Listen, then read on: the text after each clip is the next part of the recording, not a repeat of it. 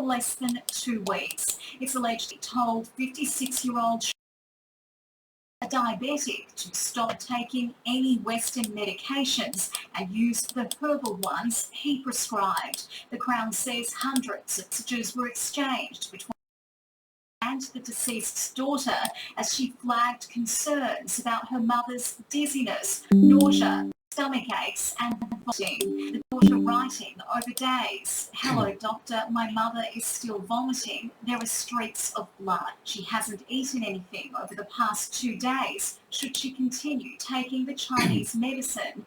And she's not coherent. She's collapsed just now. We had to carry her back to bed. She was mumbling gibberish." To that message, court heard the accused say, Welcome to Aviation's internal training video. Today we will be going through how to correctly service Qatar Airways.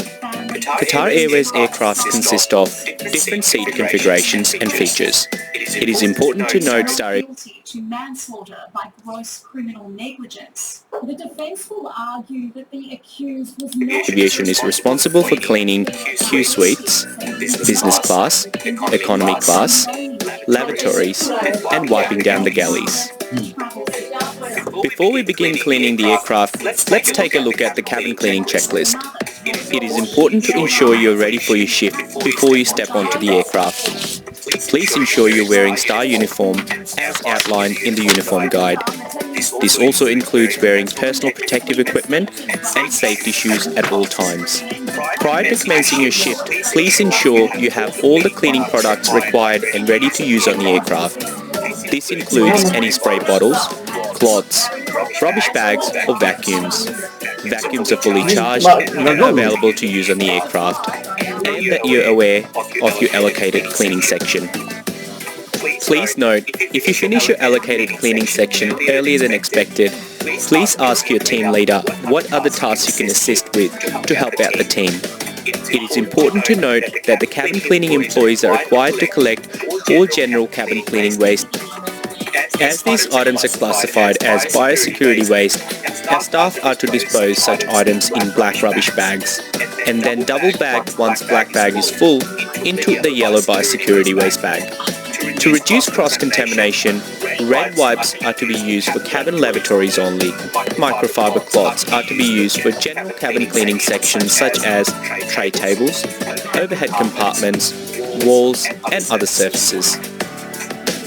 If you're allocated to clean business class or queue suites, you'll be required to clean the seat and seat pocket compartments to ensure they're free from debris or rubbish, wipe tray tables, armrests and compartments inclusive of overheads and walls using the approved cleaning solution Colour 1452. Once you have cleaned the seat and removed rubbish, please ensure you cross seat belts neatly. Place the blanket on the seat with pillow in front of it.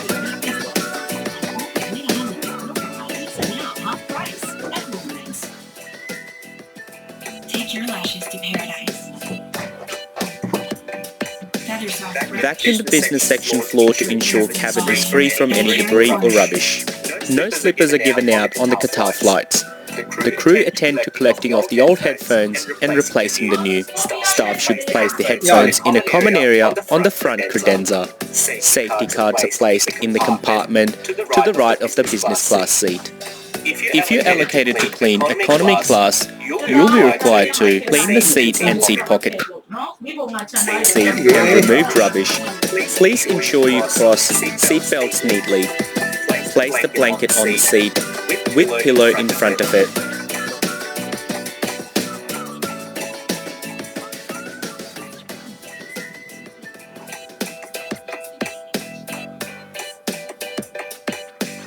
Vacuum the business section floor to ensure cabin is free from any debris or rubbish. No slippers are given out on the Qatar flights. The crew attend to collecting off the old headphones and replacing the new. Staff should place the headphones in a common area on the front credenza. Safety cards are placed in the compartment to the right of the business class seat. If you're allocated to clean economy class, you'll be required to clean the seat and seat pocket compartments and ensure that they're free from debris and rubbish, wipe tray tables, armrests and compartments inclusive of overheads and walls using the approved cleaning solution Keller 1452, remove the old pillowcase and replace with a new disposable pillowcase, remove old headrest and replace with a new disposable headrest. Once you've cleaned the seat and removed rubbish, please ensure you cross seat belts neatly and place the pillow upright against the back of the seat.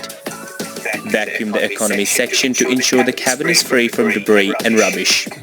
For economy class, you'll be required to ensure magazines and information cards are displayed in the correct order. The correct order for economy class includes safety card with seat bag end hanging over the top and behind. In the instance you're allocated cleaning section that has soiled seat, please change the seat covers with a fresh cover. Qatar are very particular about this process and check through the aircraft vigorously to ensure there are no stained or soiled seat covers. The economy seat covers are located at the front of the aircraft in the business overheads, however, can get moved around. If you cannot locate them, please ask your team leader who will check with the airline representative. The soiled seat covers can be placed inside the plastic bag that the new ones came in. Once done, place it in the same cabinet where the seat covers were found. There are no spares for business seats, so if a stain is found, it needs to be cleaned with a damp cloth. Place the seat cover in the bag provided. Any change to the seat covers must be reported to engineering, as they will note it in the aircraft technical log. Please also report it to your team leader so they can note it on the flight report. If you're allocated to clean lavatories, you will be required to empty the bins and ensure no rubbish is left in the surrounding drawers.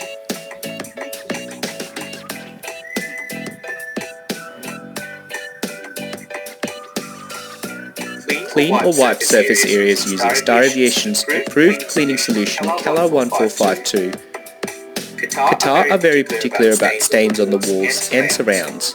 The best way to get the stains out in these areas is with warm water mixed with approved cleaning chemical.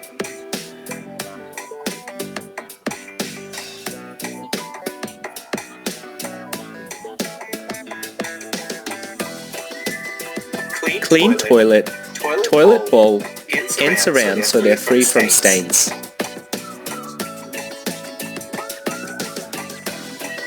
Replace the toilet paper, tissues and table towels in the compartments. And finally, spray with the air freshener.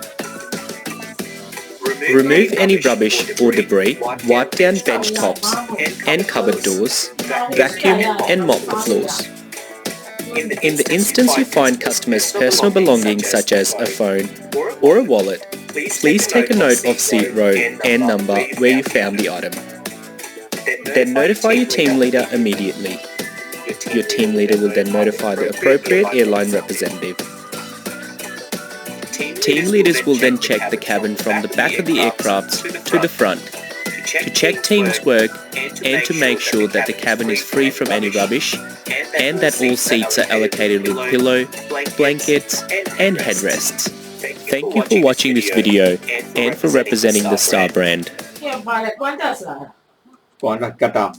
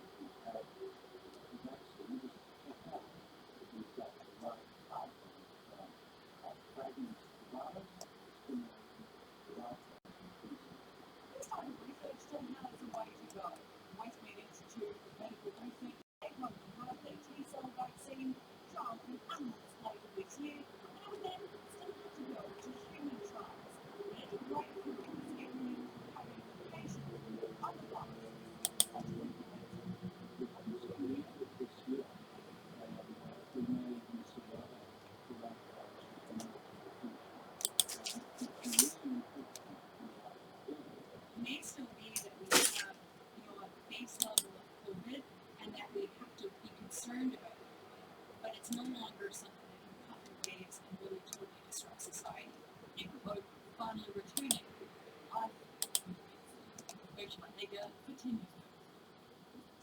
flies in with an umbrella and adds that little bit of magic that can fix any problem and make any medicine go down. Now Mary Poppins is about to bring her magic to Australia. We start production set to inject new life into live entertainment. Let's put a bouncy back to take it back.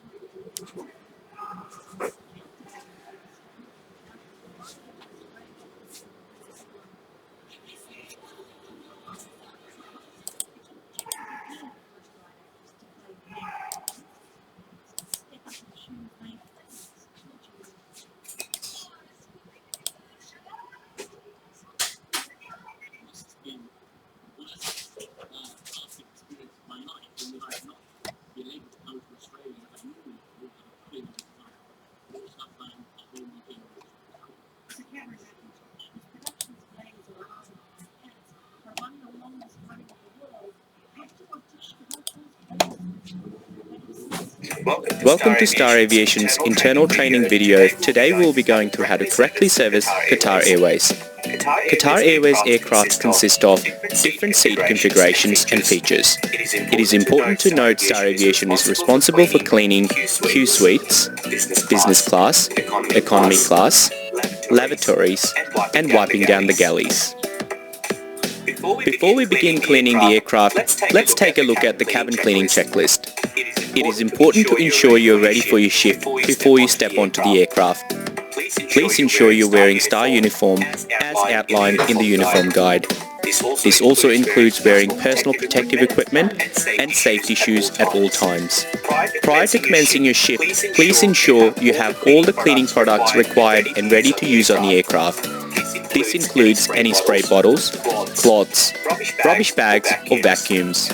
Vacuums are fully charged and are available to use on the aircraft, and that you're aware of your allocated cleaning section. Please note, if you finish your allocated cleaning section earlier than expected, please ask your team leader what other tasks you can assist with to help out the team. It is important to note that the cabin cleaning employees are required to collect all general cabin cleaning waste. As these items are classified as biosecurity waste, our staff are to dispose such items in black rubbish bags, and then double bag once black bag is full into the yellow biosecurity waste bag. To reduce cross-contamination, red wipes are to be used for cabin lavatories only. Microfiber cloths are to be used for general cabin cleaning sections such as tray tables, overhead compartments, walls, and other surfaces. If you're allocated to clean business class or Q suites, you'll be required to clean the seat and seat pocket compartments to ensure they're free from debris or rubbish, wipe tray tables, armrests and compartments inclusive of overheads and walls using the approved cleaning solution Cala 1452. Once you have cleaned the seat and removed rubbish, please ensure you cross seat belts neatly. Place the blanket on the seat with pillow in front of it.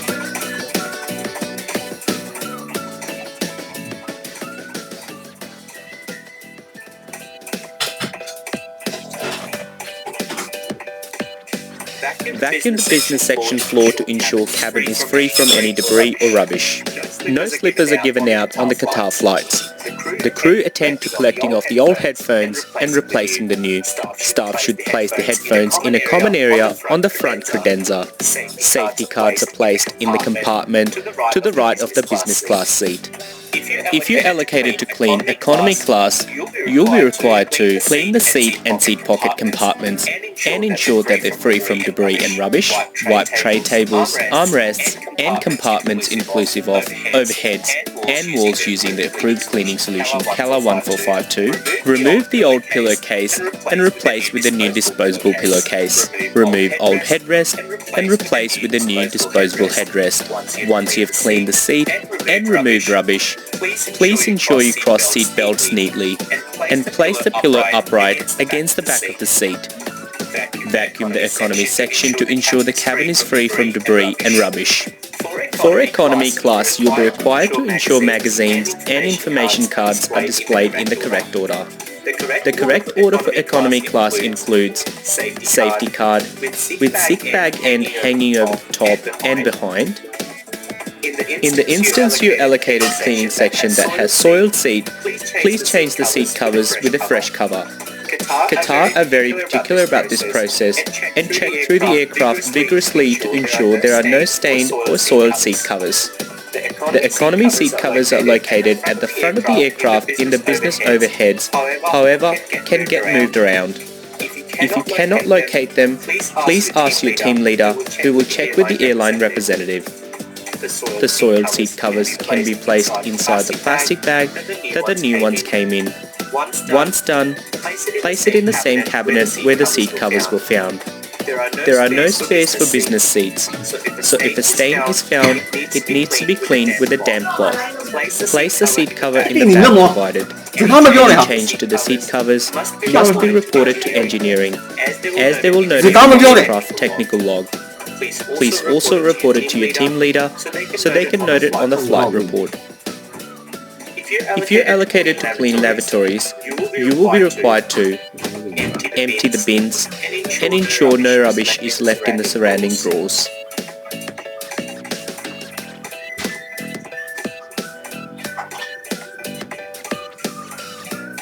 Clean or wipe surface areas using Star Aviation's approved cleaning solution CALA 1452.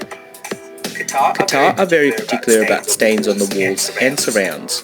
The best way to get the stains out in these areas is with warm water mixed with approved cleaning chemical.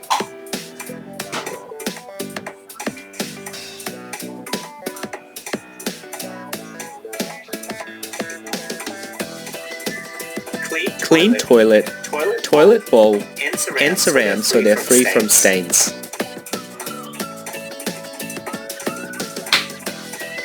Replace the toilet paper, tissues and paper towels in the compartments. And finally, spray with the air freshener. Remove any rubbish or debris, wipe down bench tops and cupboard doors, vacuum and mop the floors. In the instance you find customers' personal belongings such as a phone or a wallet, please take a note of seat row and number where you found the item. Then notify your team leader immediately. Your team leader will then notify the appropriate airline representative. Team leaders will then check the cabin from the back of the aircraft to the front to check team's work and to make sure that the cabin is free from any rubbish and that all seats are allocated with pillow, blankets and headrests. Thank you for watching this video and for representing the Star brand.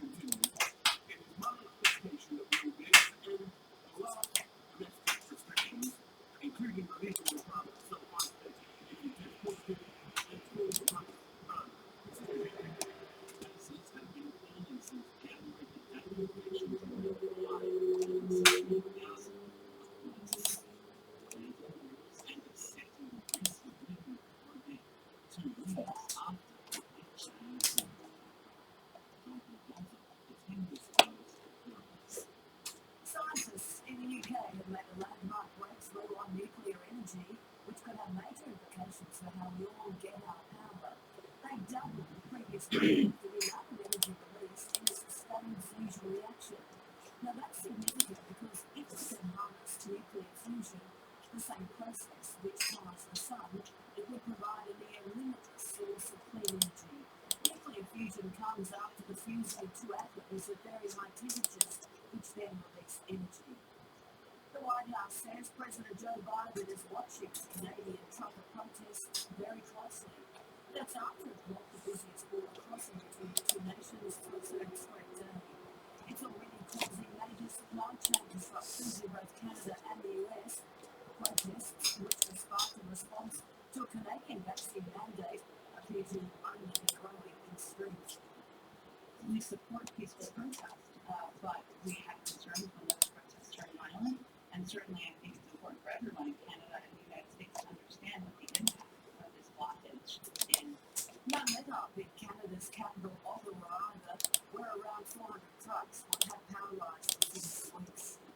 The surviving suspect of the 2015 Paris terror attacks has taken a stand for the first time at his trial, and he's adamant that he didn't kill anyone. Salah Abdeslam told the court that, quote, he didn't inflict so much as a scratch on anyone, maintaining he's not a threat to society. He's accused of being a member of a group of Islamic State jihadists, which launched the onslaught on the French capital, killing 130 people. Abdeslam was captured by police after planning to blow himself. You'd be forgiven for mistaking this scene as the aftermath of a terror attack.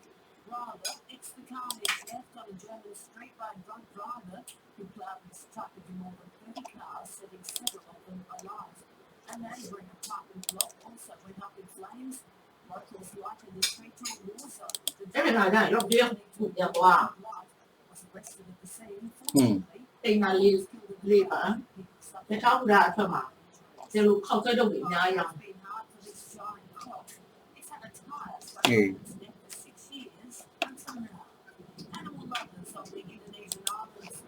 Nhưng mà nó được thế này.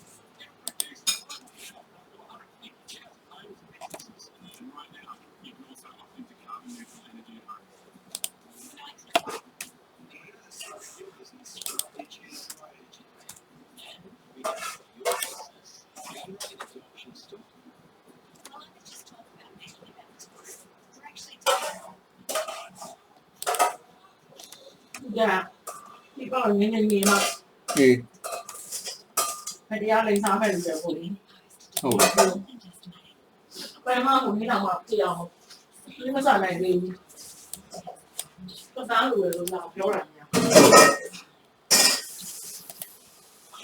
ဘယ်ရတော့ချင်းနေဆိုရ อืม နော် အေး This course for pineapple. Thank you. What was that? Nothing. You were just holding sweet.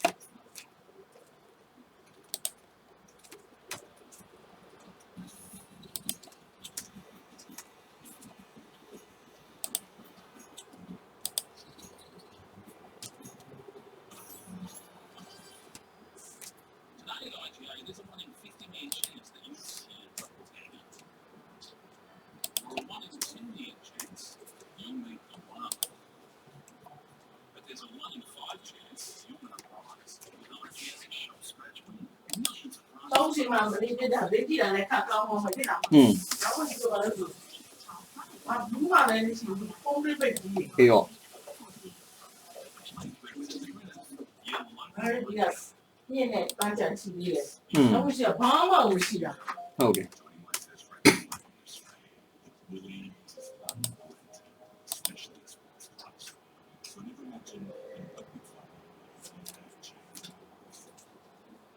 Tonight's financial ဒီတော့တော့နာတော့ဒီလိုမှာ อืม မကလေးပါ อืม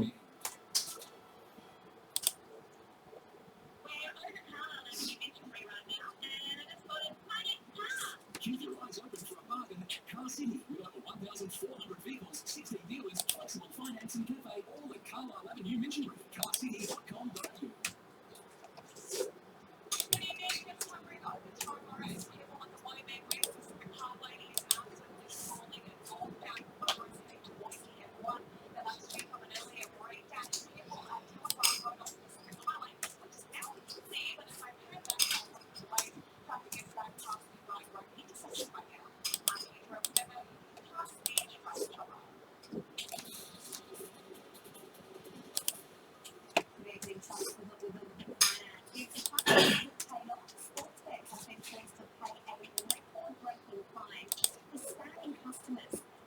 Communications and Media Authority found the betting company sent more than 150,000 texts and emails to 37,000 consumers who tried to unsubscribe.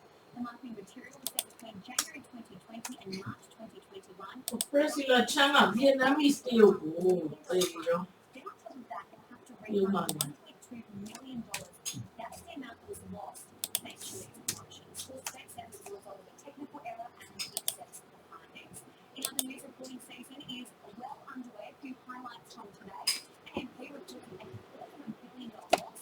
AGL Energy's underlying profit also announced it will bring forward the closure of its remaining coal-burning power stations by 3 years. Now, as a big winner, reporting a big cash earnings. So, how will this translate to the market? Well, AGL took a dive on that and AMP shares shot up. IT was the best performing sector, blocked them up to the very best. As the ASX 200 on the whole end of the day, a little flat, despite getting off to a good start this morning, but it was hitting 3-week highs. As for the Australian dollar, this is how it's trading tonight. It's buying around 71.6 US cents. Updating our top story now, and after his character was called into question, it seems Scott Morrison's judgment has been too, and by his own cabinet. More on that story after 6.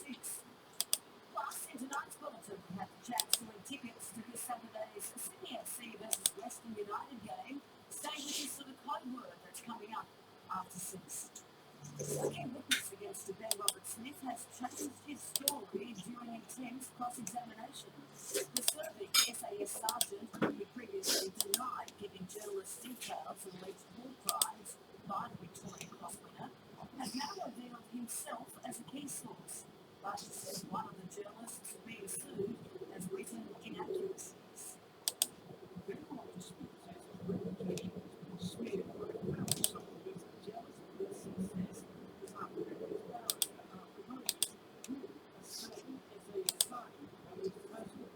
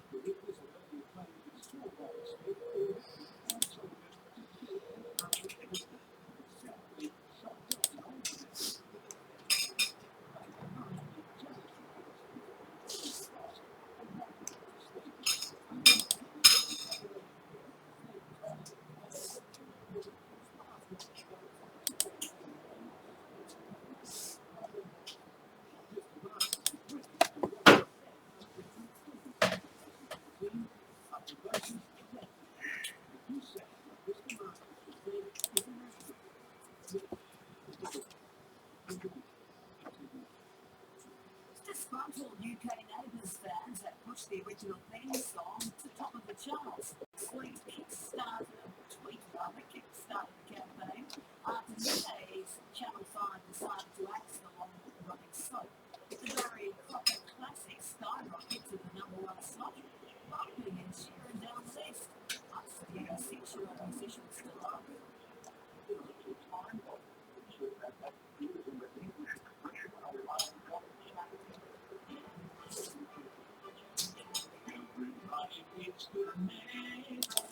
Fans are hopeful the theme song's rediscovered success will lead to the song staying on the UK stage. Let's focus here with a look at the dance form, and that Australia's white ball captain spoke out today. That's right, Sandy. Good evening. Aaron Finch. And there's no distractions. He said he's got his eyes on the prize. That's the World Cup later in the year.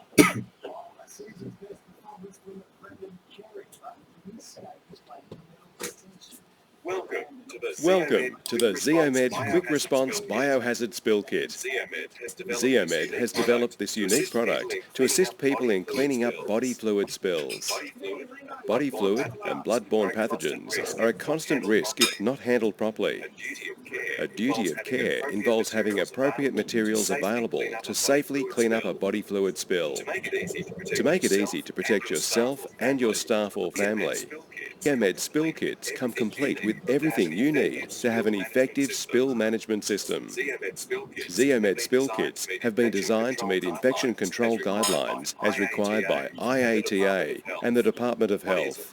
What is a body fluid spill? The most common type of body fluid spills that occur in the workplace, at home, or in public domains are vomit, blood, feces, and urine. What are the dangers? Often the people causing these spills are not even aware they have a serious infectious disease.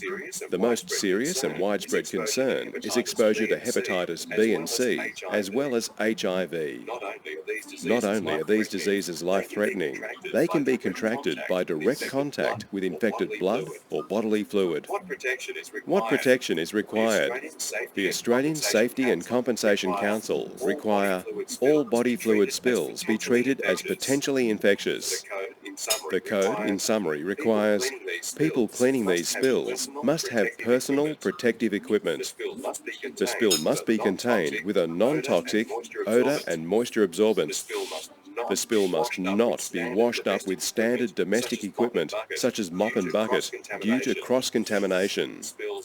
Spills must be managed as clinical waste, which means collected in a yellow leak-proof bag with biohazard symbol and sealed. The Zeomed Cleanup Powder is essential to the kits. Zeomed Cleanup Powder incorporates a pure form of zeolite, a naturally occurring non-toxic mineral. Its properties make it ideal for a spill kit as follows. Odour, quick-acting, natural absorbent of toxic and noxious odours. EPA. It is a 100% natural mineral, ecologically safe and non-toxic. Material safety data sheets are available. Absorption. It absorbs excess moisture, helping coagulate the spill, which is usually a combination of viscous and solid materials. Shelf life. Zeomed Cleanup Powder is inert and has no expiry date. Ingestion. Our zeolite is pure and milled to ensure there are no complications with dust inhalation. Step 1. Remove the contents of the Zeomed Body Fluid Biohazard Spill Kit and place onto a clean surface. Put on the protective clothing, starting with the apron, face mask with eye shield, and gloves. Step 2. Open the yellow clinical waste bag by placing hands inside the bag and pressing firmly on the base and pushing outer edges of the bag to allow it to stand upright. Step 3. Open Zeomed Absorbent Powder Sachet and apply over the spill.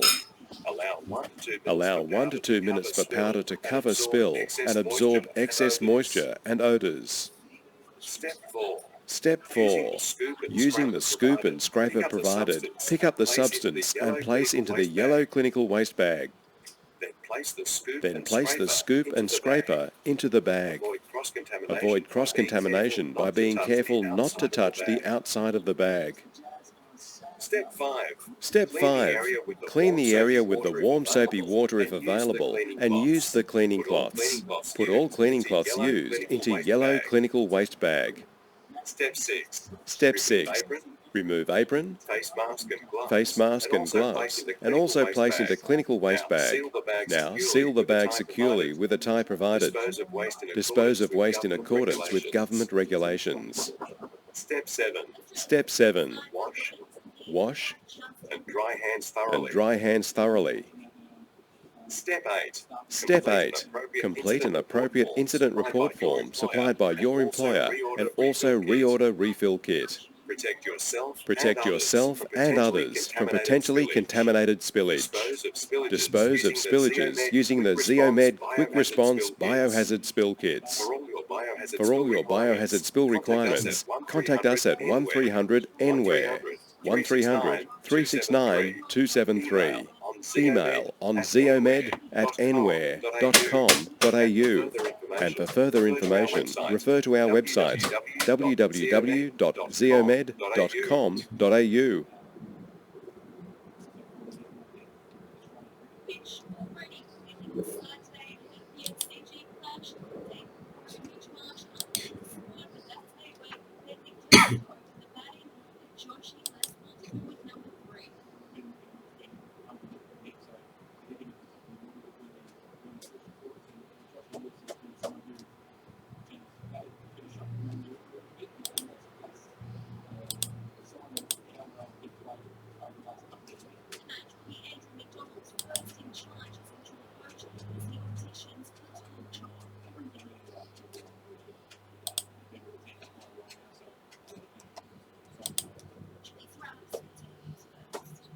Indigenous All-Star Greg Naden says 2022 is a clean slate after leaving Penrith for the Bulldogs. He's put a drug-induced drama behind him. After extensive rehab and time on the sidelines, he's opened up about how family and culture can get back on track. Starring remotely full of loves to his Greg Naden had a huge future in Penrith after positive cocaine tests changed him.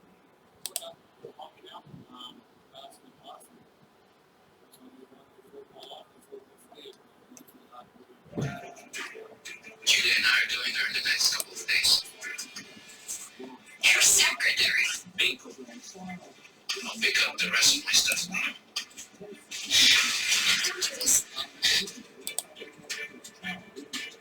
You should really see a doctor.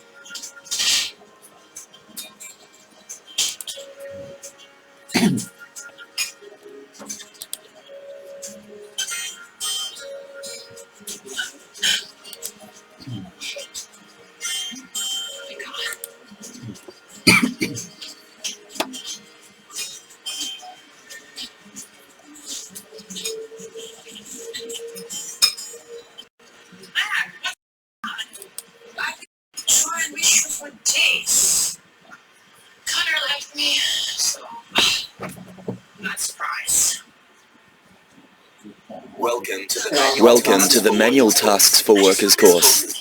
This course has been designed to provide you with an understanding of the risks associated with manual tasks and an awareness of how to perform those tasks safely. In effect, it looked terrible, and if I were you, I would call the doctor and something like that.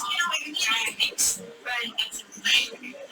But the truth is, that I'm not going to excuse myself for choices that I've made, and I'm not going to excuse myself for the feelings that I'm feeling, or for the fact that I'm actually really hurt at this very moment, because Connor left Connor's not all the man on the planet, okay?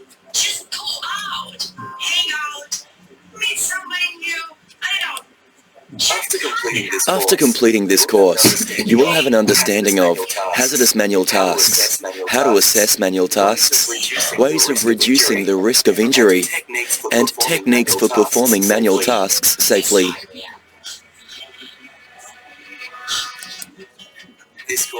This course has been reviewed by a recognised subject matter expert.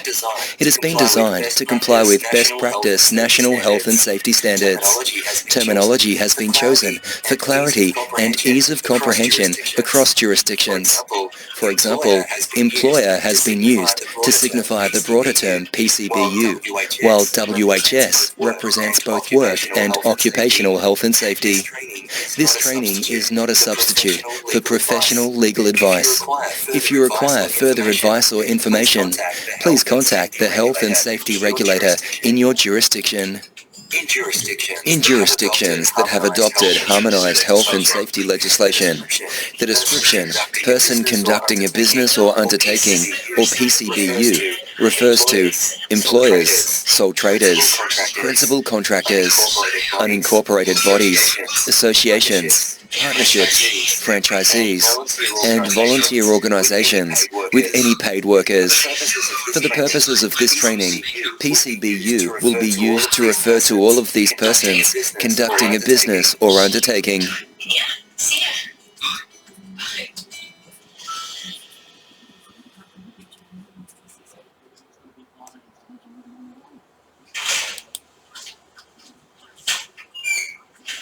In this part of the course, we'll be looking at the types of activities that are considered to be hazardous manual tasks and the associated risks. In work health and safety legislation, a hazardous manual task is a manual task that involves any or a combination of the following: repetitive or sustained force, high or sudden force, repetitive movement, sustained or awkward posture, and exposure to vibration. These factors create stress on the body that can lead to musculoskeletal disorders, which are the most common cause of workplace injuries in Australian workplaces. Musculoskeletal disorders, MSDs, are injuries to or diseases of the musculoskeletal system that can occur suddenly or over time. These conditions may involve chronic pain and can include sprains and strains of muscles, ligaments and tendons, back injuries, including damage to the muscles, tendons, ligaments, spinal discs, nerves, joints and bones, joint and bone injuries or degeneration, nerve injuries or compression, muscular and vascular disorders as a result of hand-arm vibration, soft tissue hernias, and chronic pain. In the national harmonised legislation, the term does not include injuries or diseases caused by crushing, entrapment, or cutting resulting from the mechanical operation of plant or other equipment. Let's take a closer look at some injuries that have occurred to workers performing manual tasks. Click on each of the buttons to learn more about how different parts of the musculoskeletal system can be injured. This worker has a damaged spinal disc. Spinal discs support the weight of the upper body.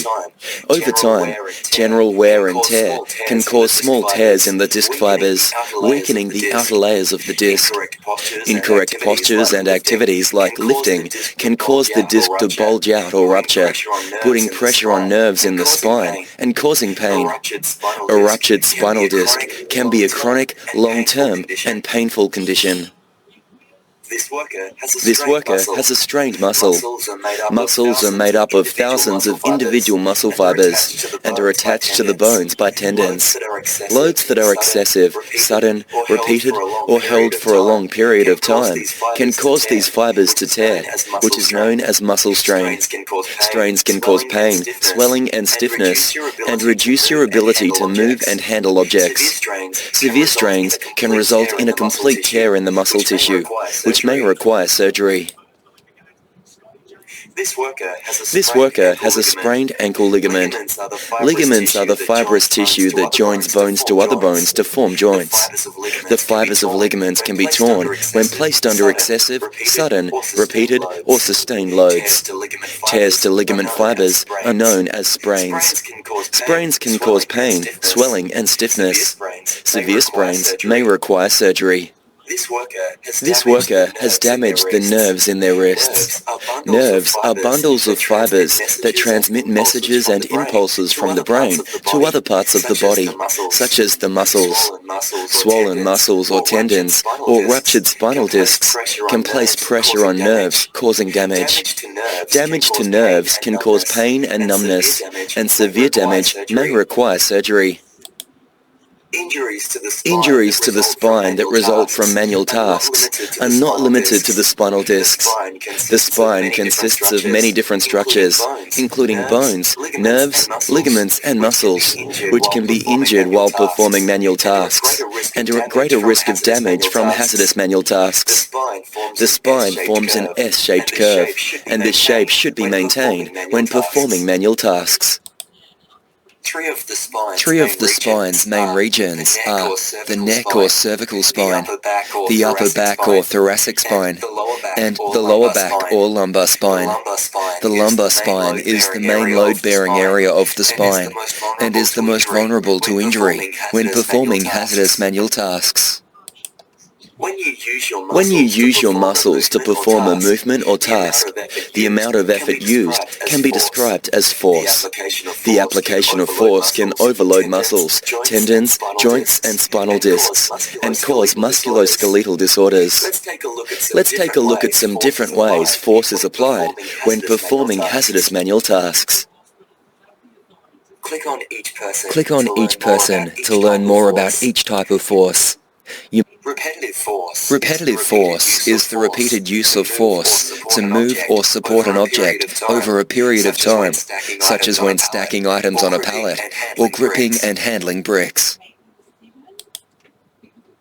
Sustained force is the continual application of force over a period of time, such as when pushing a trolley or carrying an object over a long distance, or holding down a trigger to operate a power tool. High force refers to any task that a worker describes as very physically demanding or that requires help due to the effort required. It also refers to tasks that require a stronger person or two people.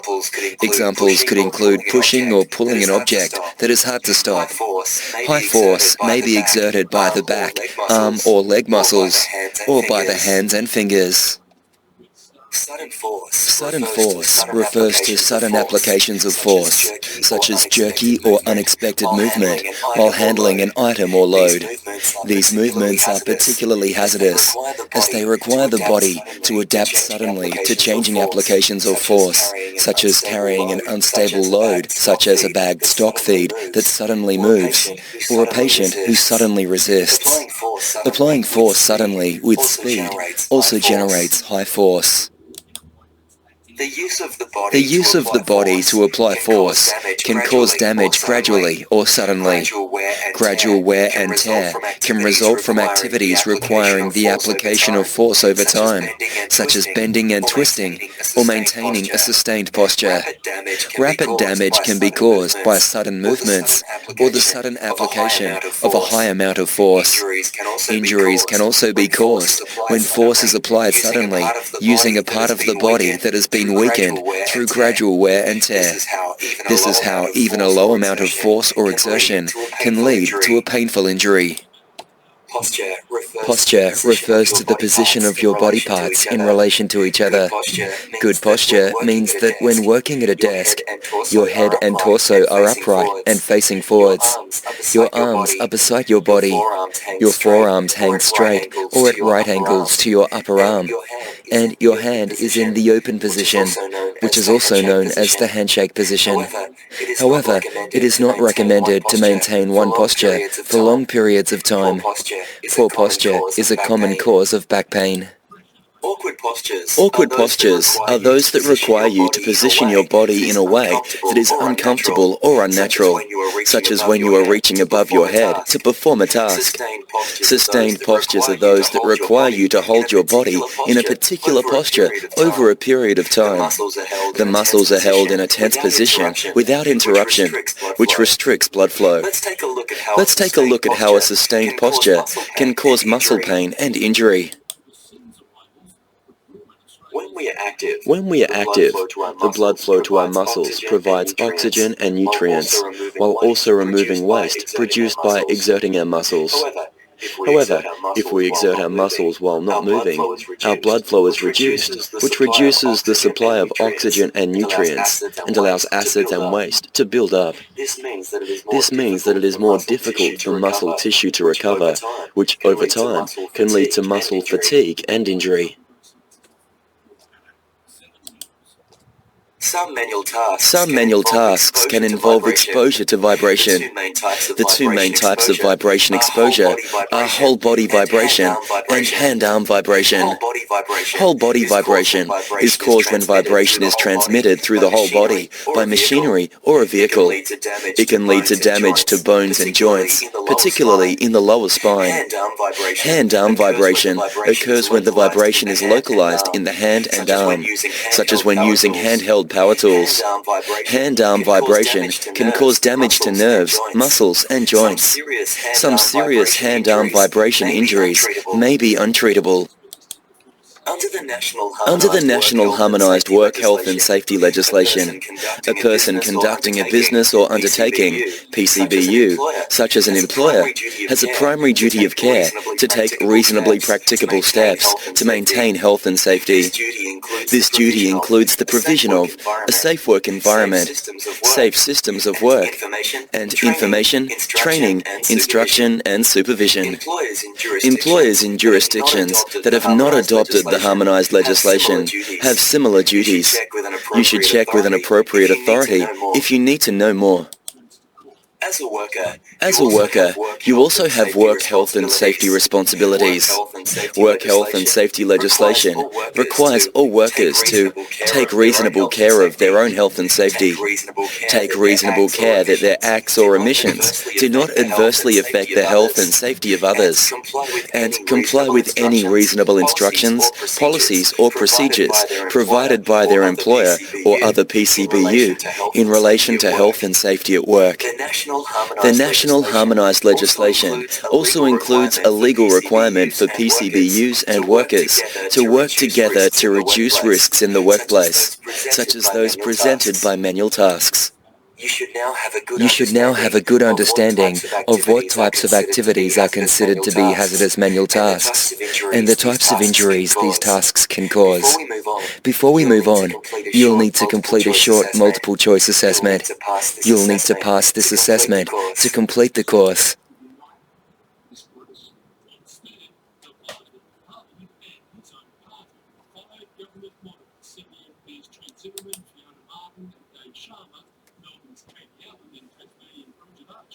Crossing the floor of the Labor and crossbench, forcing through amendments to the Sex Discrimination Act that would stop those freedoms for allowing religious schools to expel gay and transgender students and sack their teachers. The Prime Minister tried to win Labor and ended up winning himself. Government finally voted against its own bill, which passed in the United States anyway, but the government's now effectively put the whole thing on ice in the Senate. Hearing more from the possibility to return the bill, maybe it's another line into the bill. Worse, Scott Morrison tried to trade the models for the bill by offering to receive another establishing a National Integrity Commission from London's also. And what role plays on the cabinet? Mark Ryan, 7 News. A domestic argument has sparked an extraordinary crowd chasing Newcastle. Police say that the British driver used his four-wheel drive like a weapon in a menacing and destructive hour-long rampage that ended in a dramatic arrest. Sparking and snaking his way through Newcastle. With police close behind. Matt Holfield is allegedly behind the wheel of this four-wheel drive, which is now on its wheels. We've got 20 years in this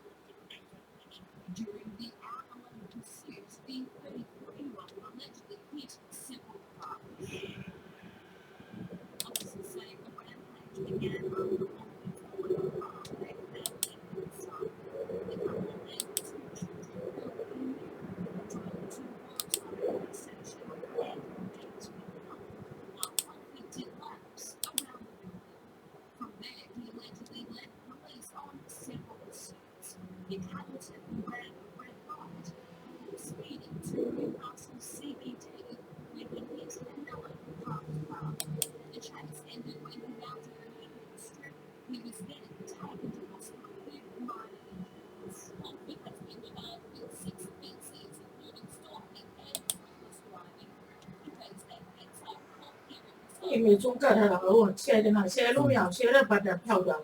absolutely essentially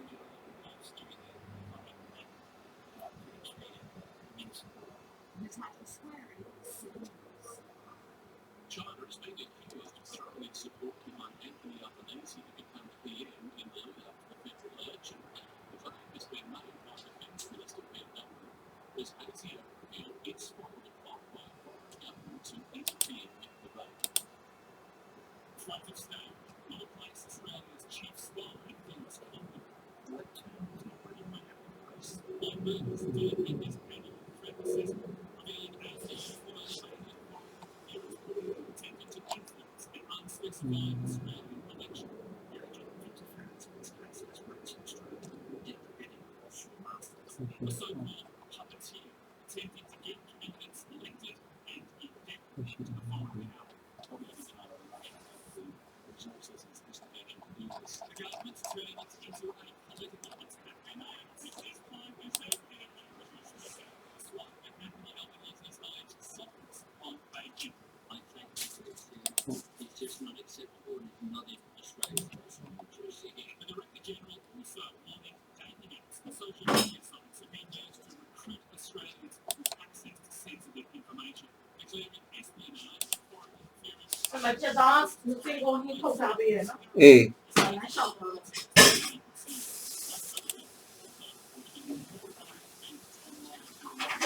Has turned the internet into an incubator of extremism, where radicalisation, especially of children, needs reflecting what some of our teenagers are heading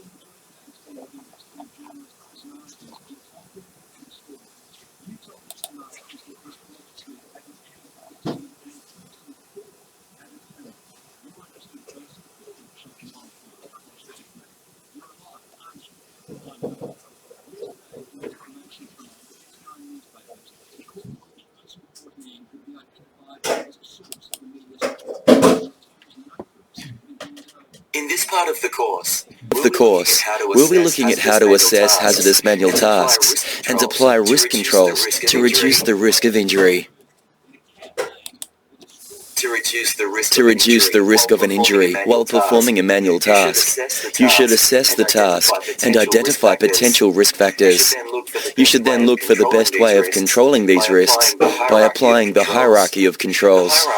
The hierarchy is a list of control measures and is arranged in 3 broad levels, which involve eliminating the hazard, minimizing the risk, and using backup controls. Let's take a closer look at the control measures that make up the hierarchy. In this activity, you will need to work your way down the hierarchy of controls by clicking on each level of control, starting with level 1. You must look at all of the different levels of hierarchy of controls to complete this part of the course. Eliminating hazards is the most effective and most preferred method of control, as it removes the hazard completely. For a hazardous manual task, this might mean automating the task, such as using remote controls, or delivering loads directly to a delivery point to eliminate the need for multiple handling. When elimination is not possible, the risk should be minimized using one or more of the control measures further down the hierarchy. Level 2 controls are used when elimination is not possible. Level 2 controls include substitution, such as replacing heavy items with smaller, lighter, and more easily handled items, and engineering, such as making sure that shelving heights are not too low or too high, and using mechanical lifting aids.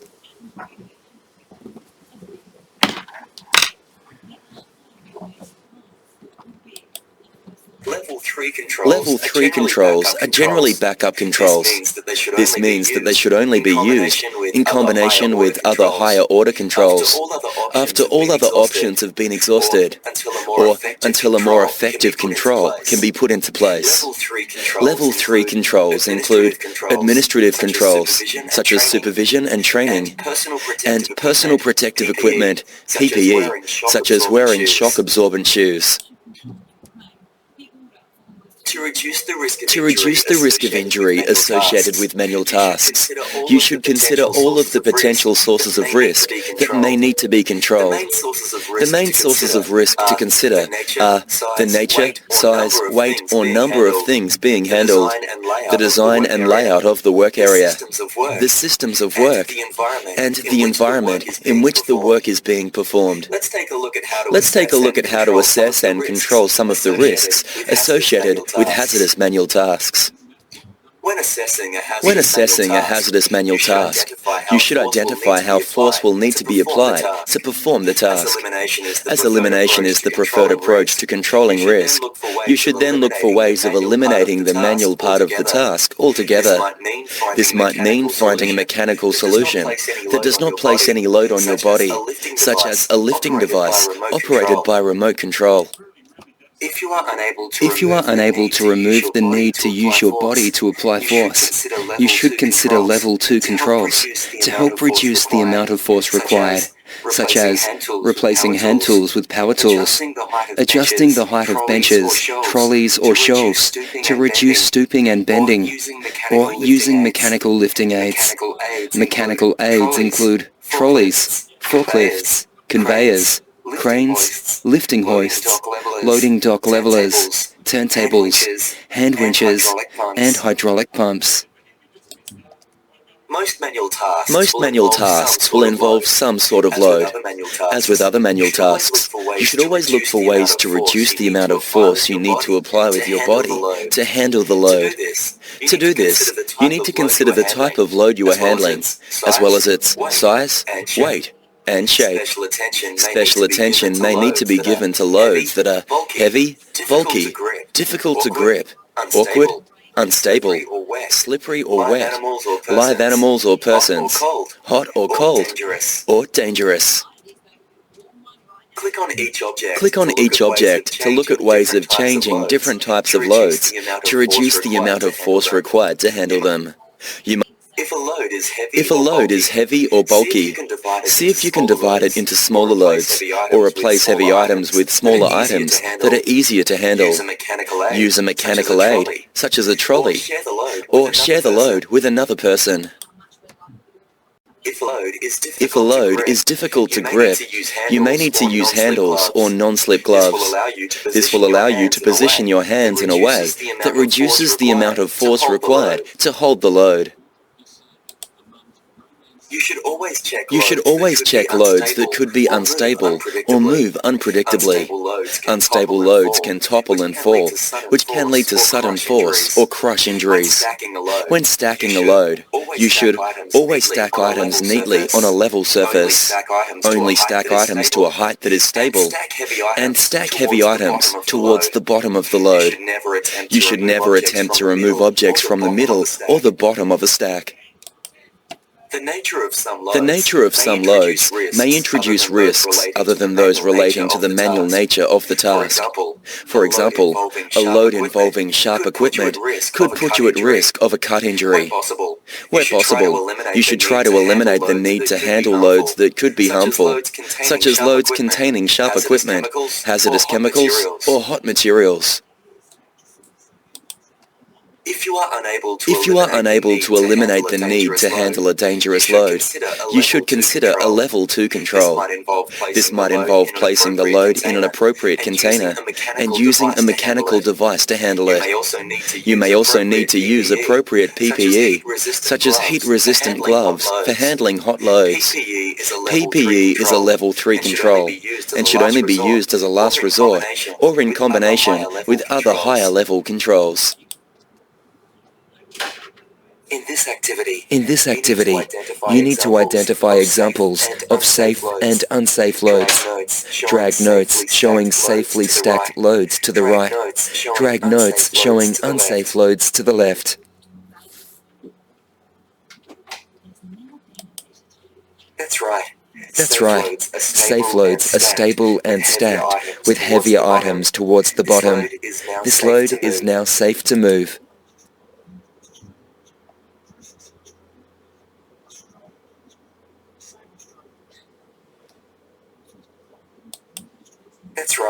That's right. Safe loads are stable and stacked with heavier items towards the bottom.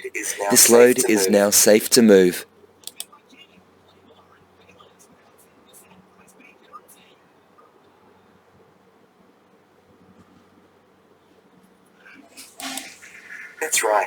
That's right. Safe loads are stable and stacked with heavier items towards the bottom. This load is now safe to move.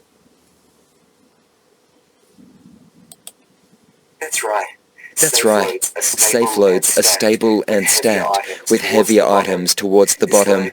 This load is now safe to move. The work environment where you are performing a manual task can increase the risk of a manual task injury.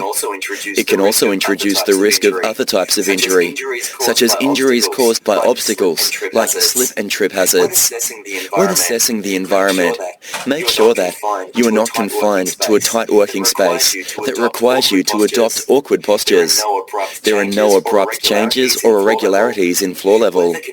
Where the conditions are suitable, lighting and ventilation are adequate. The temperature of the work area is not too high or low, and your pathway is free from obstructions. Click on each feature in the work environment to learn more about how it can represent a risk when you are performing a manual task. You must look at each hazard to complete this part of the course. Areas where there are changes in the levels of the floor, such as slopes, steps, stairs, ledges and ramps, may require the application of more force when performing a manual task. They may also put you at a greater risk of slipping, tripping or falling, and should be avoided where possible. For example, an alternative to carrying an item up a flight of stairs could be using an elevator. Weather conditions can increase the force required to perform some manual tasks. For example, gusts of wind can suddenly throw you off balance, putting sudden stress on your musculoskeletal system as you adjust. If you are working in windy conditions, you should try to reduce the size of the load and make sure that your clothing and footwear are appropriate. Working in a hot, cold or humid environment can affect your physical ability, such as by making gripping objects more difficult. Cold environments may also increase the risk of hand-arm vibration injuries. When working in these environments, you should be aware of surfaces or items that have been heated or cooled. If you are performing physical work, you should take regular breaks and drink plenty of fluids. Areas where lighting is too low or too bright can lead to the adoption of awkward postures and can obscure other environmental hazards. You should try to make sure that the quality of light allows you to see what you are doing and where you are going.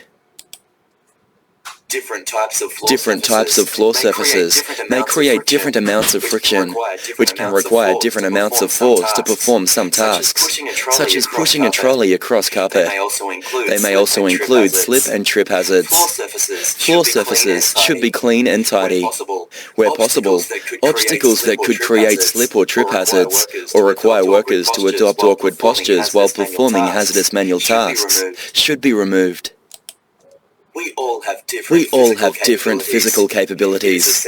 It is essential when performing manual tasks that you work safely and comfortably within your own limitations.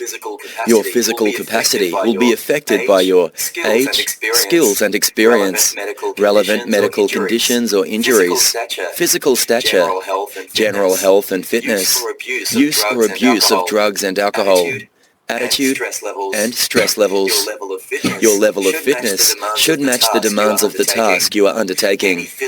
Any physical limitation due to health factors or pregnancy should be discussed with your manager or supervisor before attempting a manual task. Knowing what you are capable of also means knowing what you need to know to perform a task safely. If you're not sure how to perform a manual task safely, refer to any documentation or instructions for advice, such as a safe work procedure.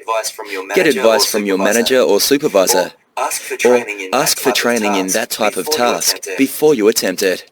You should make sure that your clothing is appropriate before performing a manual task. Make sure that it allows you to move freely and easily and does not restrict you in any way. Jewelry, loose hair or clothing that could get caught in mechanical aids should be avoided. You should also use any PPE that is required to perform the task safely, such as protective, non-slip gloves or footwear. You should now have a good understanding about how to assess hazardous manual tasks and apply risk controls to reduce the risk of injury.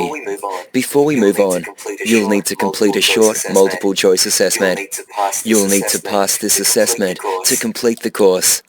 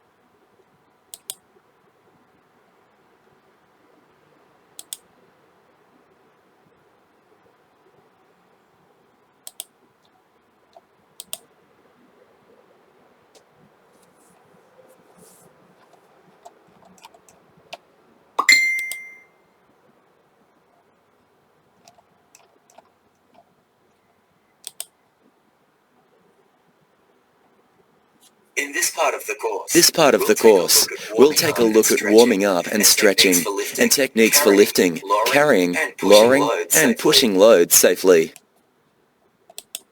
Like an athlete preparing for strenuous physical activity, warming up and gently stretching your muscles before performing manual tasks and during breaks can help to reduce the risk of injury.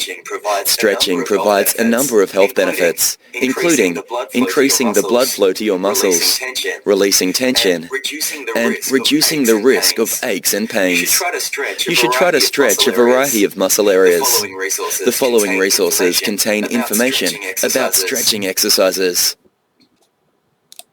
To reduce the risk of injury when stretching, remember to stretch gently and avoid stretches that cause pain. If you are in any doubt about a stretch, consult your doctor or company WHS advisor.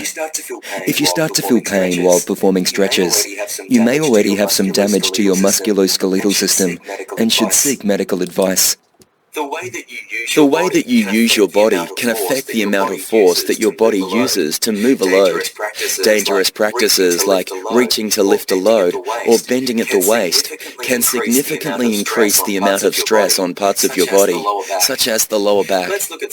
Let's look at some safe practices that will help you to reduce this stress. Keeping a load close to your body while performing manual tasks can reduce the amount of force required from your body.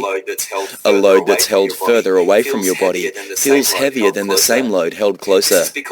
This is because the leverage your body requires to hold the load further away requires more force.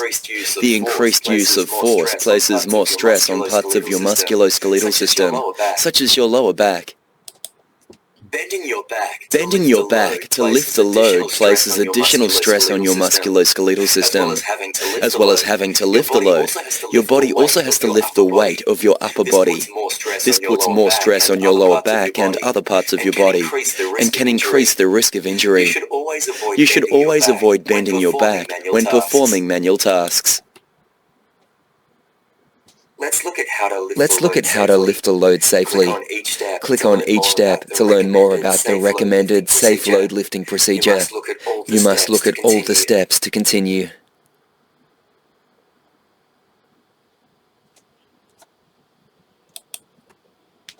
Make sure that you position your feet correctly.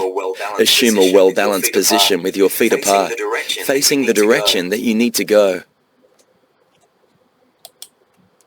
Hold the load firmly using the palms of your hands and place your hands on diagonally opposite corners of the box. Bend from the hips as well as the knees using a bottom-out posture. Your body weight should be evenly balanced and your spine should maintain its natural S-shaped curve. Your leg muscles are stronger than your back muscles, so try to take the load in your legs. Remember to squat if the load is low down. Lift the load in a smooth motion. Don't jerk or struggle. Remember to keep the load close to your body.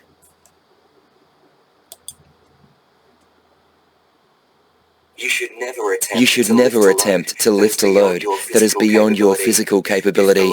If the load is too heavy or the wrong shape for you to lift it safely, you should look for another way to move the object. Some of the techniques recommended for lifting should also be applied to carrying and lowering a load. However, these actions also require some other safe practices. When carrying a load, you should keep the load close to your body and keep your elbows tucked in. Look where you are going and not down at the load. Maintain good posture and avoid bending your back. Keep your shoulders level and facing in the same direction as your hips. And use your feet to turn. Don't twist.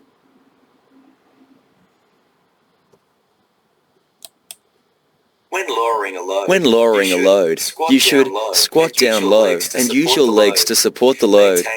Maintain the natural S-curve of your spine. Use smooth movements and plan your release of the load by making sure your grip is secure and thinking about what will happen when you release the load. If a task requires strenuous pushing or pulling, always push rather than pull. Pushing places less stress on the body and allows you to use your body weight to assist you. When pushing, use both hands to make sure you have good control and balance.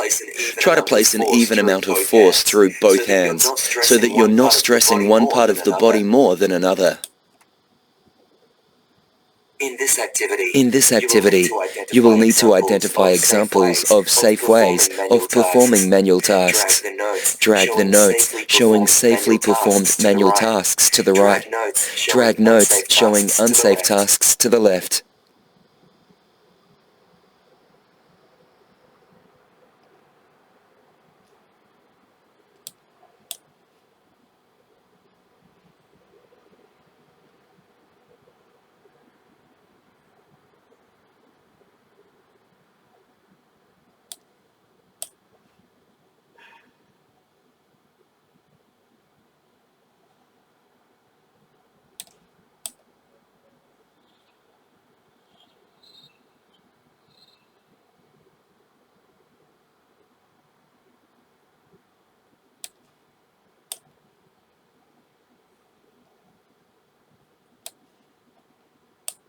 Well done. You have successfully identified all of the examples showing a safe manual task being performed. If you are performing a manual task that will take a long time to complete or is repetitive, vary your work so that you can allow one set of muscles to rest while you are using another. Work at a comfortable pace. Take regular breaks. And regularly stretch your muscles to release tension and get the blood flowing. Animals can behave unpredictably, and restraining an animal that has moved unexpectedly can cause sudden awkward postures that may lead to an injury. When handling animals, you may need assistance to properly restrain and confine them. You should place the animal in a suitably confined space before commencing the manual task, and use restraining aids when lifting and moving animals. Sue is asked to move 35-kilogram boxes of A3 paper from the stationery cupboard to the photocopier room. The boxes are quite large and of a heavier weight than Sue could reasonably carry. What should Sue do to reduce the risk of injury in this situation?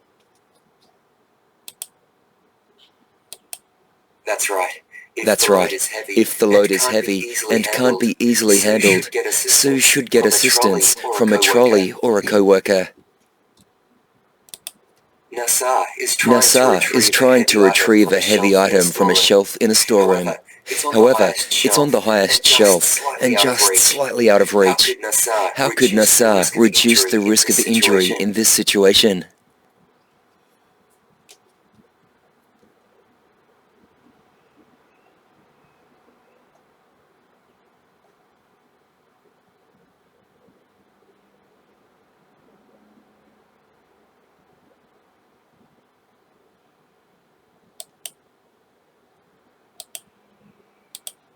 That's right. As the item is out of reach, Nassar should use tools or ask a co-worker to help perform the task. Heavy items should also be stored on lower shelves. Kim is loading a number of metal poles used for construction in from an outdoor shed. While moving them, it starts to rain. The poles became slippery from the water, and the ground becomes slippery. How could Kim reduce the risk of injury in this situation?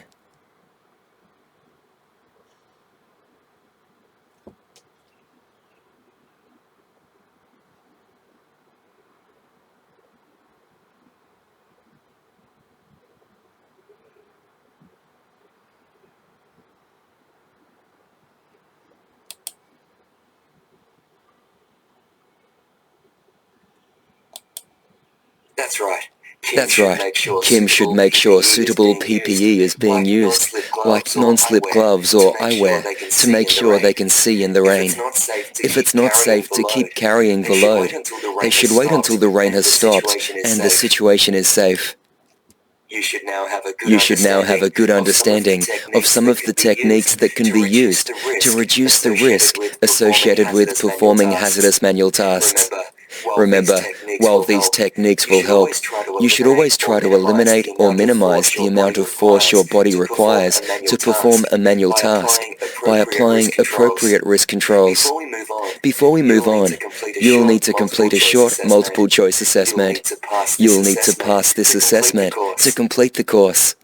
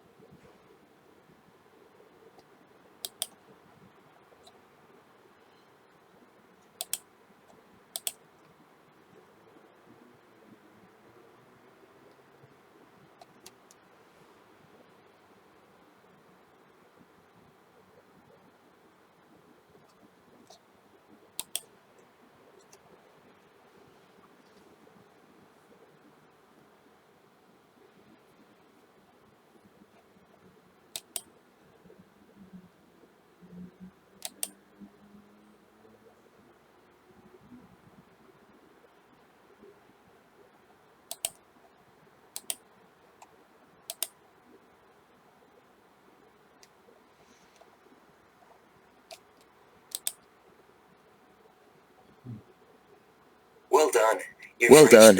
You've reached the final section of the course. This course covered hazardous manual tasks, how to assess manual tasks, ways of reducing the risk of injury, and techniques for performing manual tasks safely. Remember, you should always try to eliminate or minimize the amount of force required from your body to perform any manual task. Well done. You have successfully completed this course. When you return to your list of courses, this course will now be marked as complete. Remember, you can revisit the course at any time for refresher training.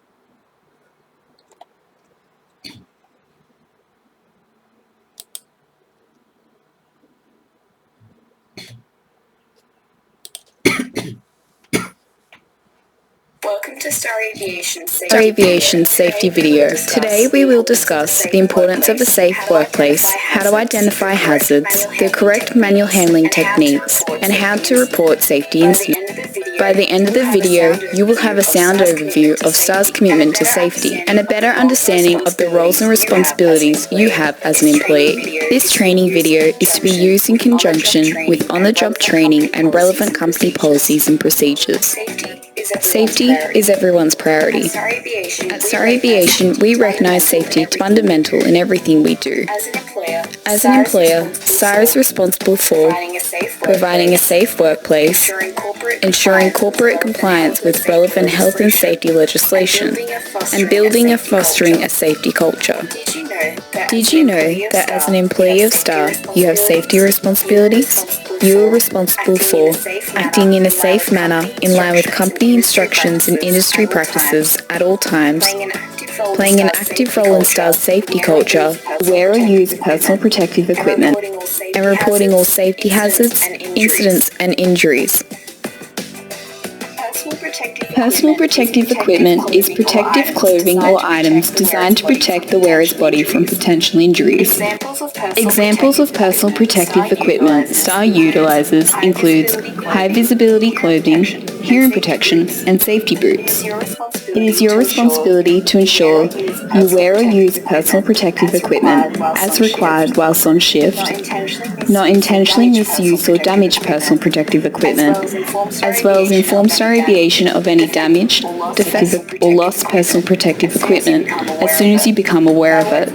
By working together to build a strong safety culture, we can reduce the risk of injuries, share a wealth of safety knowledge, and create a safe workplace for all to enjoy.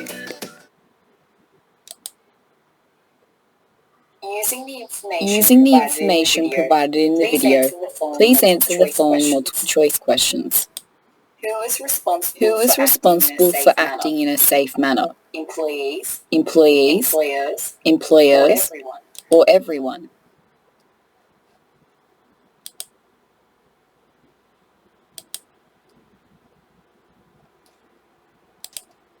Select all examples of personal protective equipment. High-vis clothing, hearing protection, helmet, safety footwear, rubbish bags, cleaning products, and or normal clothing.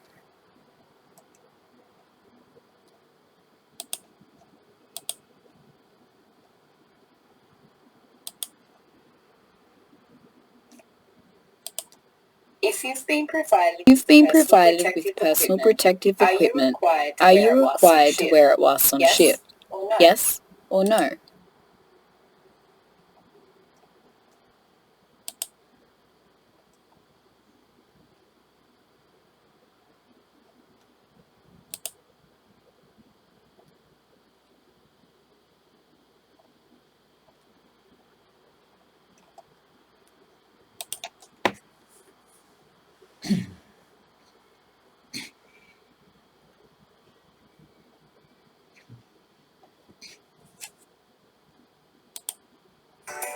A hazard is anything that has the potential to cause harm. A risk is the likelihood or probability of the harm occurring.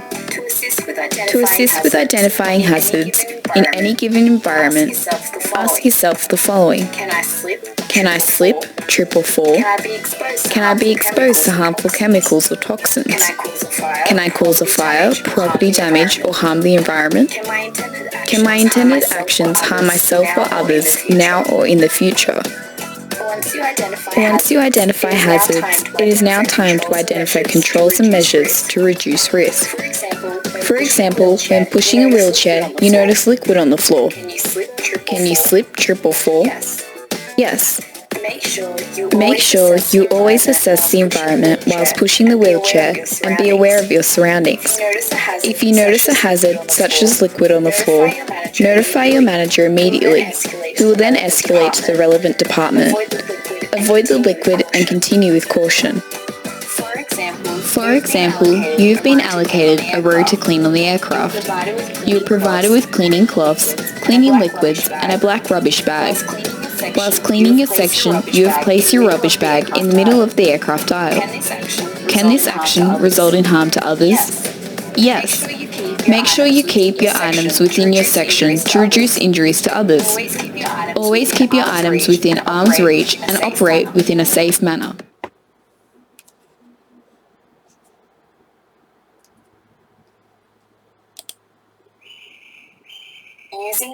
Using the information provided in the video, please answer the following multiple choice questions. Select an example of a hazard below. Liquid on the floor, boxes blocking the door, tangled cords in the walkways, or all of the above.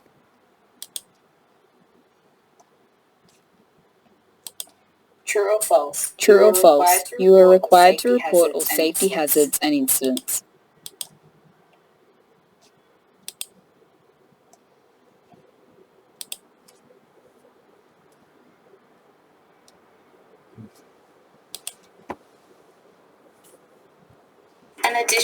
An additional measure you can utilize to reduce the risk of harm is following correct manual handling techniques.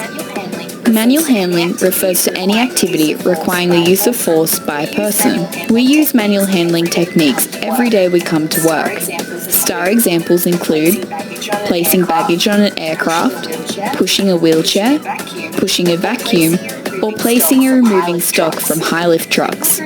Who was responsible for implementing correct manual handling techniques? We all are. Before you begin with a task, first assess the risk. Assess the risk based on the size, weight, shape, type, and delicacy of the task. Once you've assessed the risk and are comfortable with the maneuvering of the item, it is time to determine the best manual handling technique. Techniques include lifting, pushing, pulling, carrying, and lowering.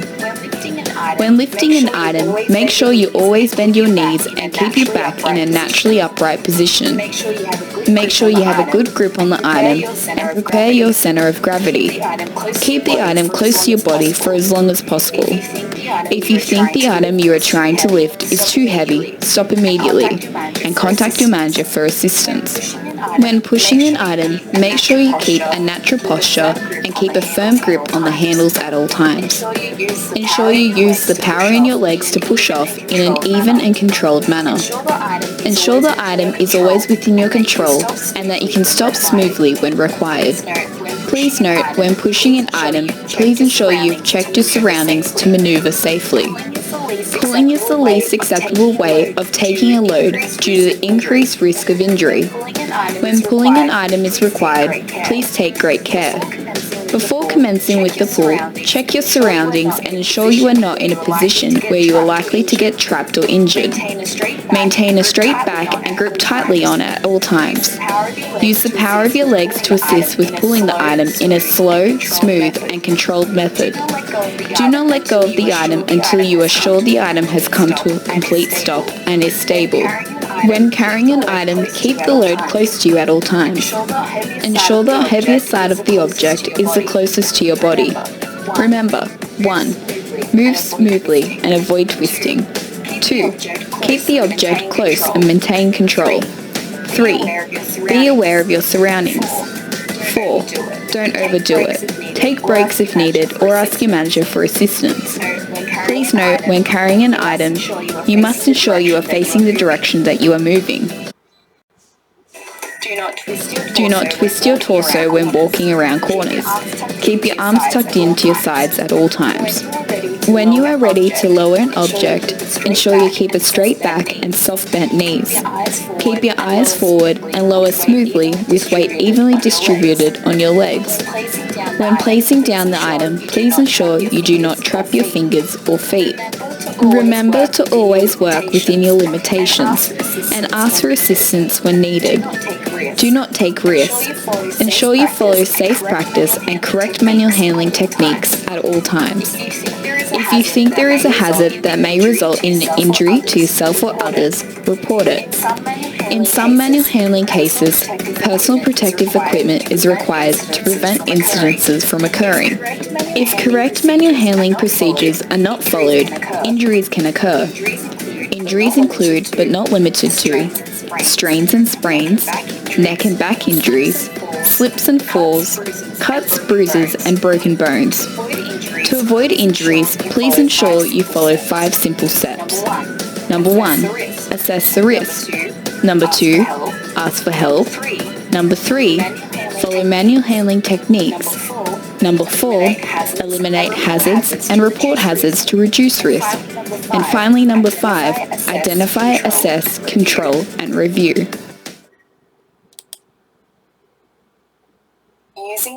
Using the information provided in the video, please answer the following multiple choice questions.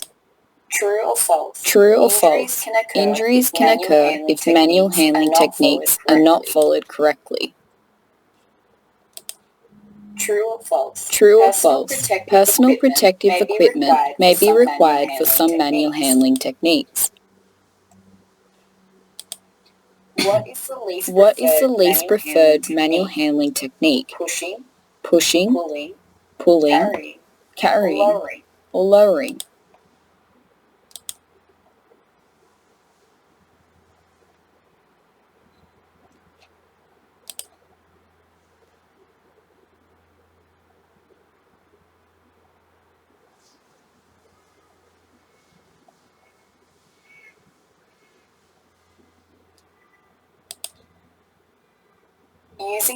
Using the information provided in the video, please answer the following multiple. What is the least preferred manual handling technique? Pushing, pulling, carrying, or lowering?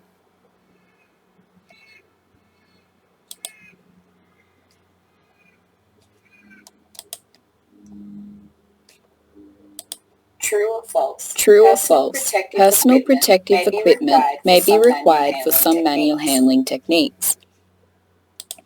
True or false? Injuries can occur if manual handling techniques are not followed correctly.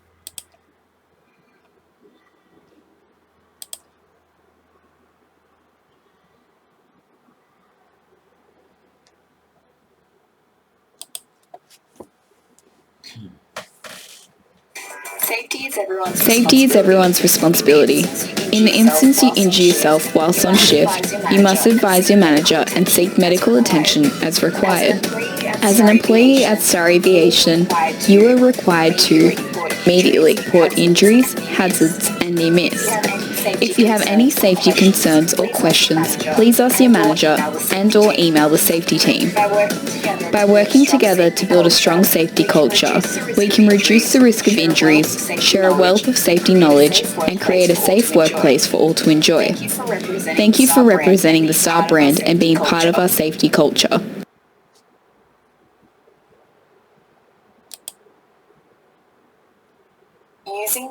Using the information provided in the video, please answer the following multiple choice questions. If you need to report a safety incident, who do you report it to?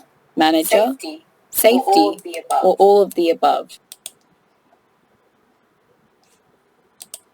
Why is it important to report safety incidents? To build a wealth of safety knowledge, to improve the workplace, to reduce the risk of injuries, or all of the above?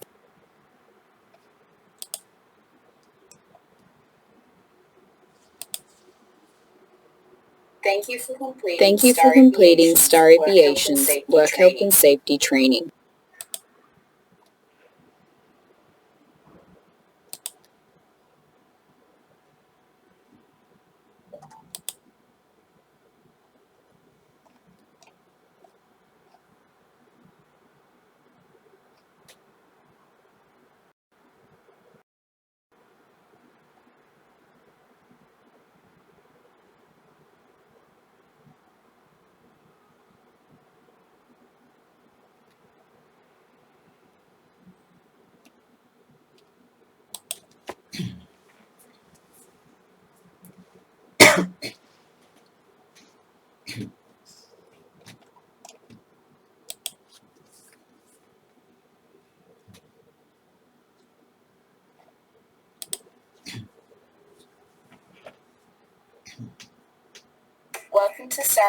Welcome to Star Aviation's internal training video for biohazard and biosecurity waste management. Today we'll be going through how to ensure your safety while correctly disposing of aircraft waste and sharps. In particular, we will discuss biohazard waste, biosecurity waste, and sharp management. Biohazard or biological hazard waste refers to infectious materials or substances that pose a threat to the health of humans. As an employee at STAR, you have a responsibility to take reasonable steps to ensure the safety of yourself and others. This includes following instructions as outlined by your manager, as well as complying with STAR's policies and procedures, such as STAR's safe work instruction, cleaning of biohazard waste. Examples of biohazard waste include human body fluids such as vomit, blood or urine, pathological waste such as tissue or organs from humans or animals, as well as animal waste. If you find biohazard waste, please remain calm. Notify your manager and isolate the area to prevent potential injuries to yourself and others. The manager will complete a risk assessment to evaluate the situation at hand, identify risks, and determine safeguards to mitigate potential impacts and injuries. Once the risk assessment has been completed, staff trained in safe handling and cleaning of biohazard waste will remove the waste from the area. Cabin cleaning officers are provided with gloves to use while cleaning aircraft. Gloves must be worn at all times while providing cabin cleaning services, particularly when cleaning lavatories. Cabin cleaning teams nationally are further provided with biohazard spill kits, biohazard waste bags, and wet vacs. Biohazard spill kits contain additional gloves, face masks, protective eyewear, a plastic apron, as well as absorbent material. For your safety, you must never clean biohazard waste with bare hands. Please treat all biohazard waste as contaminated and follow the correct procedure as outlined. 1. Put on gloves to protect yourself from fluid contamination. 2. Locate STAR's biohazard spill kit and bring to the isolated area. Please ensure you wear personal protective equipment from the spill kit as required. 3. Open the pouch of absorbent powder and distribute evenly over the biological hazard. Please wait 1 to 2 minutes for the powder to absorb the spill. 4. Use the scoop and the scraper to pick up the absorbed substance and discard in the biohazard waste bag. Ensure you seal the bag with the tie provided. 5. Place the sealed biohazard waste bag in the allocated biohazard waste bin. 6. Use the wet vac where required to complete cleaning of the area. 7. Remove gloves and wash your hands with warm water and soap or hand sanitizer.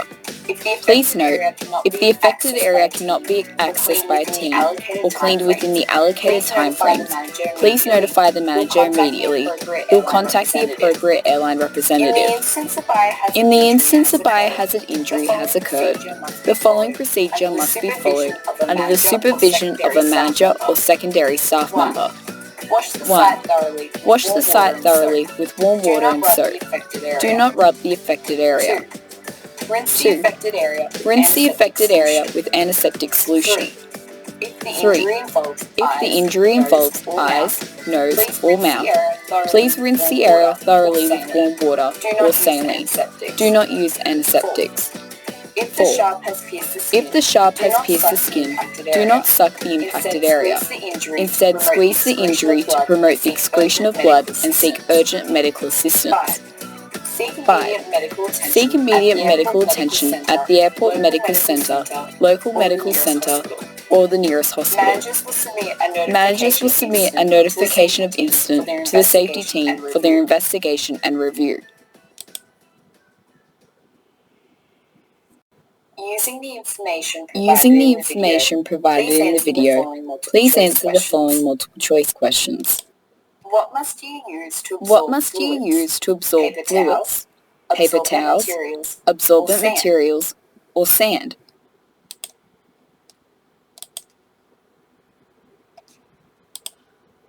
True or false? True or false? After the manager completes a risk assessment, the trained staff member in handling and cleaning biohazard waste must wear gloves and additional personal protective equipment as required. What color is the biohazard waste bag? Yellow, red, or blue?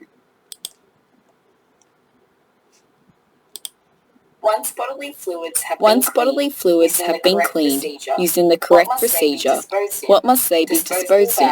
Disposable bags, garbage bags, or the recycling?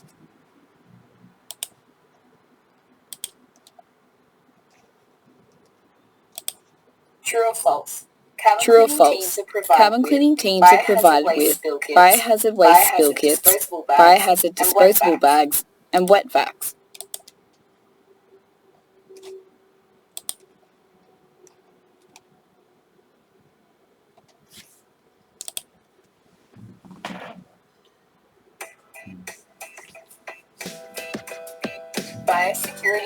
Biosecurity waste refers to materials or substances that pose a threat to the nation's security in the form of pests or disease.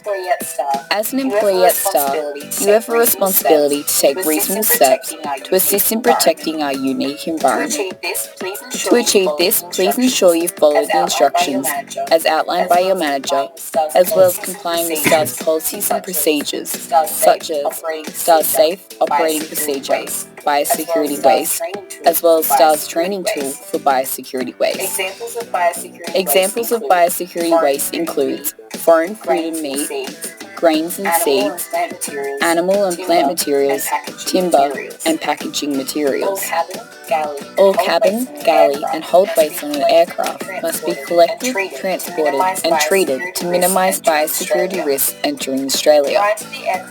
Prior to the aircraft arrival, teams must complete pre-operational checks to ensure correct management and handling of bio-waste security.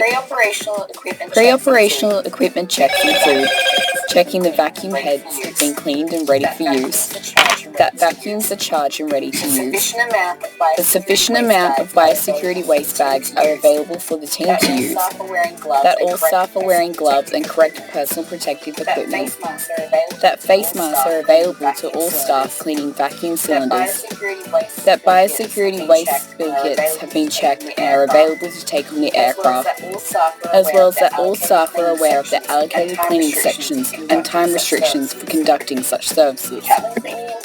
Cabin cleaning employees are required to collect all general cabin waste, including paper towels, used tissues, empty drink bottles, and food wrappers. As these items are classified as biosecurity waste, our staff are to dispose of such items within the biosecurity waste bags. To reduce cross-contamination, red wipes are to be used for the cabin cleaning lavatories only. Green, blue, or white wipes are to be used on general cabin cleaning sections, such as tray tables, overheads, and other surfaces.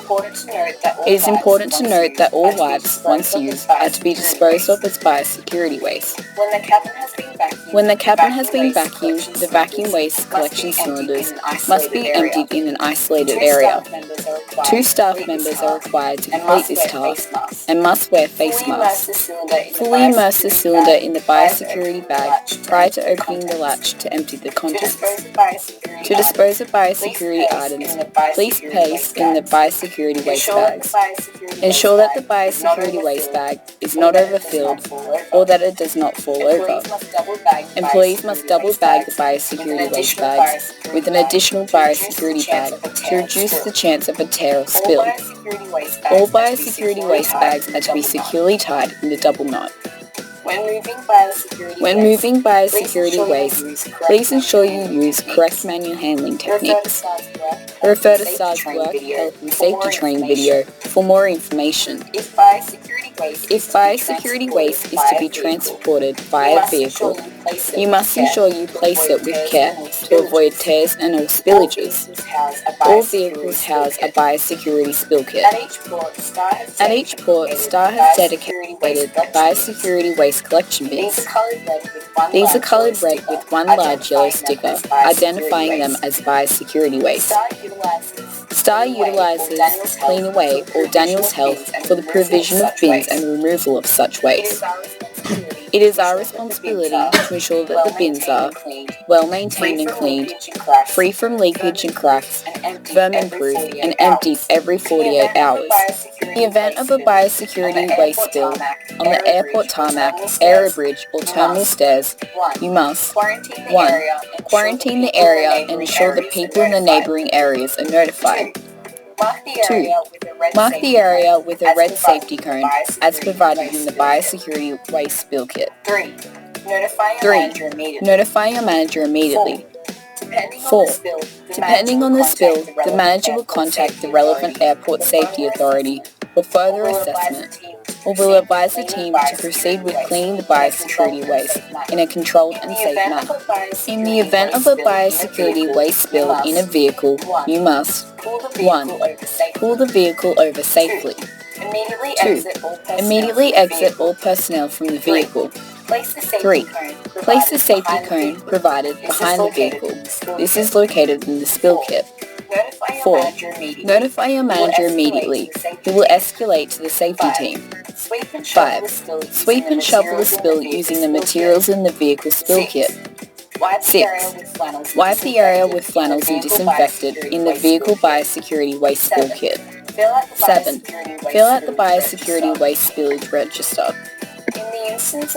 In the instance of a biosecurity injury, the following procedure must be followed under the supervision of a manager or secondary staff member. 1. Wash the site thoroughly with warm water and soap. Do not rub the affected area. 2. Rinse the affected area with antiseptic solution. 3. If the injury involves the eyes, nose or mouth, rinse the area thoroughly with warm water or saline. Do not use antiseptics. 4. If the skin has been pierced, do not suck the impacted area. Instead, squeeze the injury to promote the excretion of blood and seek urgent medical assistance. 5. Seek immediate medical attention at the airport medical centre, local medical centre, or the nearest hospital. Managers will submit a notification of incident form to the safety team for their investigation and review.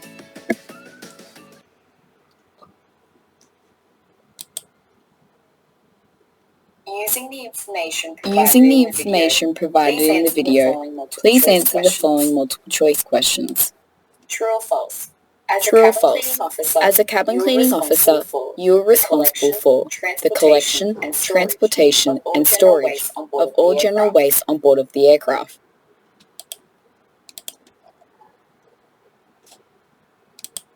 Select the correct statement.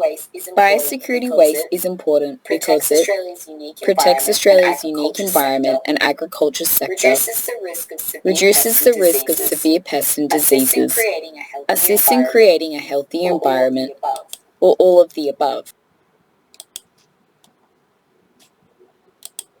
What colour plastic bag does Star Aviation use for biosecurity waste? Red, black, yellow, or blue?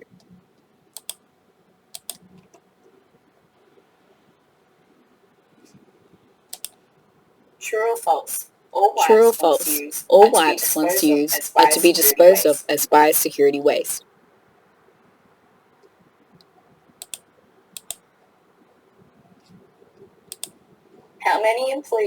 How many employees must be present when emptying a vacuum waste collection cylinder? 1, 2, or 3? Once biosecurity waste is collected from the aircraft, where is it disposed of? A normal bin, a biosecurity waste bin, or not required?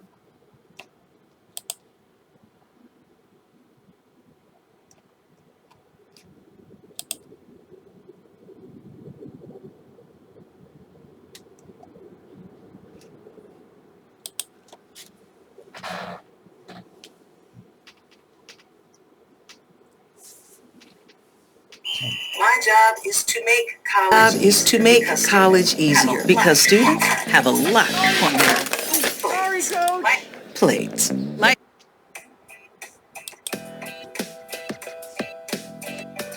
sharp is an object A sharp is an object or device that has an edge or point that is capable of cutting or piercing the skin. As an employee at Star, you have a responsibility to take reasonable steps to ensure the safety of yourself and others. This includes following instructions as outlined by your manager, as well as complying with Star's policies and procedures, such as Star's safe work instruction, sharps management. Examples of a sharp hazard include a needle, a syringe, auto-injectors such as an EpiPen, or infusion sets.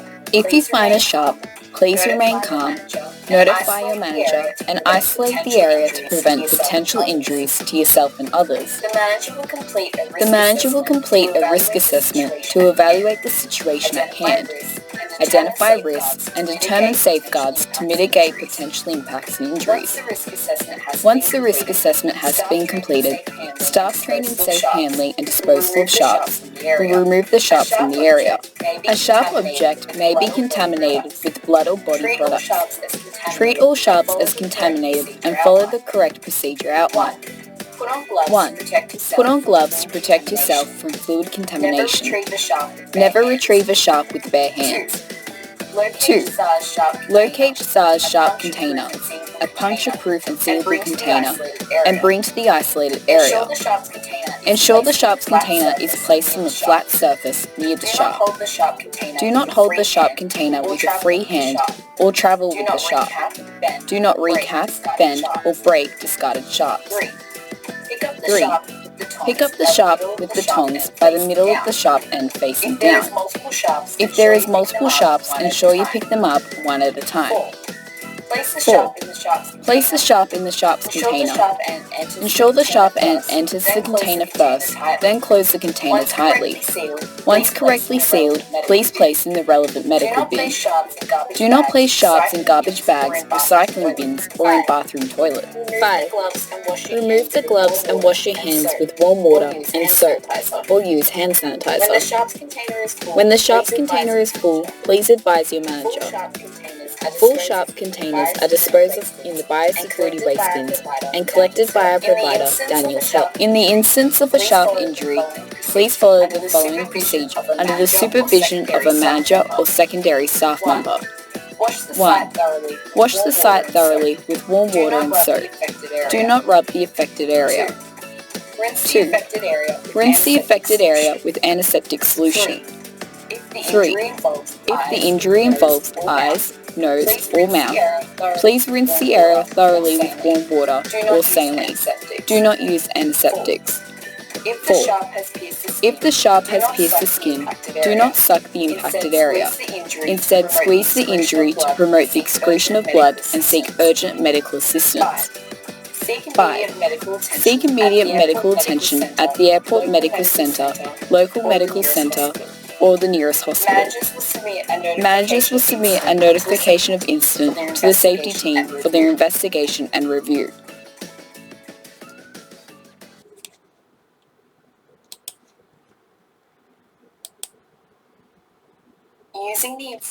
Using the information provided in the video, please answer the following multiple choice questions. Please select the correct statement below. When working with sharps, you must not place hands or fingers into areas or objects where sharps may be concealed without looking first. Handle any sharps or blood without the use of personal protective equipment such as gloves and tongs. Hold the sharps container with your free hand when placing the sharps inside, or all of the above.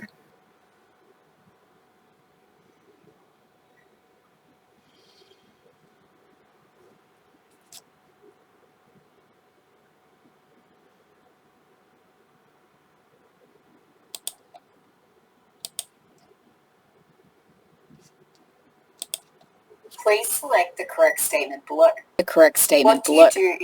What do you do if you're poked by a sharp? Remain calm. Allow the wound to bleed freely. Apply sterile waterproof bandage and seek medical attention. Or all of the above.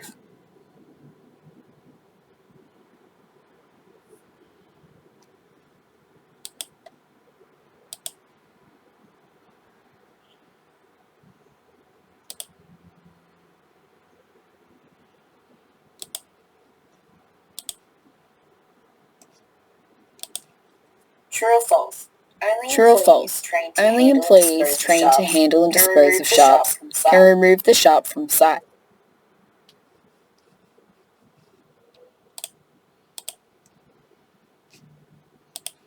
True or false? Sharps refer to an object that can pierce or penetrate the skin easily, such as needles or syringes. True or false? A risk assessment must be completed by a manager prior to disposing of the sharp.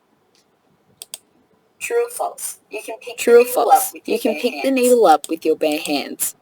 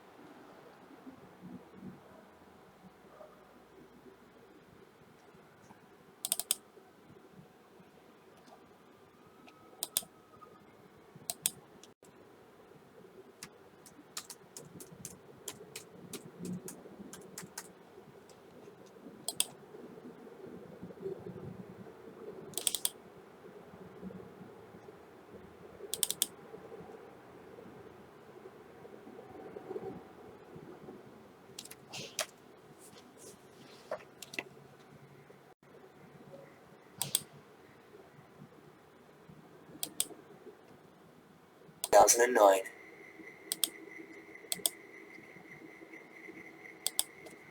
Two common types of workplace harassment are racial harassment and sexual harassment. Let's take a closer look at each of these types of harassment. Racial harassment is an act of harassment motivated by a person or group of people's race, skin color, or national or ethnic origin. Even if such an act is only partially motivated by race, the act is still considered to be racial harassment. Harassment can be physical, verbal, or non-verbal. Click on the arrow icons to view examples of racial harassment, demonstrating each of the different types of harassment. Physical harassment includes intimidating gestures, threats, or actual physical violence or assault because of a person's race or ethnicity. Verbal harassment may include derogatory remarks about a person's skin color or appearance, unwelcome remarks about a person's culture, or racist jokes and taunting. Non-verbal harassment includes racist graffiti, negative stereotyping of particular ethnic groups, and written threats of a racial nature. Carol works for a small business and regularly puts jokes about various ethnic groups on the notice board in the staff lunchroom. Other staff members generally seem to find the jokes amusing. Kim is one of Carol's co-workers and a member of one of the groups that is sometimes the target of the jokes. Kim finds the jokes offensive. Could this be an example of harassment?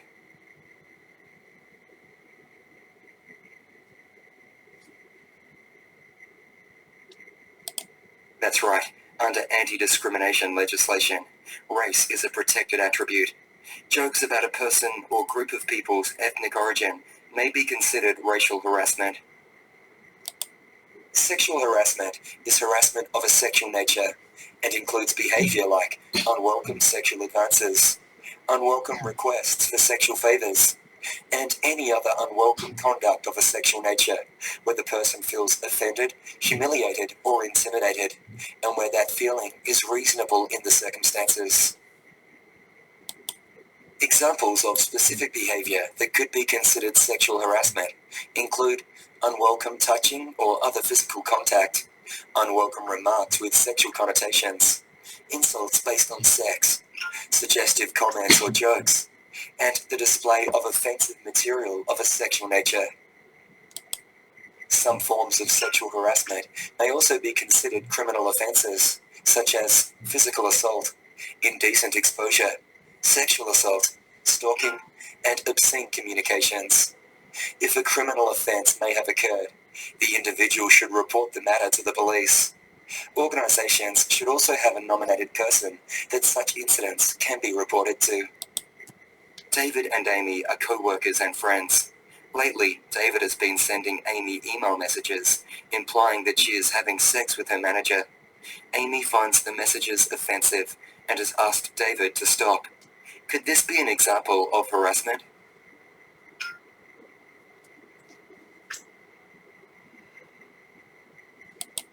That's right. Because the emails are offensive and of a sexual nature, this may be considered sexual harassment. Work environments where harassing behavior is tolerated or encouraged may be considered hostile working environments. Examples of behavior that could contribute to a hostile working environment include displaying racially offensive or pornographic material, and the acceptance of crude conversations and offensive jokes as part of the workplace culture. Employees have a right to complain about how they are affected by a hostile environment, even if they are not targeted by the behavior. You should now have a good understanding about some of the types of behavior that can be described as workplace harassment and the legislation that applies to these types of behavior. Before we move on, you'll need to complete a short multiple choice assessment. You'll need to pass this assessment to complete the course.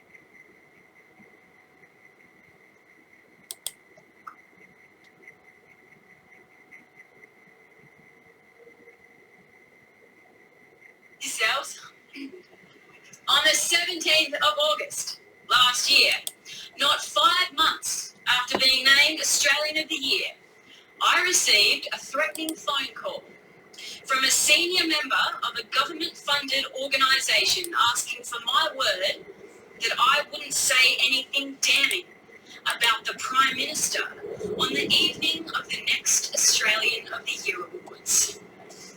You're an influential person. You'll have a fear, they said. Let's take a look at some of the types of behaviour that can be described as workplace bullying and the legislation that applies to that behaviour. A fear for the future of our planet? Workplace bullying can be defined as repeated, unreasonable behaviour that creates a risk to health and safety and that is directed toward an employee or group of employees. Unreasonable behaviour may include causing intimidation, humiliation, or harm to an individual or group within the workplace. In some circumstances, workplace bullying can cause legal action as a result of alleged discrimination, harassment, assault, or After other a year illegal of being behaviour. re-victimised, Once-off commodified, unreasonable behaviour objectified, that is not sensationalised, repeated and does delegitimised, not amount to misquoted, bullying gaslit may and also thrown cause under this. by the biased mainstream media, Workplace bullying despite my includes inclusive physical messaging. contact or I would just like coercive to take behaviour, this derogatory or intimidating verbal and written statements opportunity to have a made glass of water. directly or through a third party, continual And unjustified thank you for and reminding me unnecessary that I really comments have about nothing a to person's lose. standard of work or The capacity for Australian of work. the Year Awards program Pictures, is an posters, institution. cartoons, graffiti, So or too written is our material parliament. that may be offensive So or too obscene, is threatening or democracy. abusive I communications, respect that such as wholeheartedly. telephone calls, facsimiles, or politicians, messages on like email all or computer individuals, networks, are stalking an employee within the human. workplace or to or And from although work, we, the and people, derogatory or elect dismissive them treatment. as per the institution of democracy to be our leaders, Other examples of our workplace bullying examples. include name-calling and unwanted nicknames, gossip or spreading rumours about someone, threatening gestures and inappropriate body language, assigning meaningless tasks unrelated to a person's role, and changing work rosters to inconvenience a particular person. From a legal perspective, workplace bullying is generally considered a health and safety issue. Under health and safety legislation, employees and employers are both obliged to make sure that the workplace environment is safe. This means protecting employees from both physical and mental injury. If workplace bullying involves a protected attribute, it may also be covered by the relevant anti-discrimination legislation as a form of harassment. Ryan is an apprentice chef who feels increasingly anxious about going into the workplace. But Ryan produces work of a standard similar to the other apprentices. The head chef constantly singles him out and finds fault with his work, calls him names, and throws dishes he has prepared into the bin. The head chef occasionally slaps the back of Ryan's head to make a point. Could this be an example of bullying?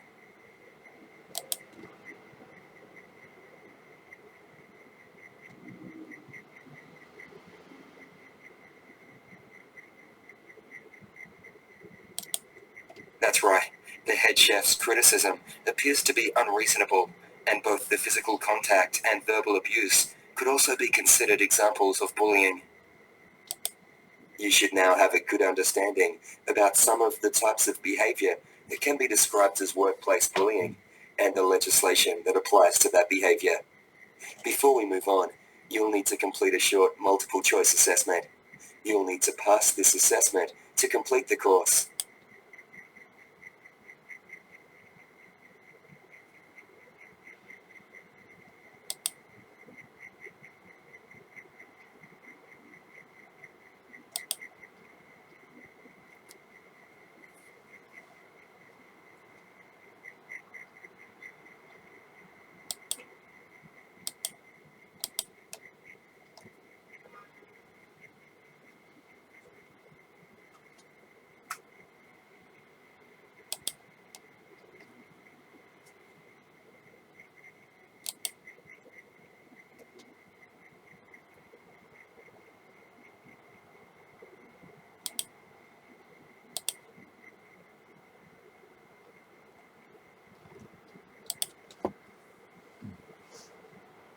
In this part of the course, we'll take a closer look at how to identify behavior that could be considered bullying and harassment, and some types of behavior that are considered acceptable. Identifying bullying and harassment in the workplace can be helped by understanding some of the reasons why people behave this way. Reasons that people bully and harass others include the thrill of exercising power, insecurity, career competition, a history of the targeted person being a victim of that type of behavior, peer pressure, a negative workplace culture, values and beliefs, such as holding racist or sexist attitudes, and inaction from an employer being viewed as approval of the behavior.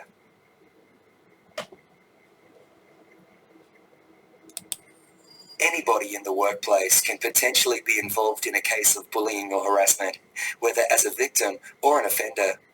Bullying and harassment can be directed toward men or women, by co-workers toward employees at the same level, by managers toward employees at a lower level, or by employees toward managers or supervisors.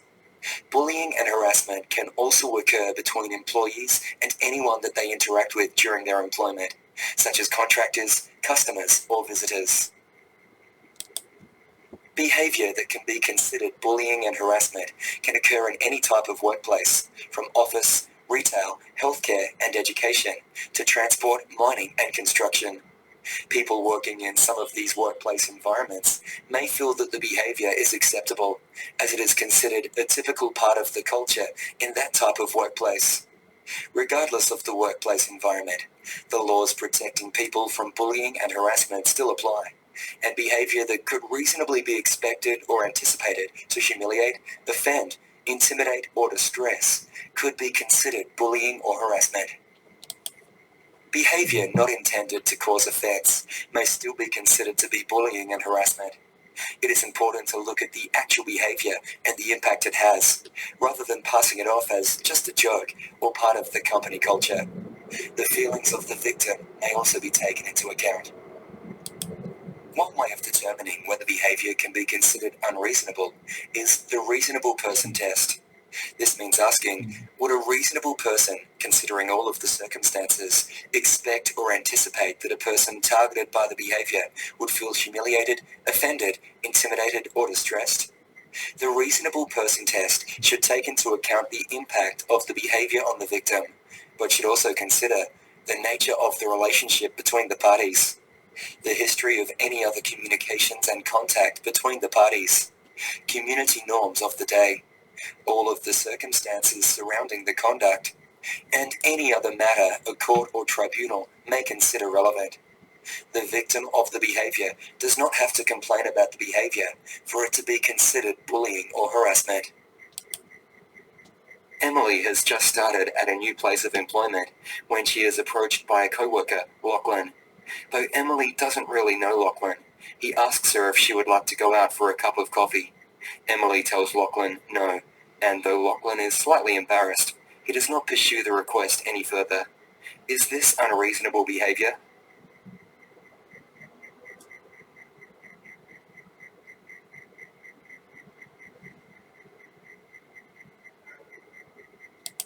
That's right.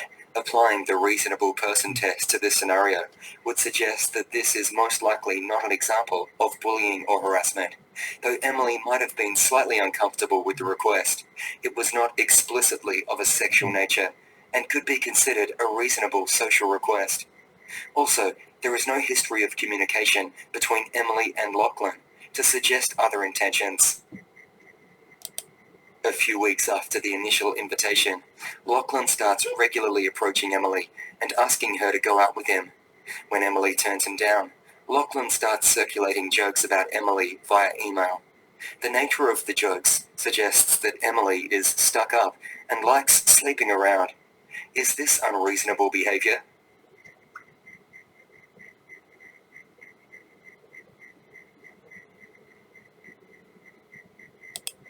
That's right. Lachlan's jokes could be reasonably expected to offend, and it doesn't matter whether or not Emily is aware of them.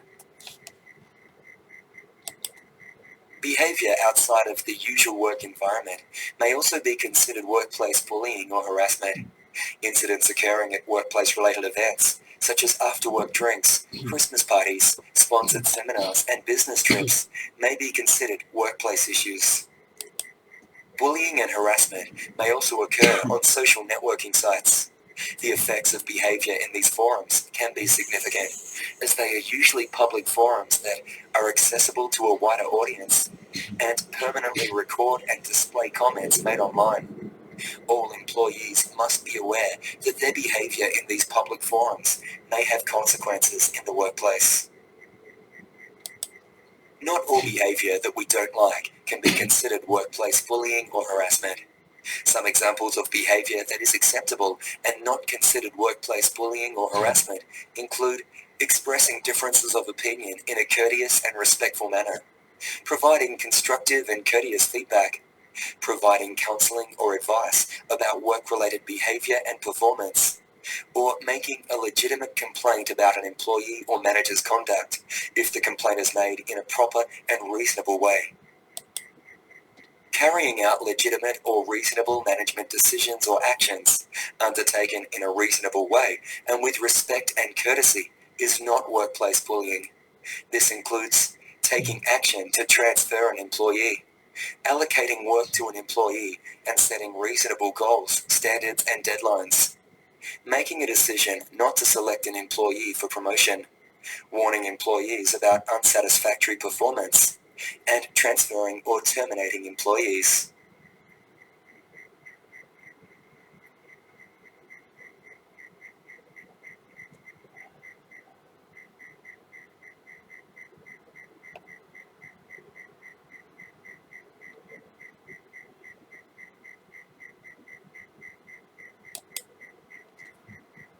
In this activity, you will need to identify acceptable behaviour for employees and managers. Drag the notes showing acceptable behaviour to the right. Drag notes showing unacceptable behaviour to the left.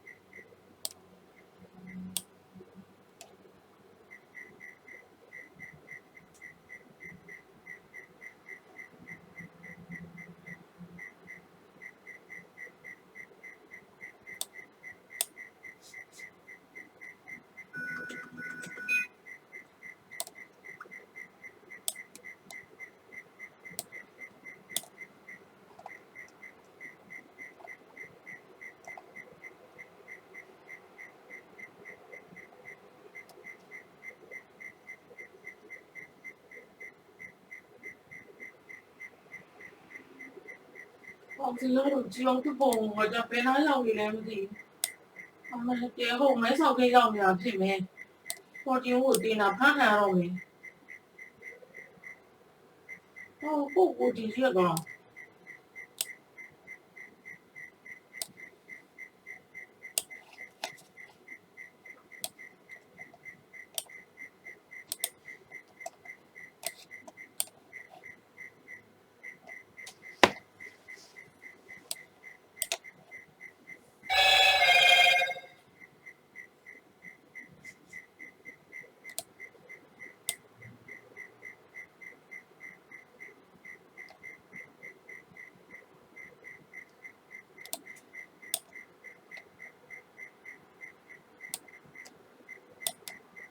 So,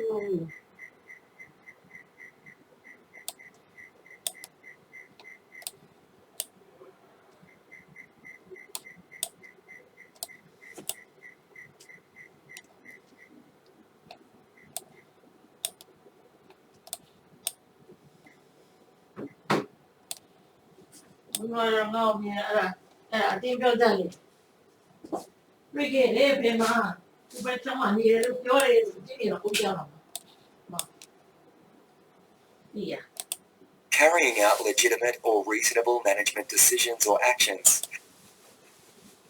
In this activity, you will need to identify acceptable behavior for employees and managers. Drag the notes showing acceptable behavior to the right. Drag notes showing unacceptable behavior to the left.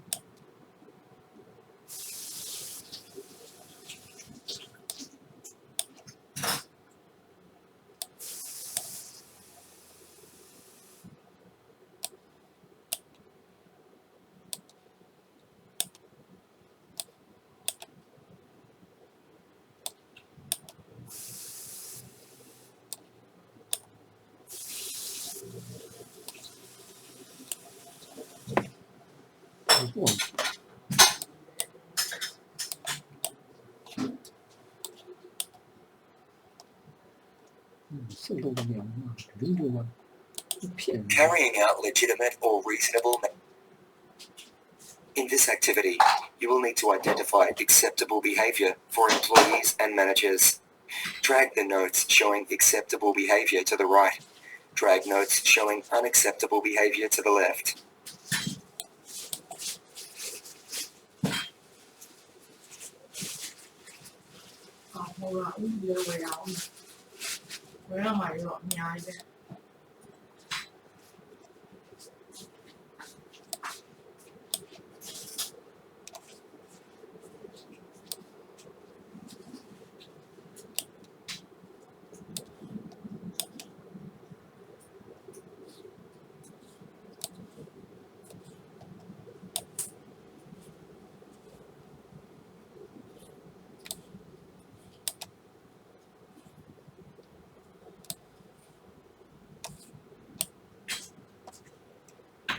Well done. You have successfully identified all of the examples of acceptable behavior. You should now have a good understanding about some of the ways you can identify acceptable and unacceptable behavior in the workplace. Before we move on, you'll need to complete a short multiple choice assessment. You'll need to pass this assessment to complete the course.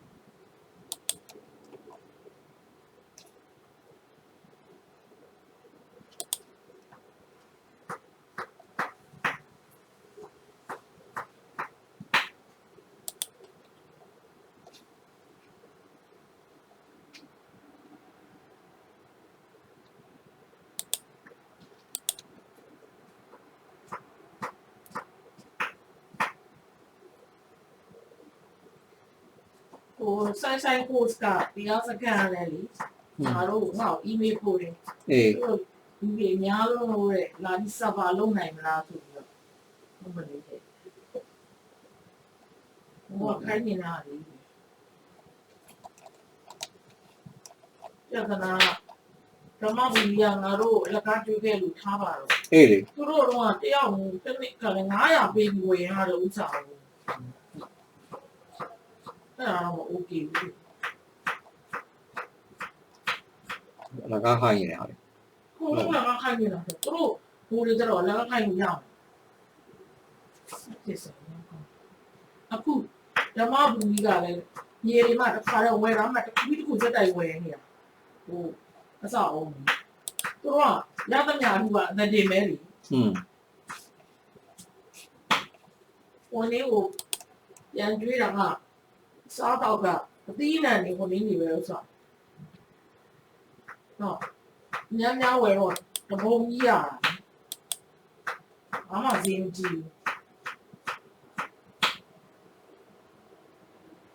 ဘူး ဟ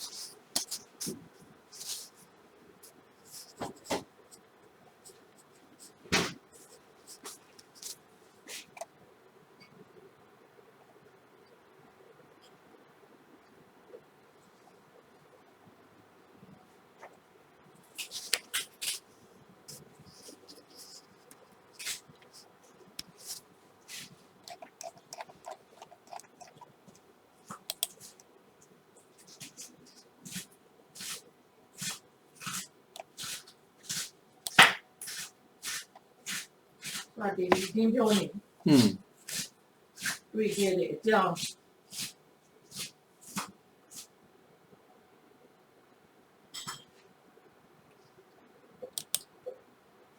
你没完的，都没完的，嘛没完的。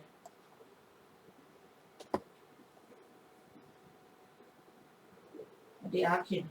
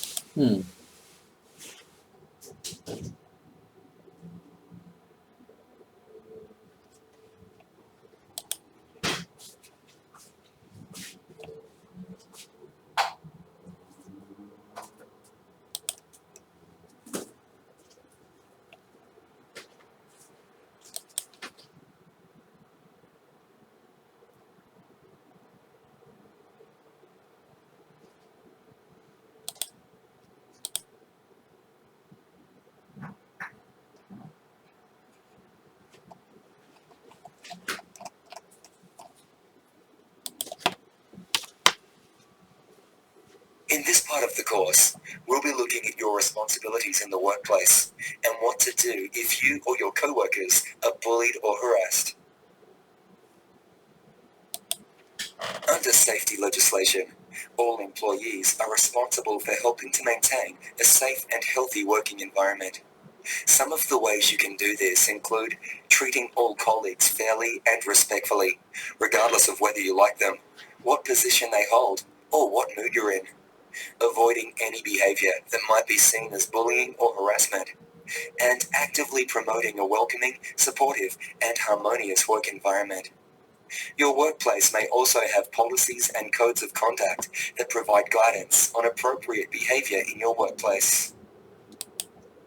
Employers have a responsibility to take all reasonable steps to protect the health and safety of their employees, which includes providing an environment free from bullying and harassment. Employers may also be held responsible for the acts of their employees. This responsibility is called vicarious liability. Vicarious liability means that employers that have not taken reasonable steps to make sure that bullying and harassment does not occur may be held responsible for the actions of an employee who commits this type of behavior.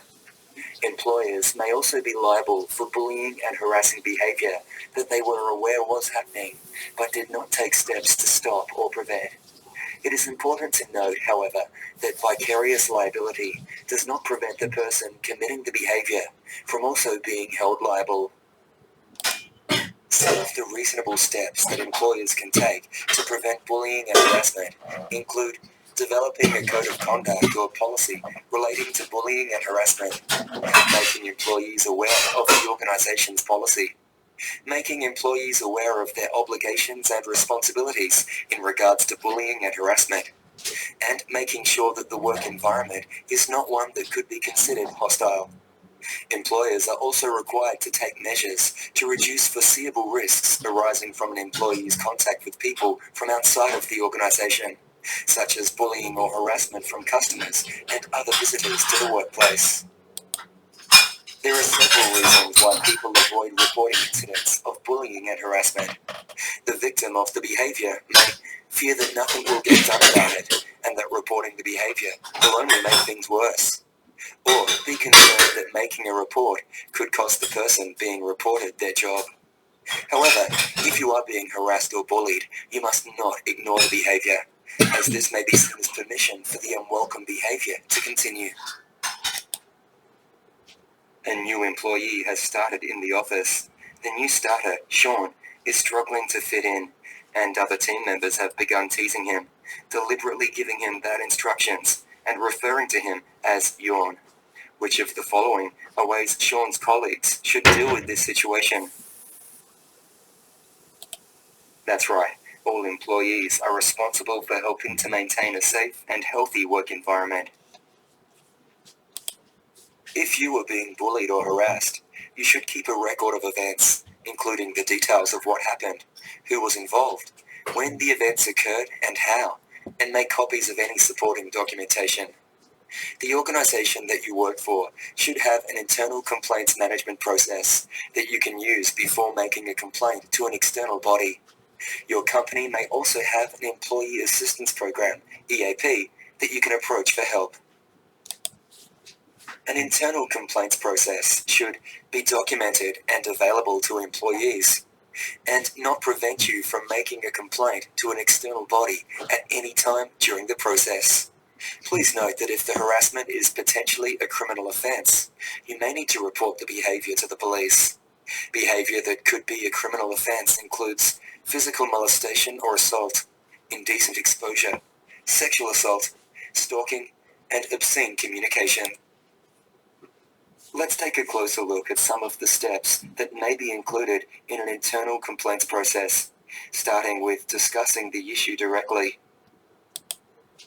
Most internal complaints processes will encourage a self-management approach, where you approach the person confidentially and inform them specifically which behaviour is offensive to you, how it makes you feel, and ask for the behaviour to stop.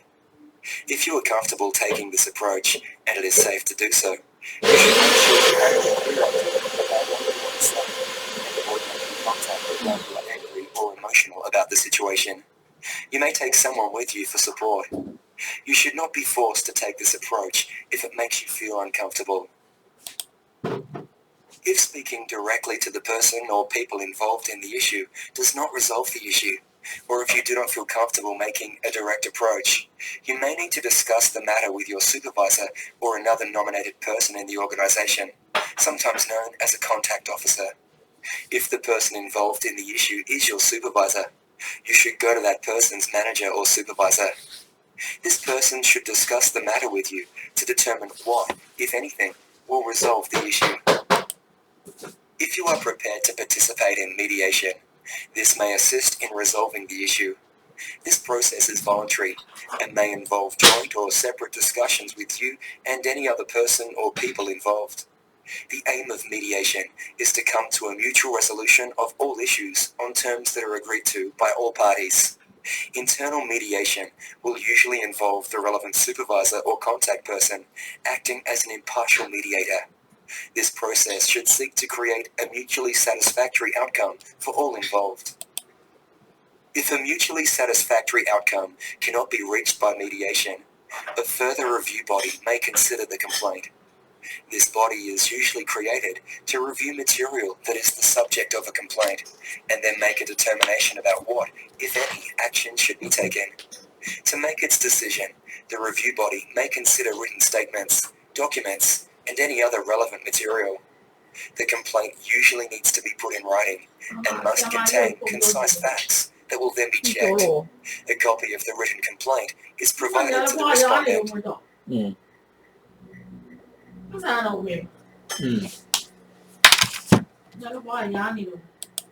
Your company's internal complaints process should allow for both the complainant and the person against whom a complaint is made to be represented by a person of their own choice. Either party may refer the complaint to an external body if they are not satisfied with the outcome of the process. Note that this process may vary based on the company's policy.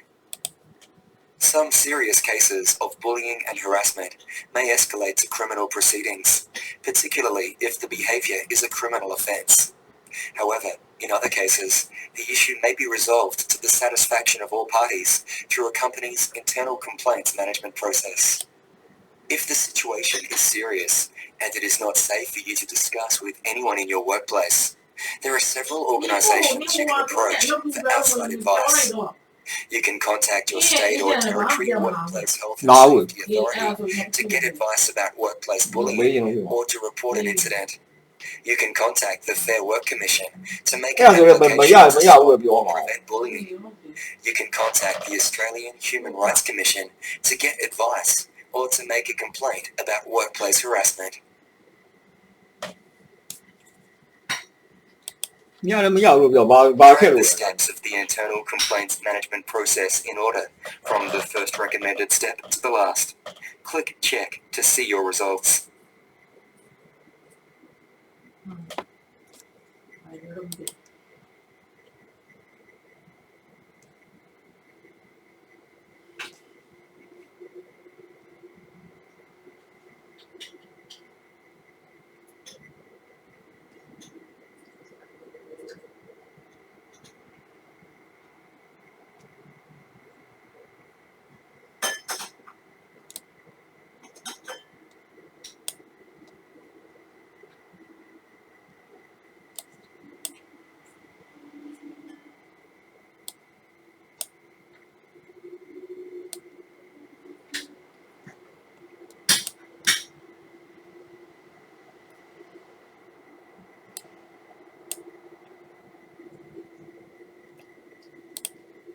Well done. You have placed the recommended steps in the correct order and successfully completed this activity. Witnesses of workplace bullying and harassment can also take steps to help make sure that their workplace is a safe environment for themselves and their co-workers. Like victims, witnesses are encouraged to act. Ignoring the behavior may be seen by the people or group doing the bullying or harassing as a form of acceptance. If you witness workplace bullying or harassment, your options include keeping a written record of exactly what you have witnessed in case you are required to take part in an investigation, reporting the behavior via an internal complaints procedure, or speaking to the victim of the behavior if it is safe to do so. Listen with empathy and encourage them to make a report, or go with them if they decide to approach the offender. Witnessing bullying and harassment can have a significant emotional impact. If you are a witness, it may help to talk to someone you trust or seek professional counseling. Victimization is treating a person unfairly because they have made a complaint or assisted another person to complain, either within their organization or to an external organization. Victimization is unlawful. It is your legal right to make a complaint under anti-discrimination and workplace health and safety laws, witness somebody else's complaint, or seek information or advice about resolving an issue or making a complaint. You should now have a good understanding about your responsibilities and what to do if you or your co-workers are bullied or harassed. Before we move on, you'll need to complete a short multiple choice assessment. You'll need to pass this assessment to complete the course.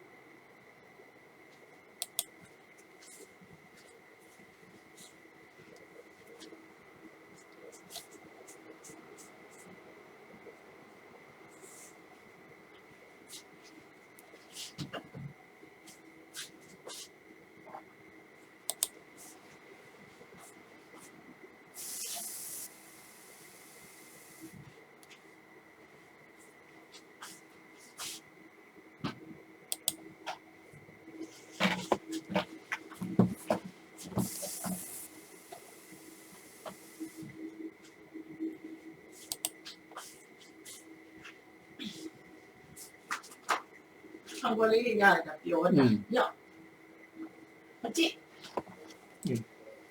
healthy and to our healthy and wealthy long life with IQI Technical College အော် uni မဖြစ်နိုင်ဘူးနော် ဒီမှာတော့ Aussie ကတော့ college နေပဲလို့ရမယ် အေးအဲ့ဒါဘာလို့ university လို့ပြောတာ ဘွဲပြီးရင်တော့ uni ပါပြီပေါ့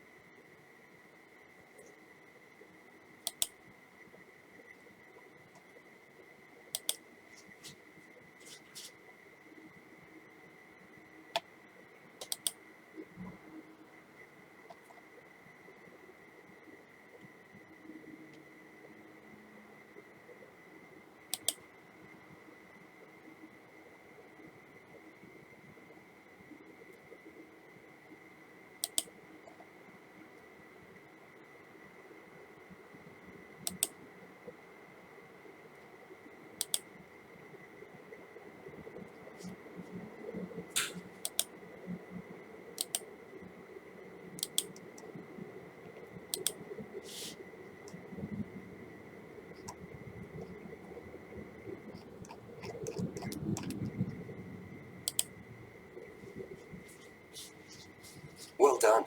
You've reached the final section of the course. This course covered the effects of bullying and harassment in the workplace, the types of behavior that are considered bullying and harassment, how to identify bullying and harassment in the workplace, your responsibilities, and what to do if you or your co-workers are bullied or harassed. Remember, workplace bullying and harassment are illegal acts that could result in criminal charges. They can also have a severe negative effect on a person's health and well-being. It is your responsibility to maintain a safe and healthy working environment and avoid behavior that could be considered bullying or harassment. Well done. You have successfully completed this course. When you return to your list of courses, this course will now be marked as complete. Remember, you can revisit the course at any time.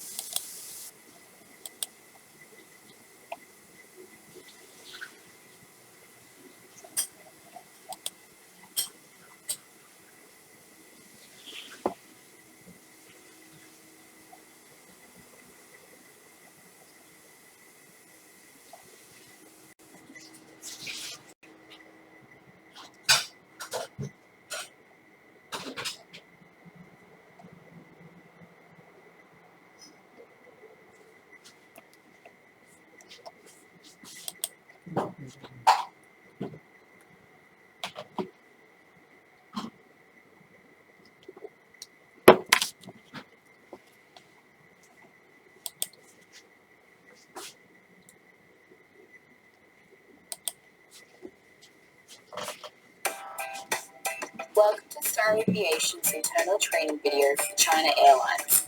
Today we'll be going through how to correctly service China Airlines. China Airline aircraft are comprised of different seating configurations and features. It is important to note that Star Aviation is responsible for cleaning premium business class, premium economy class, and the laboratories. Before we begin cleaning China Airlines, let's take a look at your cabin cleaning checklist. It is important to ensure you are ready for your shift before you step in the aircraft. Please ensure you are wearing a Star Aviation uniform as outlined in the uniform guide. This also includes wearing personal protective equipment and safety shoes at all times. Prior to commencing your shift, please ensure you have all cleaning products required and ready to use in the aircraft. This includes any spray bottles, cloths, rubbish bags, or vacuums. Please also ensure that vacuums are fully charged and available to use in the aircraft, and that you are aware of your allocated cleaning section. Please note, if you finish your allocated cleaning section earlier than expected, then please ask your team leader what other tasks you can assist with to help out the team. It is important to note that cabin cleaning employees are required to collect all general cabin cleaning waste, including paper towels, used tissues, empty drink bottles, and food wrappers. As these items are classified as biosecurity waste, all staff are to dispose of such items in biosecurity waste bags. To reduce cross-contamination, red wipes are to be used for cabin laboratories only.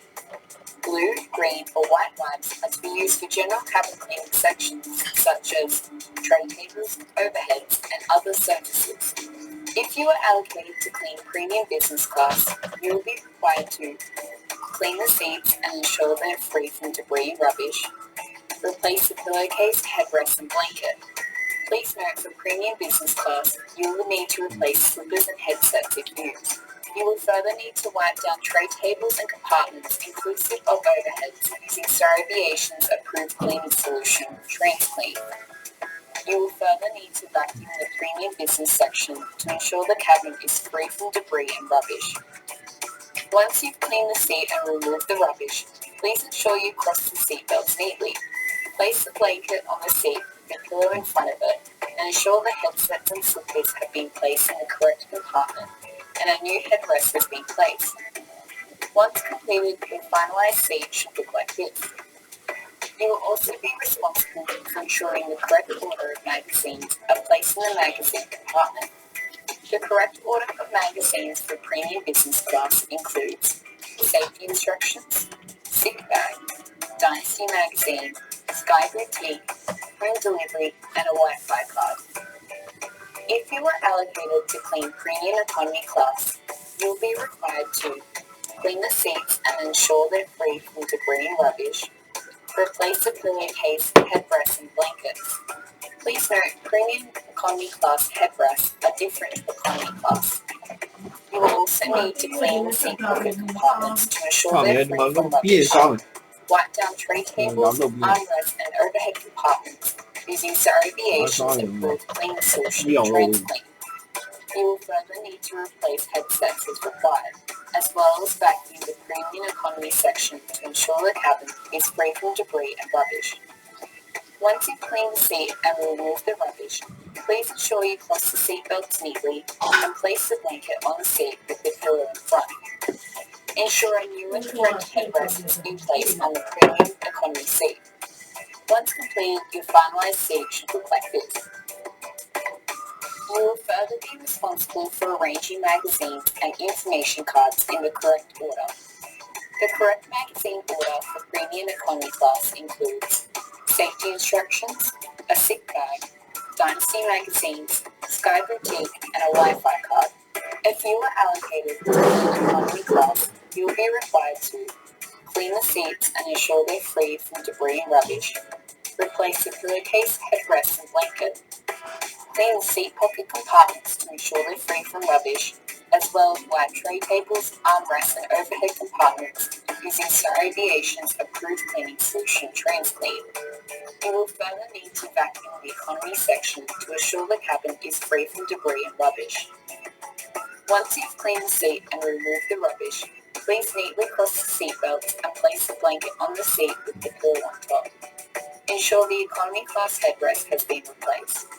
Once completed, our finalized seat should look like this. For economy class, you'll be required to ensure the magazines and information cards are displayed in the correct order. The correct order for economy class includes safety instructions, a sick bag, Dynasty magazine, Sky Boutique, and a Wi-Fi card. All new linen for blankets, pillowcases, and headrests will be made available for the staff team to collect at the gate of cargo hold.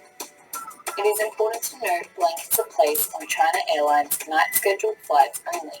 Employees are responsible for collecting used blankets and placing them in clear plastic bags for the allocated launderers to collect. When replacing headrests, please ensure you use the correct headrest for cabin class. Headrests must be put on straight. These headrests in all sections of the aircraft are disposable and must be placed in biosecurity waste bags. In the instance your allocated cleaning section has a soiled seat, please change the seat covers with a fresh cover. If you're on a China Airlines A350, spare seat covers are located in the crew quarters at the back of the aircraft. If you're on a China Airlines 777, the seat covers are located at the front of the aircraft near the cockpit. Please place the soiled seat covers in a plastic garbage bag and place in the front section of business class and notify your manager. It is important for you to dispose of rubbish correctly and use biosecurity waste bags and associated procedures. Please refer to Star Aviation's biohazard and biosecurity waste training video for additional information. If you are allocated to clean lavatories, you will be required to replace the toilet paper, clean and wipe surface areas using Star Aviation's approved cleaning solution, TransClean, clean toilet surrounds, place a new seat cover on the toilet, empty the bins and spray with air freshener. For China Airlines A350 aircrafts, you will also need to display skincare products. Products include liquid soap, moisturizer, and perfumes. In the instance you find a customer's personal belongings, such as a phone or wallet, please notify your team leader immediately. Your team leader will notify the appropriate airline representative. Team leaders will then check the cabins in the back of the aircraft to the front to check the team's work and to make sure the cabin is free of any rubbish and that all seats are allocated with pillows, blankets, and headrests. Finally, the cabin will be sprayed with air freshener. Thank you for watching this video and for representing the Star brand. Using the information provided in the video, please answer the following multiple choice questions. If a passenger has left behind any personal items such as a phone or wallet, who must he give the lost property to? Team leader, who will then escalate to a China Airlines representative, a captain, or Menzies ground handler. What color wipes are used to clean the aircraft lavatories? Yellow, red, or green? True or false? Headrest covers need to be collected and replaced.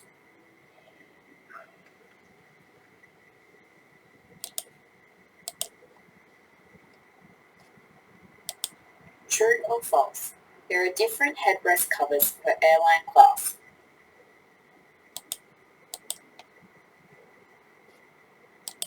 True or false? Blankets are to be placed on China Airlines morning scheduled flights only.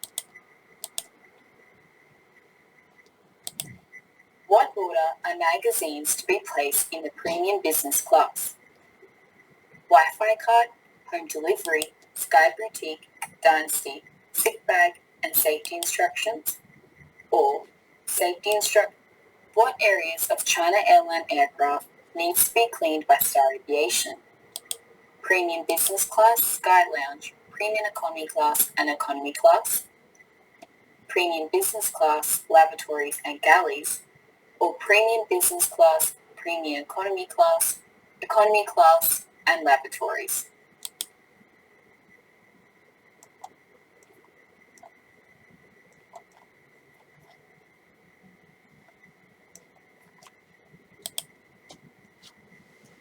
Thank you for completing Star Aviation's China Airlines training. Yeah,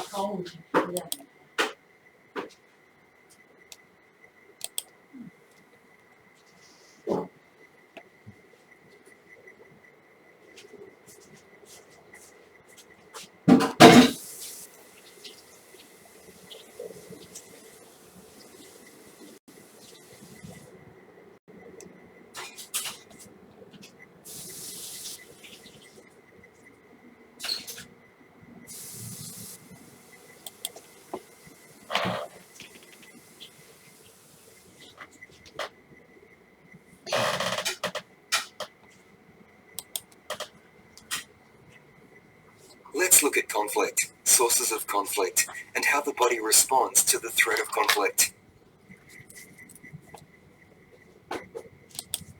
Conflict can arise from a number of different causes. These generally fit into three key areas: intended or planned conflict, mental health issues, and anger or frustration. Every cause of conflict presents its own challenges and is dealt with most effectively when the motivation is recognized and understood. For example, if it is alcohol-related, psychological, or a person simply having a bad day. Conflict can also arise from differences between individuals. It's important to be understanding and respectful of differences. Individual differences, views, and opinions can lead to conflict. Click on each button to learn more. People have different value systems. If those value systems are not accepted, understood, respected, or tolerated, conflict can arise. People form assumptions based on information, communication, knowledge, and views that are often not shared or understood by others. Where assumptions are made and not checked out, conflict can arise. Expectations and the management of expectations are a regular source of conflict. Intolerance, lack of understanding, and prejudice are serious causes of conflict and can be deep-rooted in their origins. Sometimes subtle cultural differences that are not understood can lead to conflict. In broad terms, stress is a biological and psychological response to a threat that we do not feel we have the resources to deal with. While stress is seen as an unavoidable part of life, what's important is how people deal with stress. Stress can be brought on by an activity, event, or other stimulus. Some of the common causes of stress or stresses are not having enough time, practicing unhealthy habits, taking on too much, expecting too much, and not finding enough time to rest. Stress can manifest itself in places and at times that are unrelated to the cause. A person who is behaving in a difficult manner may be doing so due to stresses unrelated to the interaction. It is common for conflict to occur to reasons totally unrelated to the underlying cause. The Holmes-Ray Stress Inventory lists events based on their ability to cause stress. A person experiencing an event at the top of the scale could be more likely to initiate a conflict situation. When seeking to avoid conflict, it's important to be able to recognize the signs of anger. These include sweating and or shaking, an aggressive stance, for example, standing tall, chest out, and facing forward, lowering the chin to protect the neck and raising the head, clenching fists, pacing, restlessness, and fidgeting, raised and or trembling voice, restricted communication, closing down from communicating, increased breathing rate, agitated responses, color draining from the face or reddening of the face and or neck. Remember your instincts. If it doesn't feel right, it probably isn't.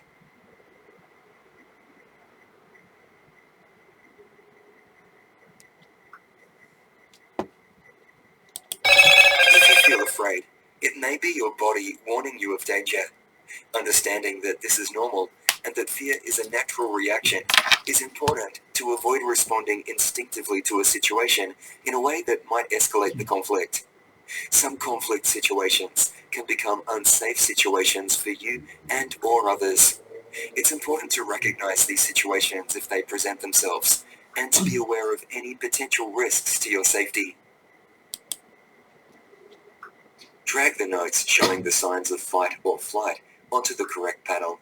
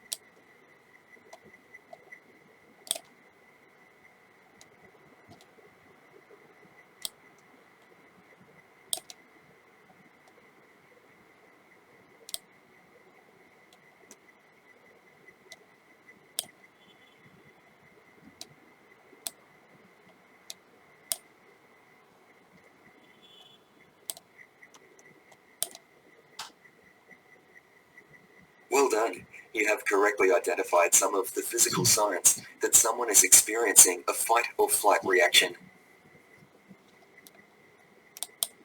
You should now have a good understanding of the causes of conflict and how the stress of conflict affects your body. Before we move on, you will need to complete a short multiple choice assessment. You will need to pass this assessment to complete the course.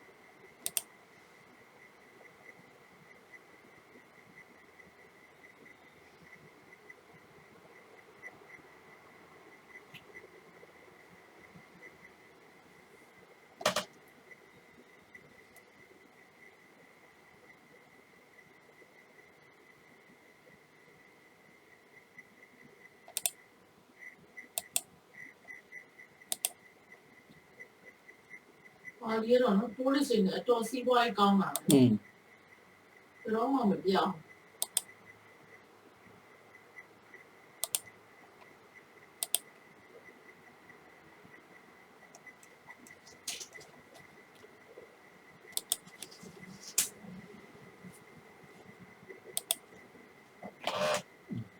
Let's look at conflict, sources of conflict, and how the body responds to the threat of conflict. Conflict can arise from a number of different causes. These generally fit into three key areas: intended or planned conflict, mental health issues, and anger or frustration. Every cause of conflict presents its own challenges and is dealt with most effectively when the motivation is recognized and understood. For example, if it is alcohol-related, psychological, or a person simply having a bad day. Conflict can also arise from differences between individuals. It's important to be understanding and respectful of differences. Individual differences, views, and opinions can lead to conflict. Click on each button to learn more. People have different value systems. If those value systems are not accepted, understood, respected, or tolerated, conflict can arise. People form assumptions based on information, communication, knowledge, and views that are often not shared or understood by others. Where assumptions are made and not checked out, conflict can arise. Expectations and the management of expectations are a regular source of conflict. Intolerance, lack of understanding, and prejudice are serious causes of conflict and can be deep-rooted in their origins. Sometimes subtle cultural differences that are not understood can lead to conflict. In broad terms, stress is a biological and psychological response to a threat that we do not feel we have the resources to deal with. While stress is seen as an unavoidable part of life, what's important is how people deal with stress. Stress can be brought on by an activity, event, or other stimulus. Some of the common causes of stress or stresses are not having enough time, practicing unhealthy habits, taking on too much, expecting too much, and not finding enough time to rest. Stress can manifest itself in places and at times that are unrelated to the cause. A person who is behaving in a difficult manner may be doing so due to stresses unrelated to the interaction. It is common for conflict to occur to reasons totally unrelated to the underlying cause. The Holmes-Ray stress inventory lists events based on their ability to cause stress. A person experiencing an event at the top of the scale could be more likely to initiate a conflict situation.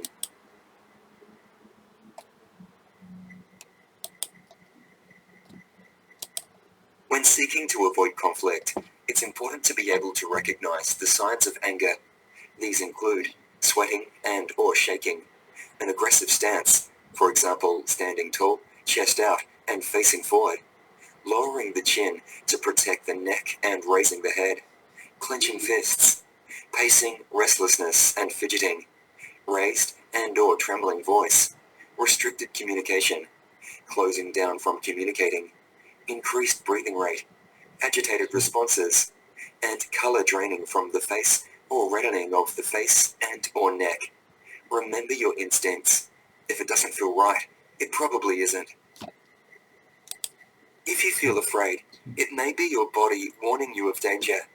Understanding that this is normal and that fear is a natural reaction is important to avoid responding instinctively to a situation in a way that might escalate the conflict. Some conflict situations can become unsafe situations for you and or others. It's important to recognize these situations if they present themselves and to be aware of any potential risks to your safety. Drag the notes showing the signs of fight or flight onto the correct panel.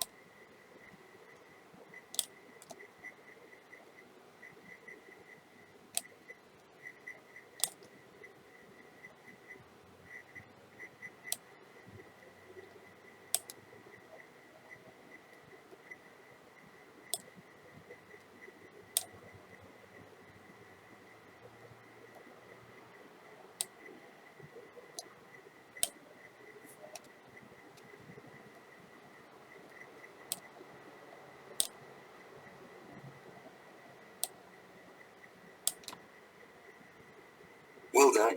You have correctly identified some of the physical signs that someone is experiencing a fight or flight reaction. You should now have a good understanding of the causes of conflict and how the stress of conflict affects your body. Before we move on, you will need to complete a short multiple choice assessment. You will need to pass this assessment to complete the course.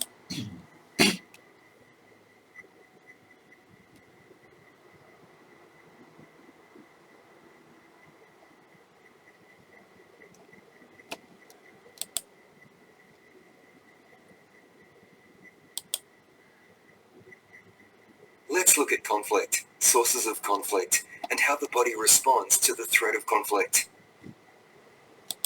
Conflict can arise from a number of different causes.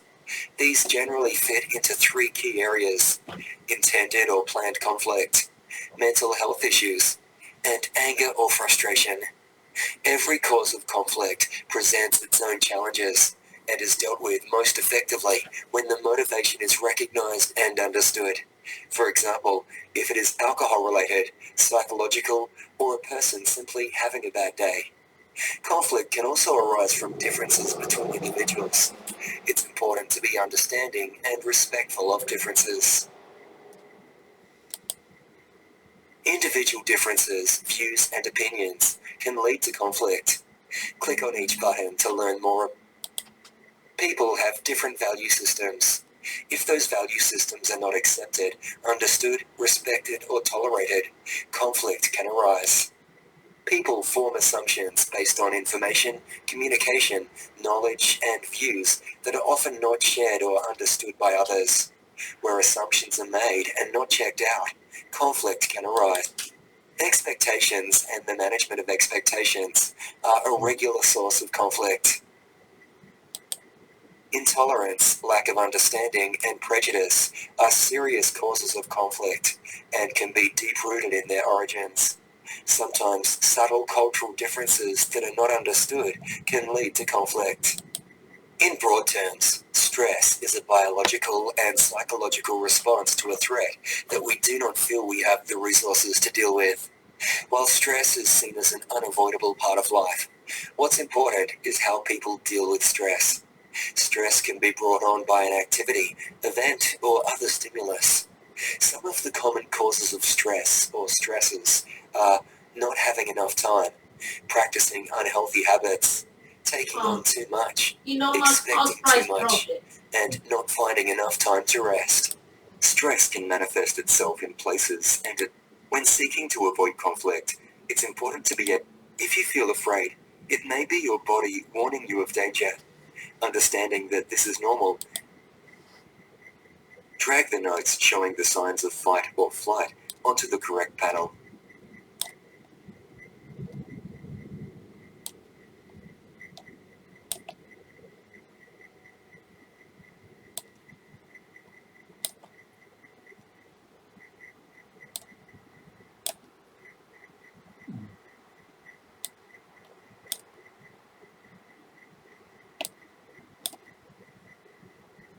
Well done. You have correctly identified some of the physical signs that someone is experiencing a fight or flight reaction.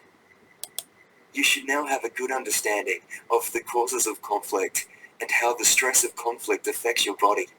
Before we move on, you will need to complete a short multiple choice assessment. You will need to pass this assessment to complete the course.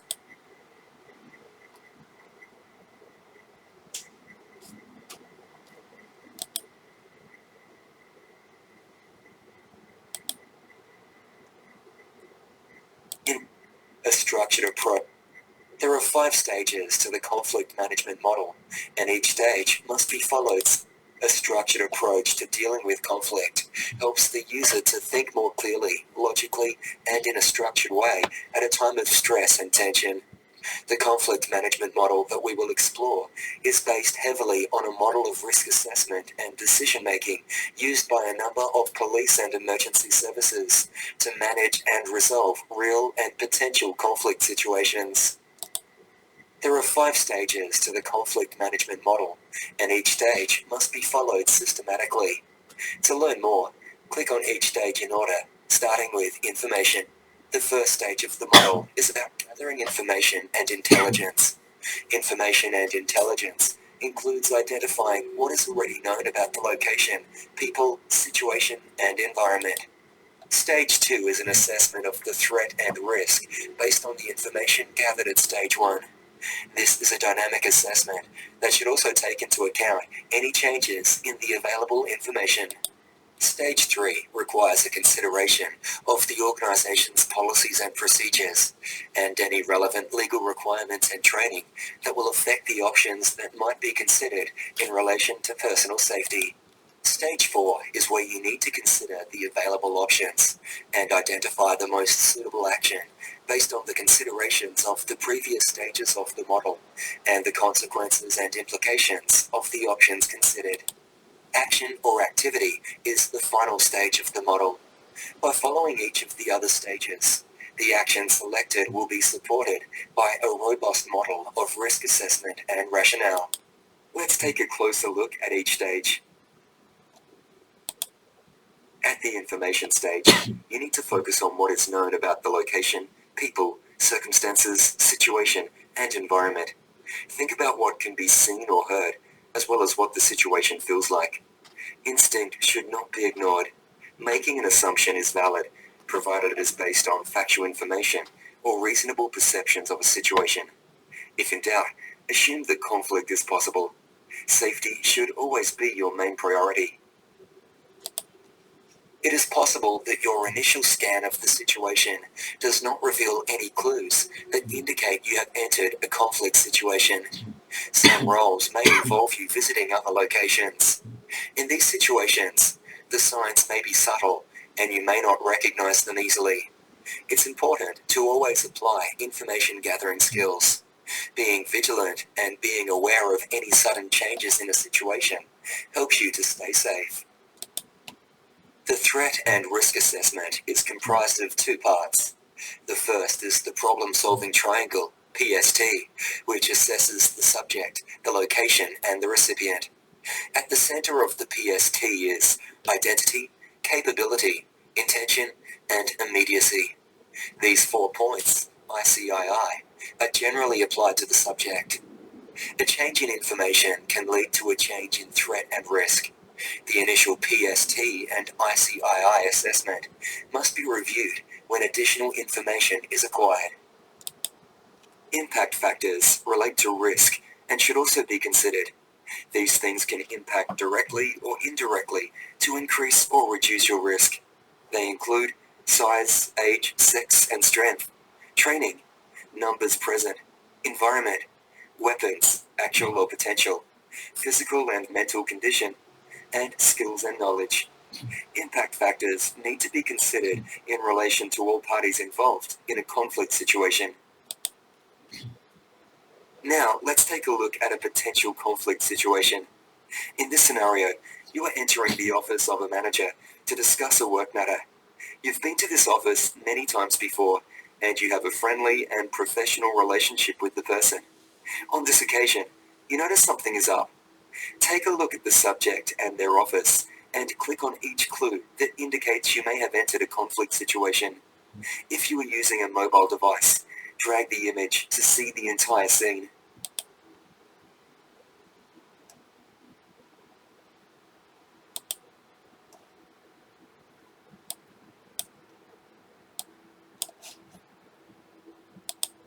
Now, let's take a look at a potential conflict situation.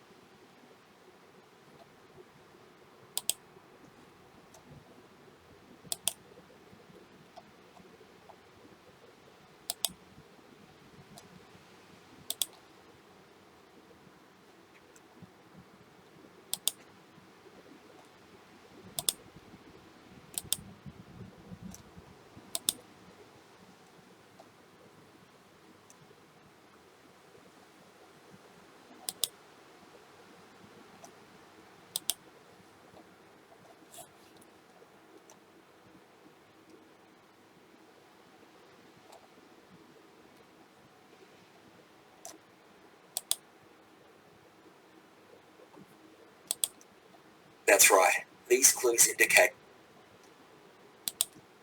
the powers and policy stage of the conflict management model requires consideration of your organization's policies and procedures. Your organization should have a policy to manage conflict, whether you are an employee or a volunteer. You need to know what it says and where it is kept, and work within that policy or code of practice at all times. Conflict resolution also requires a basic understanding of relevant legal constraints and powers. These may flow from either legislation or common law. This includes the criminal law, which covers the extent to which a person is entitled to use force to defend themselves. Federal human rights legislation dealing with discrimination on grounds such as age, disability, race and sex, and state human rights legislation such as the Equal Opportunity Act, SA, 1984. In South Australia, the Criminal Law Consolidation Act, 1935, SA, states that a person is entitled to use force to defend themselves if they can successfully argue that they reasonably believed it was necessary to do so, and their response was reasonably proportionate to the threat they faced. A useful guide is, would the force used be readily understood and accepted by a jury, that is, a group of independent persons? All Australian states and territories share the general principles of self-defence law outlined above. You should be conversant with the relevant laws and procedures in the state or territory in which you live and work. Before deciding on the action to be taken, it is important to consider the available options and their suitability. When selecting an option, consider each of the previous stages of the conflict management model, particularly in regards to the level of risk and the powers and policies. All options have benefits and consequences. They will also be influenced by changing circumstances, which affect the level of threat and risk and the likely impact. An analysis of benefits and consequences will provide an audit trail to decision-making in support of actions taken. Action is the final stage of the model. The action selected is now supported by a robust model of risk assessment and rationale. The management of conflict is a cyclical process involving the continued assessment of information and how that information impacts on the threat and risk assessment, and options when considered against relevant powers, policies and procedures. You should now have a good understanding of how to recognize potential conflict situations and the conflict management model. Before we move on, you will need to complete a short multiple choice assessment. You will need to pass this assessment to complete the course.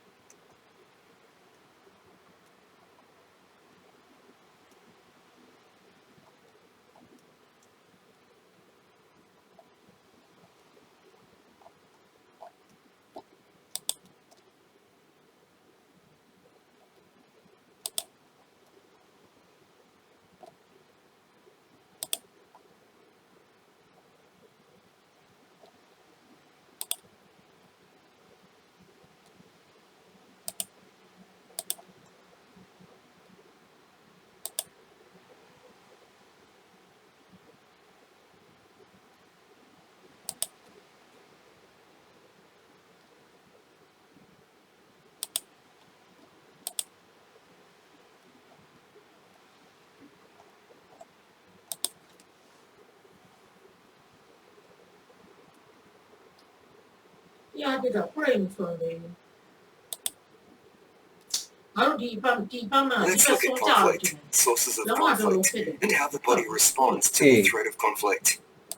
Conflict can arise from a number of individual differences, views, and opinions can lead people, intolerance.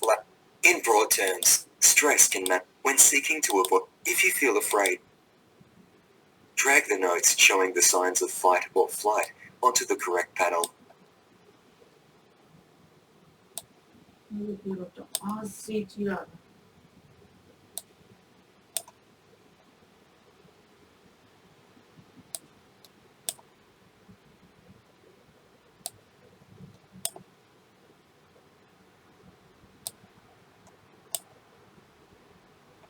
Well done. You should now have a good understanding of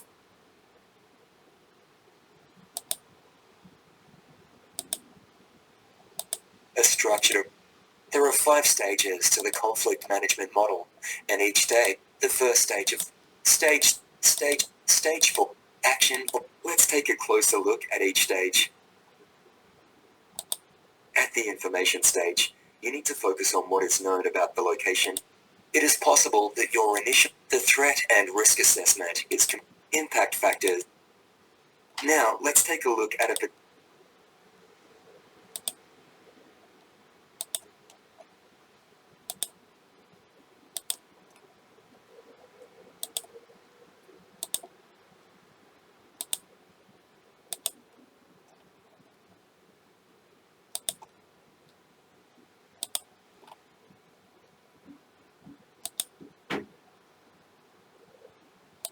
Okay, you know they are the mean go don't do tell make a with that somebody need to take the with the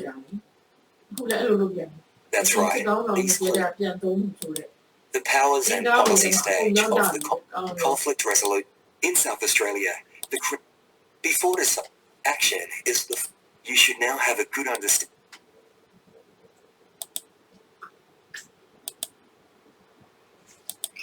Presenting a calm, non-threatening and understanding appearance. The Batari's box model provides a simple explanation of the effects of attitude and behavior in any given human interaction. The foundation of the model is that the attitude of person A affects their behavior, which in turn affects the attitude of person B, which affects their behavior. The cycle continues in a positive or negative manner. Presenting a calm, non-threatening and understanding appearance and demeanor is essential to conflict management. The Batari's box model monitor your reaction to conflict situations by being aware of any physiological changes happening to you.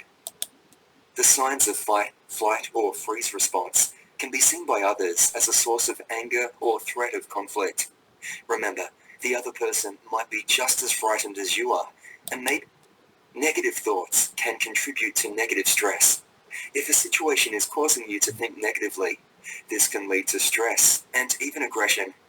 Using self-talk can be helpful in responding to someone showing the signs of fight, flight or freeze response.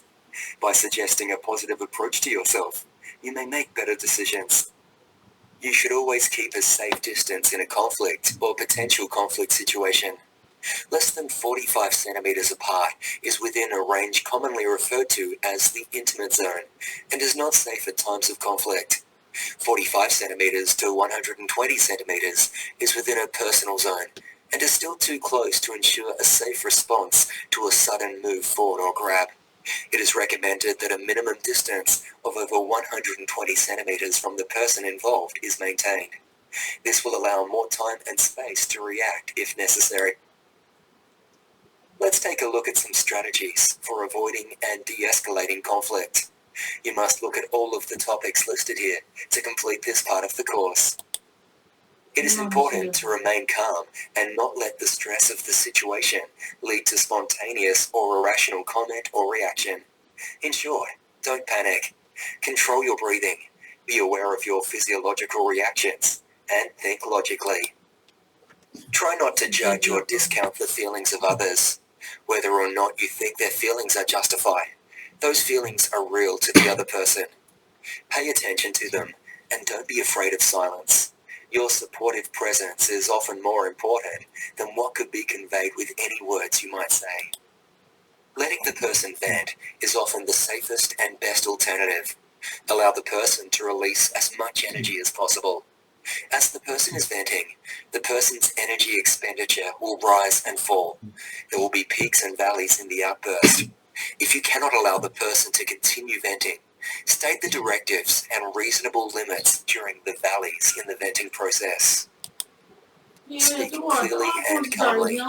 Do not make judgmental or condescending statements or comments. မဟုတ်ဘူး Be အဲ့ aware ဒါ of ကြောင့် the impact of words, နောက် the မှရှင်းပြမယ် context လား in which they are used. မ People ရ are ဘူးလေ diverse, ပြီး and တော့ a ရေးတင် comment ရ acceptable to one ဟုတ် person ဒါ can be deemed နောက်မှငါ offensive ပြော to သွားမယ် another. Non-verbal communication is important. ပုံပြ You နေ should နေ appear နေ neither threatening nor as a potential victim. ဘာလို့ဆိုတော့လောက်ရတဲ့လုံက With ဟိုဟာပြ hunched စ်တာက shoulders, လေးလေးလောက်ကိုဒါ looking လေ at the ground, ဟိုတကယ်ကိုဒါလေတက်ကလူကလုံတဲ့ cowering. ဒီလိုတွေတော့ဒါကြောင့်မလုံနိုင်ကြတာ Do တော့ not တော့ stand လူ with တွေ your ရလို့ shoulders ပါ back and chest out လုံနိုင် facing လို့ the ဒီလို person. That's just an aggressive posture. Relax your shoulders and turn slightly to one side, with hands open, not clenched in a fist. Use active listening skills. Listen and confirm understanding. The person might not fully understand what is happening or being said. Messages can be misinterpreted, and this can create confusion. Paraphrasing to check understanding helps to avoid misunderstanding. It shows the individual that what they are saying is being listened to and that it is important. Be aware of cultural, ethnic, and individual diversity and language when speaking to a person. Diversity goes beyond gender and ethnicity. Consider physical capability, age, sexuality, gender identity, and religion. Use observational skills and constantly monitor the situation and environment, looking for signs of escalation and escape routes. Avoid being drawn into areas that are difficult to get away from. For example, avoid backing into a corner. Leave escape routes for all parties. Remember that how the other person is perceiving the situation may lead them to fear an escalation and provoke a response if they feel that they cannot remove themselves. You've identified that you have entered a conflict situation. Your colleague is agitated and visibly upset. He is speaking with a raised voice and pacing around the room. Which of the following steps should you take to try to avoid conflict?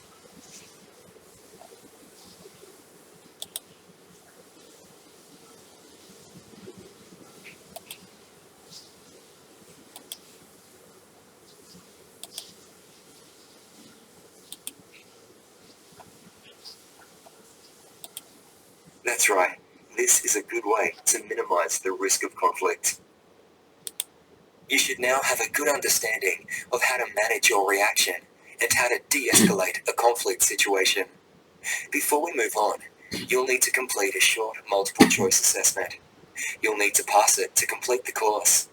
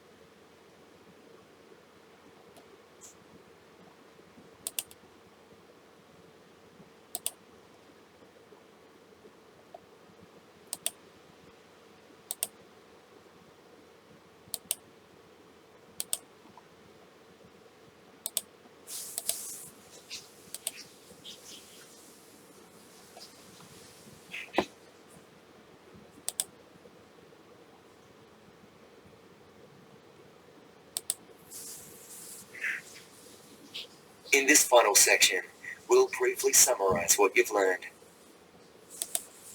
You should now have a good understanding of drivers and influences that can lead to and escalate conflict, the human body's reaction when faced with conflict, key signs of increasing tension in individuals, how to assess threat and risk using a logical threat and risk assessment model, some aspects of the law in relation to conflict, how to formulate strategies to minimize personal risk in conflict situations, and practical techniques to de-escalate and avoid conflict. Below are some useful sources that provide additional guidance and detail in support of the content of this course. The source content has been considered in the information provided and can be accessed through any reputable search engine. Well done, you have successfully completed this course. Remember, you can revisit at any time for refresher training.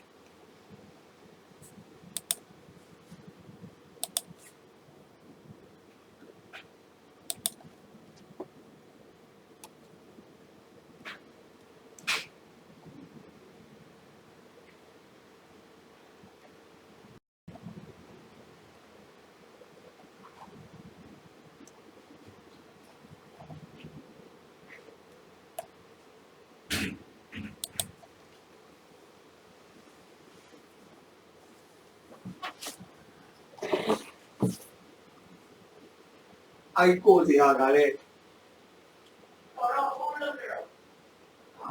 vẫn được mấy lúc là nó bắt đầu không nhầm thì lúc bây giờ rồi cô như thế thì mà bỏ được cái đó đi mất gì cả là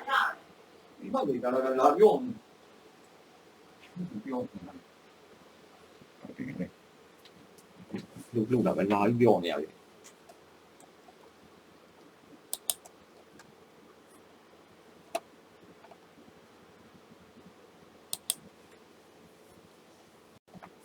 Welcome to Star Aviation's internal training video for Malaysia Airlines.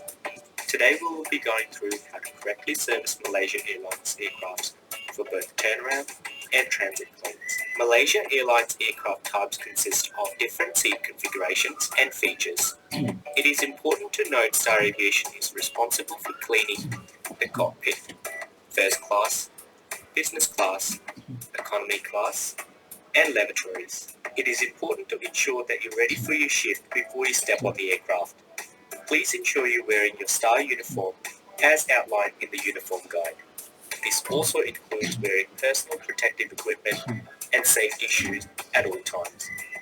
Please ensure all vacuums are fully charged and are available to use on the aircraft. Prior to commencing your shift, please ensure you have all the cleaning products required and ready to use on the aircraft. This includes any spray bottles, cloths, rubbish bags or vacuums. Before you step on the aircraft, you should be aware of your allocated cleaning section. Please note, if you finish your allocated cleaning section earlier than expected, then please ask your team leader what other tasks you can assist with to help out the team. It is important to note that cabin cleaning employees are required to collect all general cabin cleaning waste, including paper towels, used tissues, empty drink bottles, and food wrappers. As these items are classified as biosecurity waste, such items should be disposed of in biosecurity waste bags only. To reduce cross-contamination, red wipes are to be used for cabin lavatories only. Blue, green, or white wipes are to be used for general cabin cleaning sections such as tray tables, overheads, and other services. It's important to note all wipes once used are to be disposed of as biosecurity waste. For additional information, please refer to Star Aviation's Biohazard and Biosecurity Waste internal training video. When cleaning the cockpit, it's important to note this must be done in the presence of an engineer, captain, or Malaysia Airlines crew member. Please do not touch any controls or panels. If you're unsure where to clean in the cockpit, please speak to your team leader for assistance.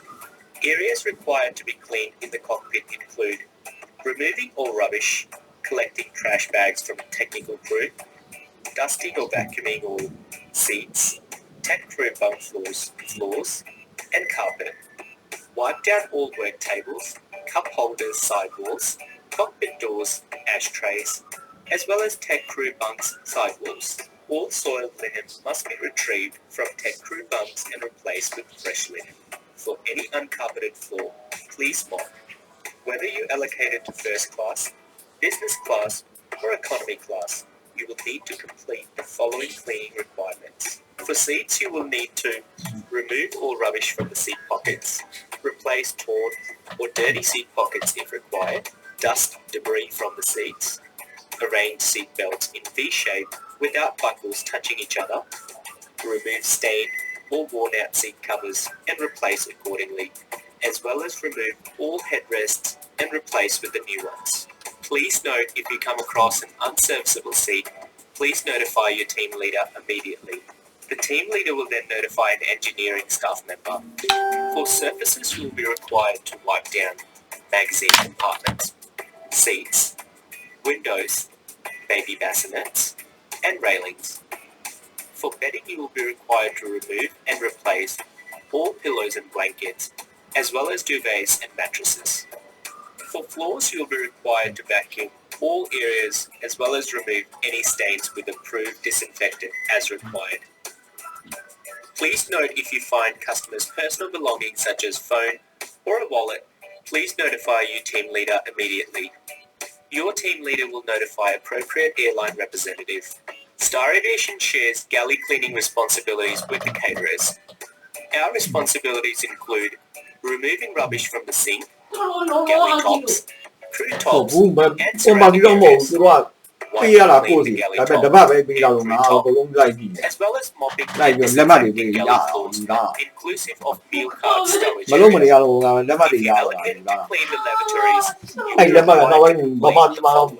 You'll need to clean the waste bins, surfaces, and toilets.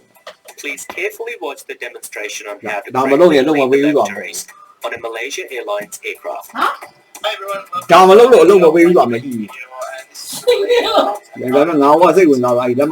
lavatories, there's two things that's very important. Make sure you have double glove your hands. The second thing, make sure you have the red chucks and you transplant. So when we start cleaning, everything like start cleaning, that means one place where we can actually spray surfaces. We start with the mirrors, we do a top to bottom up front, spray the mirrors. Paper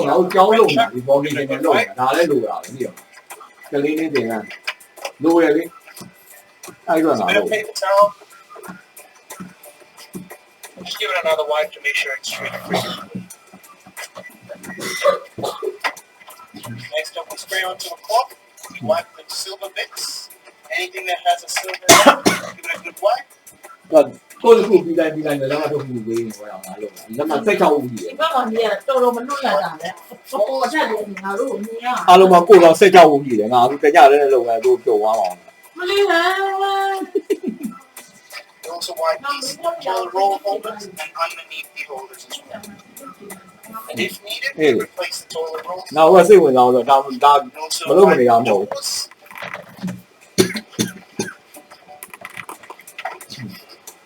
In general, around all areas that needs to be wiped.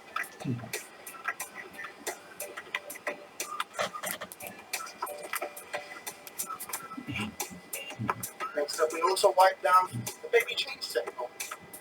Get on the table, give it a good spray.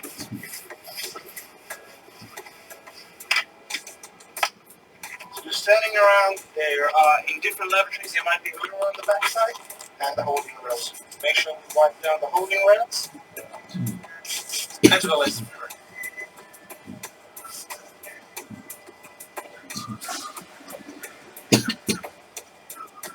We use a bit of paper towel just like before. Just to help give it a finishing touch. Good. Next up, we're going to wipe the toilet when it's around and also the toilet bowl. So spray a generous amount of Pond's Clean onto the chuck and also onto the surface area. If the top of the toilet's either white, top of the toilet's either white, sides, either side, Lift the toilet bowl. Dispose of any trash in the rubbish. Spray. Give a good wipe. Wipe the toilet seat. Lift the toilet seat. Underneath of the seat a good wipe, and also the actual seat itself.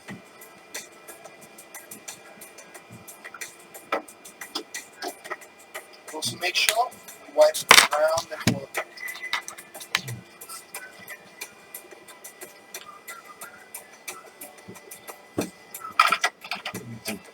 Once we finish cleaning, put a new liner for the seat to see if you find the toilet is damaged.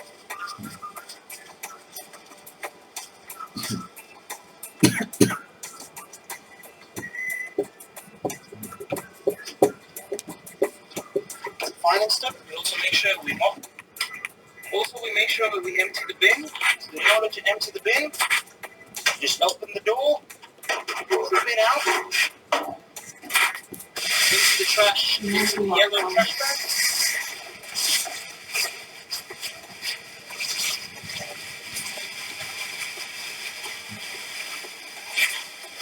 Spray the insides of the bin with a generous amount of TransClean or an air refresher or the deodorizer, and we'll replace the bin back in this one.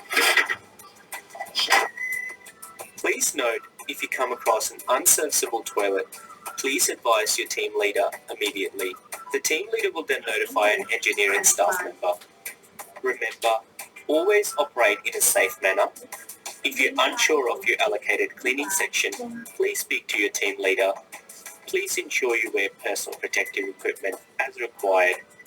Ensure when cleaning the cabin, you use the correct coloured wipes to reduce the cross-contamination, and dispose of all cabin cleaning waste in the provided biosecurity waste bags. Team leaders will then check the cabin from the back of the aircraft to the front to check teams' work and to make sure that the cabin is free from any rubbish and that all seats are allocated with pillow, blankets and headrests. Finally, the cabin will be sprayed with air freshener. Thank you for watching this video and for representing the Star brand. Using the information provided in the video, please answer the following multiple choice questions. When arranging Malaysia Airlines seatbelts, you must cross neatly or buckle the seatbelt in or form a V shape without buckles touching each other. Mama, hello.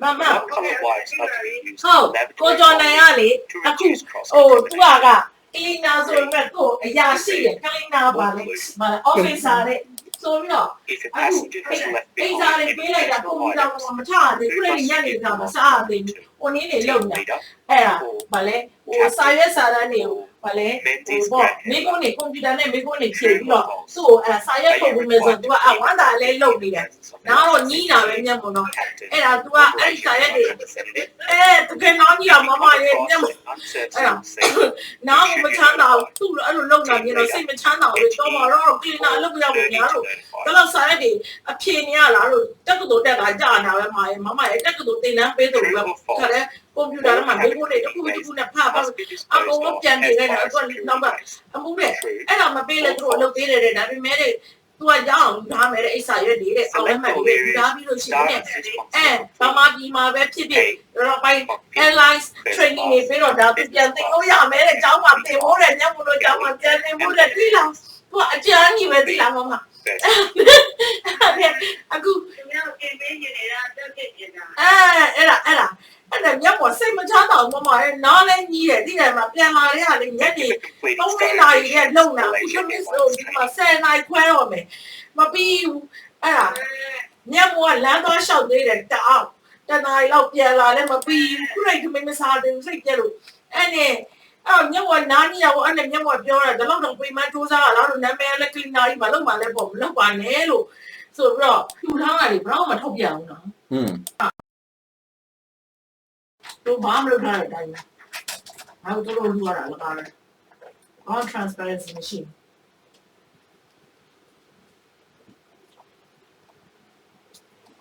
အဲ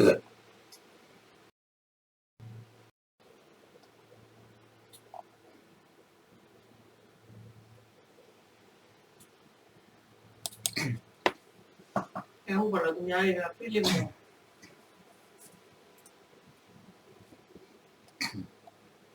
မော်လည်းဒေါက်တာပွဲရထားတာဟုတ် Welcome to Star Aviation for your alcohol and other drug awareness training.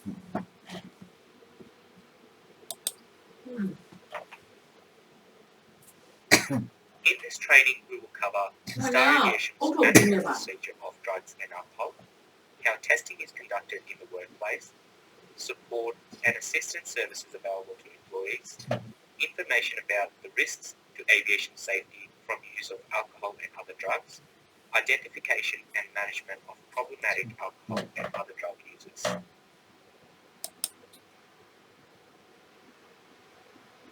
Module 1. Dance Overview.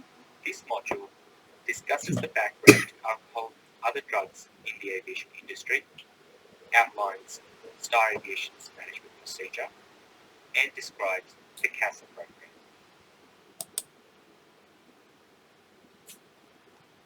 Why is alcohol and other drugs such a serious issue? In September 2002, a private Cherokee took off from Hamilton Island. The aircraft bank suddenly stalled and crashed. All 5 passengers and pilot died. Pilot error was identified. The post-mortem found cannabis and alcohol in pilot's system, which was considered a significant contributing factor. As a result of this tragedy, CASA has introduced legislation to manage alcohol and other drugs in the aviation industry.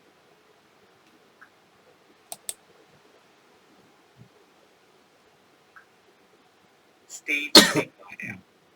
Steve has arrived to commence an early morning shift on the ramp after a night out celebrating a wedding. His workmates report that he smells of alcohol and seems uncoordinated. Steve's duties involve driving heavy equipment in order to load and unload the aircraft. His supervisor approaches him and agrees with their assessment. Steve is stood down, an alcohol and other drug test is arranged. The breath alcohol test shows high reading.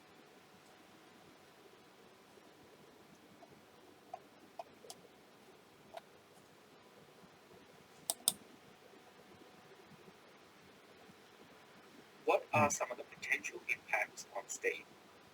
His personal safety, getting to and from work, his health, may have an ongoing problem with alcohol, his family, alcohol problems may affect his family. What are some of the potential impacts on Steve's workmates? Steve is at risk of causing an incident and may injure his workmates. Steve may be difficult to work with and irritable. He may not pull his weight, placing a burden on his workmates.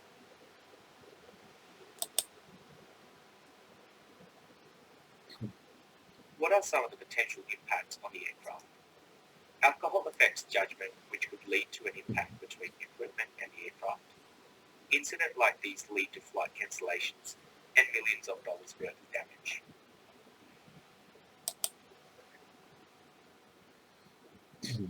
Potential impacts on the passengers, delayed flights, passenger safety if the aircraft damage goes unnoticed.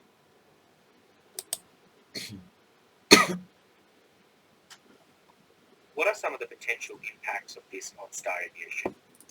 Injured employees, workers' compensation, cost of delays, equipment, aircraft damage, regulator investigations, legal ramifications, and damaged reputation.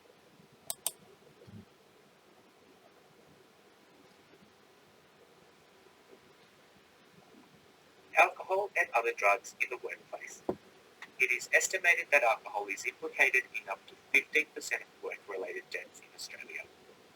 Drug use in Australia is rising and is associated with work injuries. A survey in 2007 found that 35% of Australians smoked at a minimum level, 19% had used cannabis, and 6% had used amphetamines in the previous year.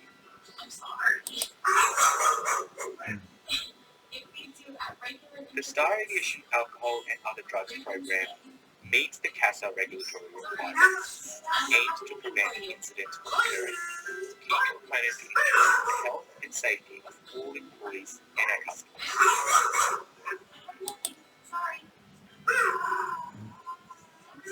Star Aviation commits to the highest standards of safe work conditions, complies with legal obligations such as CASA regulations and OHS legislation, provides information to employees, supports those employees who may have an alcohol and other drugs problem, provides managers with the support they need to manage employees who may be affected by alcohol and other drugs in the workplace. It includes a testing program to detect and deter the misuse of alcohol and other drugs. The Star Aviation alcohol and other drugs policy. Key messages. You must not be at work with alcohol or other drugs in your system. If you take a prescribed drug or over-the-counter medication, you must ensure that you manufacture your product safely and ensure your team leader is trained. More information is available on CASA website and the Star Aviation Safety Management System.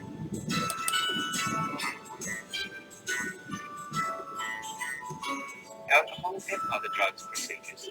The Drug and Alcohol Management Plan, also known as DAN, outlines detailed procedures around the alcohol and other drugs testing program, how to manage employees with positive test results, and employees identified as having alcohol and other drugs problems, assessment, treatment, and return to work procedures.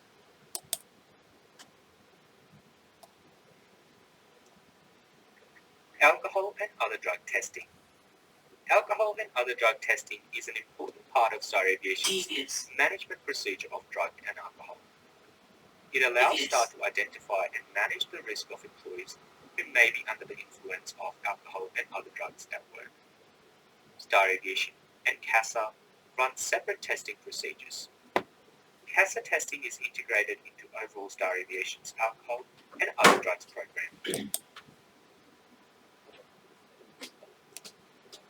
Take some time to read through the table that outlines the testing summary for both Star Aviation and CASA.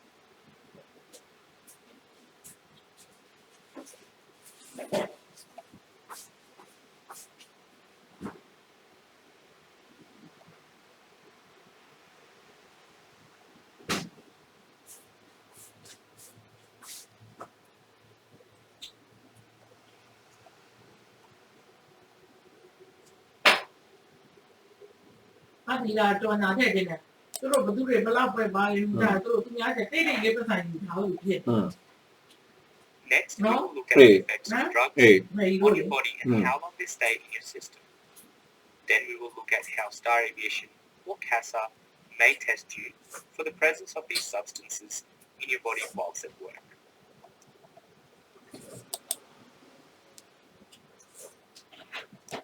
Module 2. Drug information. This module provides the definition of drug, outlines the effects of drugs, discusses prohibited substances, and cutoff levels.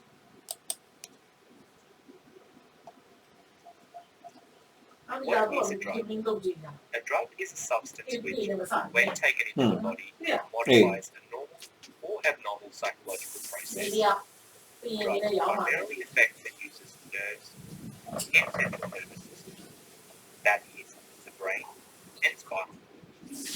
What we will cover: alcohol, opiates, cannabis, amphetamine, cocaine, and benzodiazepines.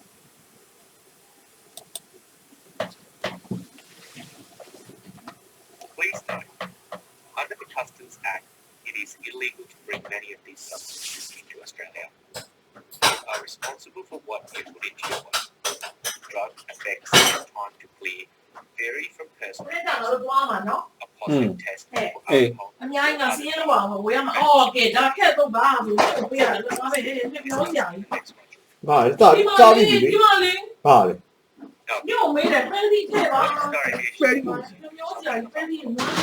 You must not consume alcohol.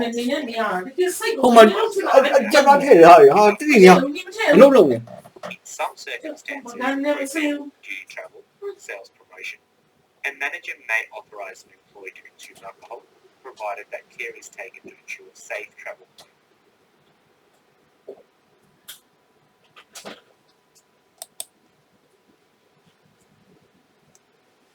Alcohol limits. The breath analysis must not show a reading above a certain limit. What do you think that limit is? 0.02% or greater. How many standard drinks does it take to exceed the limit of 0.02%? Only one standard drink is generally all it takes to exceed that limit. You will have a higher blood alcohol.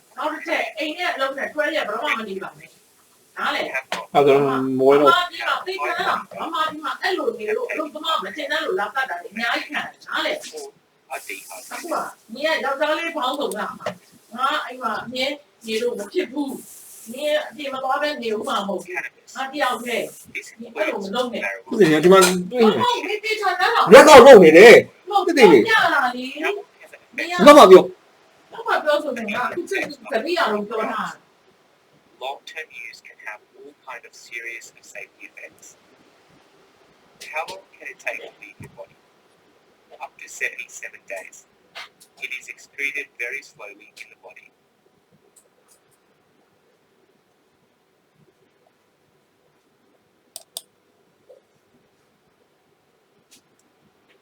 Cannabis case study.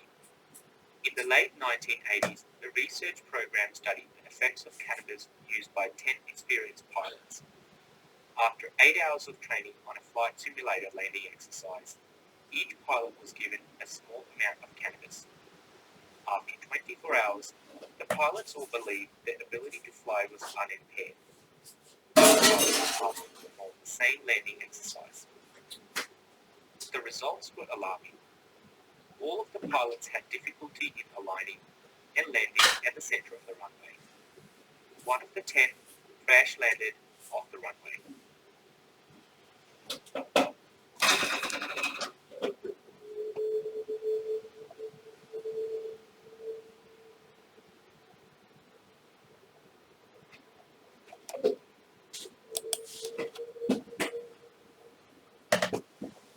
Cocaine includes crack and coke.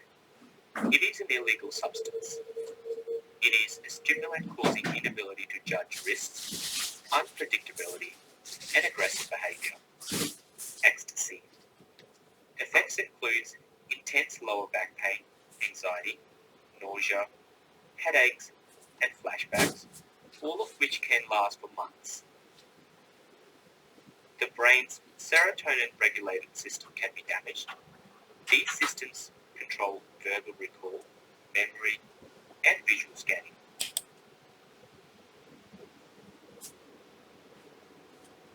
Opiates include heroin, morphine, methadone, pethidine, opium, and codeine.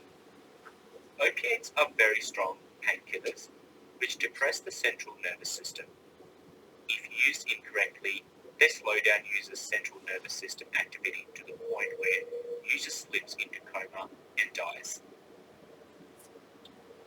Medications containing narcotic analgesics such as codeine may be detected.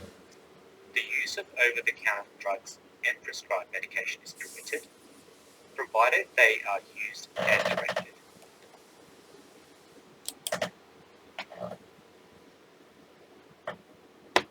Amphetamines include speed, uppers, designer drugs, ecstasy, PCP, pentamine, and ephedrine. Amphetamines are stimulants that cause effects ranging from hyperactivity to psychosis. Effects can last for a few hours to a few days. People react in different ways. Small doses in some people can produce a response similar to an overdose. မိမအိမ်မက်ဒီမိမကြားနေရတယ်နော်အဲ့ရမျိုးတော့လေတရားမှတ်တာလေဟာရငါကိုလေအဲ့လိုလည်းမြင်ဘူးဆိုရင်ဘယ်တော့ဖြစ်တော့တာအေးလေဟမ်တရက်ပဲထိုင်ငါမြင်တာဟမ်ဟုတ်ကဲ့ Used to induce sleep or relieve anxiety. Effects can last for 2 to a few days. These medications affect the ability to work safely. A user must not return to work until effects of drugs have passed.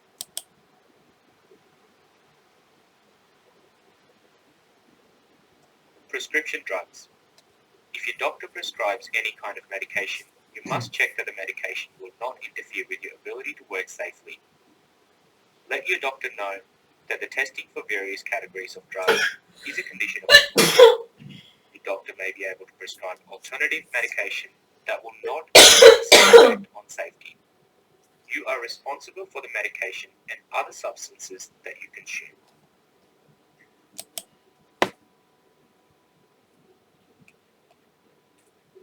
Over-the-counter drugs.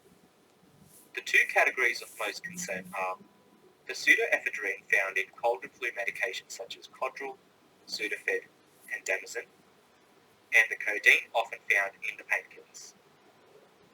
Alternatives that will return a negative test result include paracetamol for muscular and joint pain or headaches, aspirin for fever, nasal spray for congestion, and vitamin C.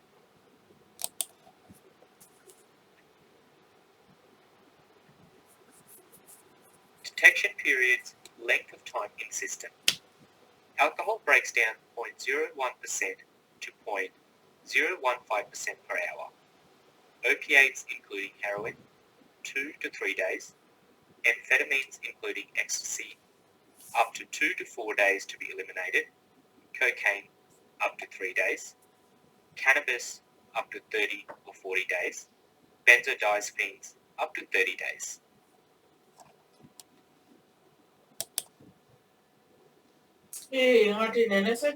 Threshold levels.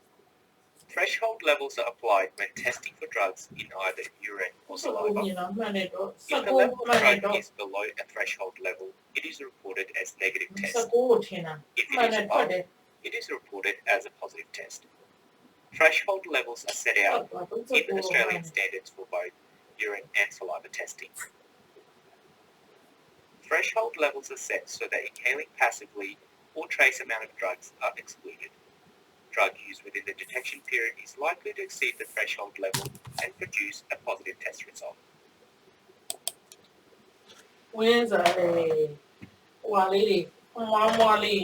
Summary.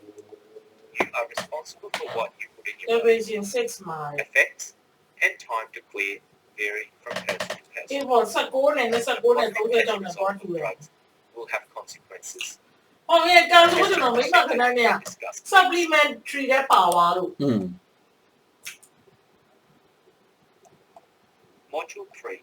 Testing procedures. procedure. This module outlines details of alcohol and drug testing conducted by both Star Aviation and CASA. It defines your rights and responsibilities.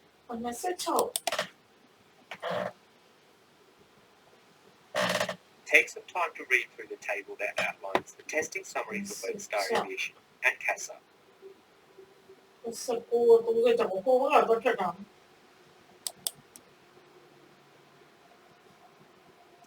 Who may be tested? Star Aviation employees and contractors who undertake safety-sensitive aviation activities may also be tested by CASA.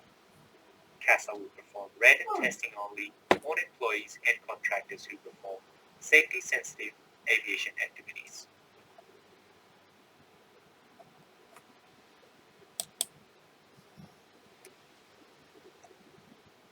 When will Star Aviation test?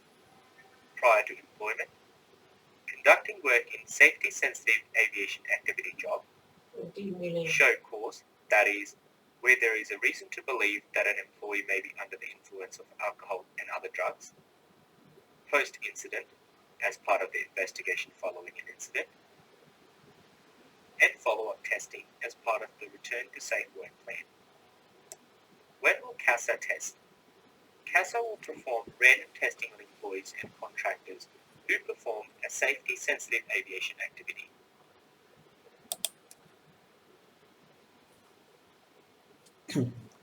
About testing.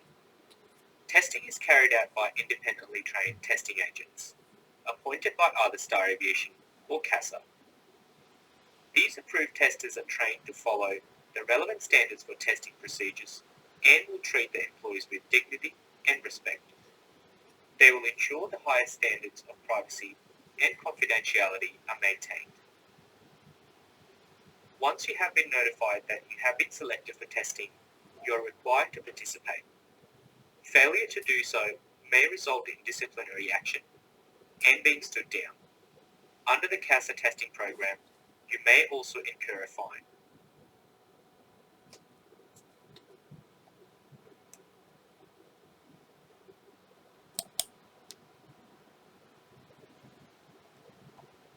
What will happen if you're selected for testing? You will be informed by your manager or supervisor that you are to undergo a test as well as the reason for the test, or notified directly by CASA testing personnel.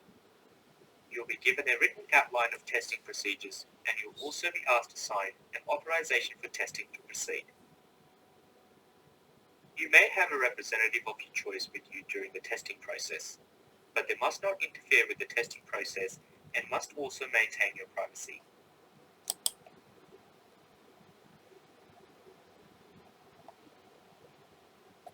Three types of testing.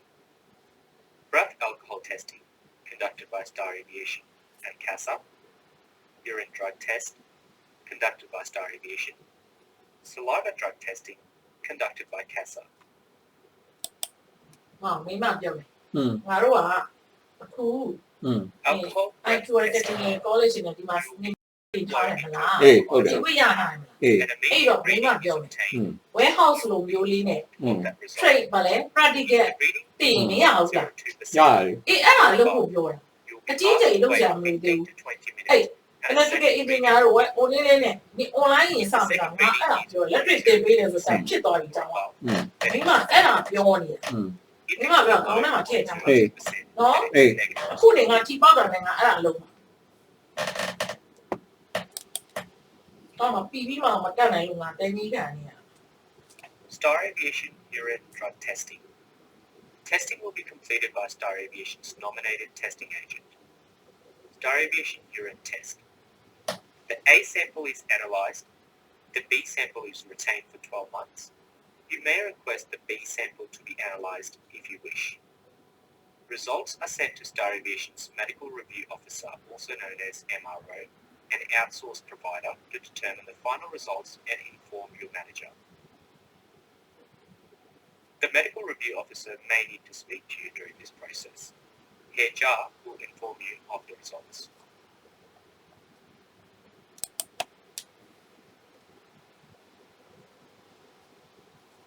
CASA saliva test, step 1, on-site. You'll be asked to refrain from smoking, eating, chewing or drinking for 10 minutes prior to the test. The approved tester will use a small swab to collect a saliva sample. The sample is tested on site for a range of prohibited drugs. The testing will provide positive or negative results for each class of drugs. You will be provided with a written statement outlining the result. If the result is negative, the sample is discarded and the test process is completed.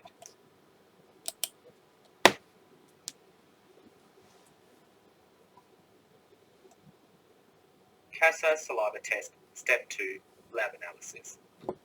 If the result is positive, the sample will be divided into two parts, A and B. The samples are sent to CASA lab under the chain of custody procedure to ensure sample security.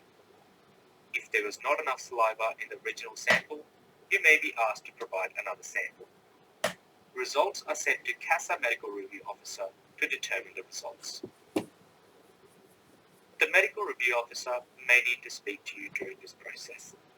You and Star Aviation will be informed of the final results by CASA medical review officer. If the result is negative, the sample is discarded and the test process is completed.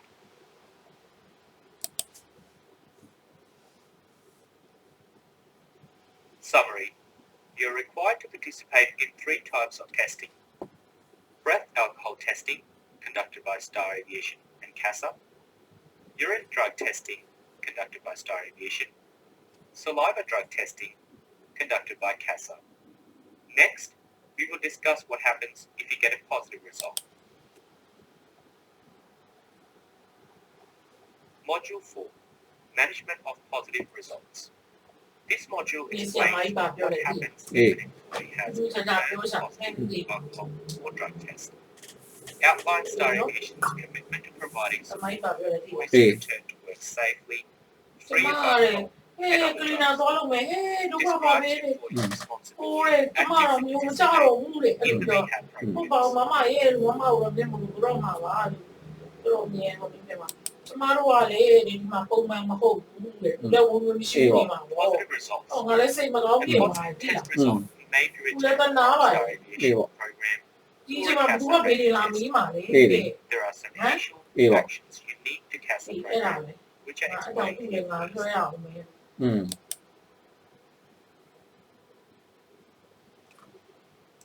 CASA on-site test.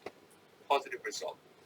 The CASA approved tester will inform you immediately and provide written documentation of the positive result.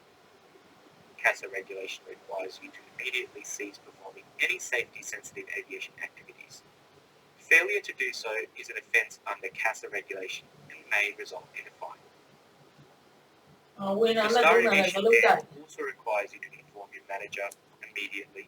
ဒီနေ့ငါပြောသေးဝယ်လာတယ်လေကြောနာ So your manager can ဘာလို့ဟိုနေ့ကငါပြောသေးငါဝယ်တာပဲလေ as required by Civil Aviation Safety Regulation Part 99 and ensure your own health and safety.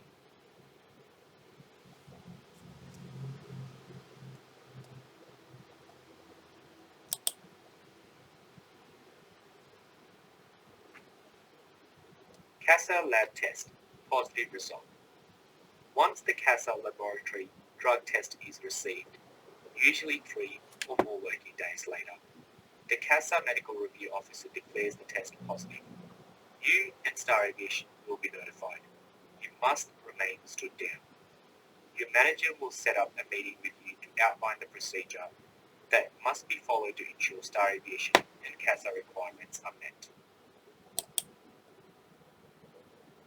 အဲ့ဒီက40ဝီလီက20ဟော50 60တော့ပြန်ပေးပါမယ်တိလား50 60တော့ပြန်ပေးပါနော်ဟိုနေ့ဈေးဝယ်ထားတာလေဟောပေးတော့ငါပတ်စံလေးနဲ့ငါဝယ်ရမယ် For allegations of the breach of the Star Aviation alcohol and other drugs policy. You will be given an opportunity to respond and provide explanations. You should consult your doctor if appropriate. You will be informed that you may ask to have B sample analysed at an accredited lab of your choice if you wish.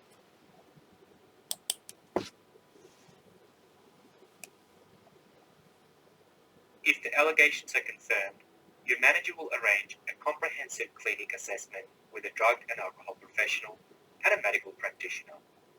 Stand-down arrangements will remain in place. The clinical assessment is required by CASA before you can return to work.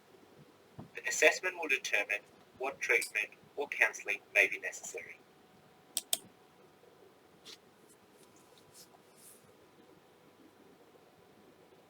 Treatment and rehabilitation. You will be required to undertake any recommended treatment and rehabs. You may be able to return to work before it is completed if cleared to do so by your treating professionals. You will be responsible for any further costs associated with the treatment, such as inpatient treatment, ongoing counselling, or clinical services.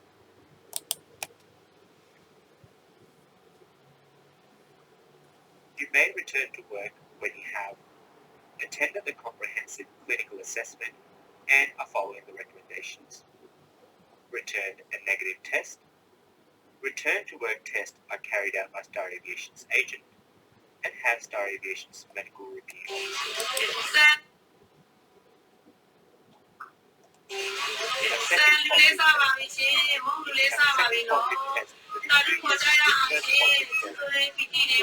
not comply with the return to work requirements, the same process is repeated. You may return to work again under similar conditions. However, you will also be given a letter of final warning from your manager informing you that disciplinary action or termination may occur if you breach alcohol and other drugs policy another time.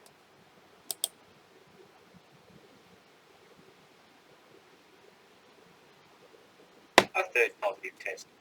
Star Aviation has attempted to help you overcome your alcohol or other drugs misuse and has reasonably inspected your corporation in the rehab program. If you have a third positive test within the 2 years of your last positive test, or you fail to comply with your return to work requirements, Star Aviation can no longer support your being in the workplace, as the risk of your continuing alcohol and other drug misuse poses an unacceptable safety risk to Star Aviation employees and customers. You will face disciplinary action up to and including termination of your employment. Example 1. Craig. Craig, a Star Aviation engineer, underwent a CASA random drug test and tested positive for marijuana. The CASA approved tester informed Craig of the positive test result immediately. He was also given a written report documenting the positive result. As Craig performs his job in safety-sensitive aviation area, he ceased work immediately and notified his manager of the positive test result. Craig's manager arranged for safe transport home to wait for the results of confirmatory lab test. The CASA MRO declared a confirmed positive test. Craig's manager Michael contacted him to arrange a resolution meeting. During the meeting, Craig admitted that he occasionally smoked marijuana. He chose not to have his B sample tested. Michael explained to Craig that he would arrange a clinical assessment with an alcohol and other drug professional and a medical practitioner, and that the stand-down should continue. Craig used some of his annual leave to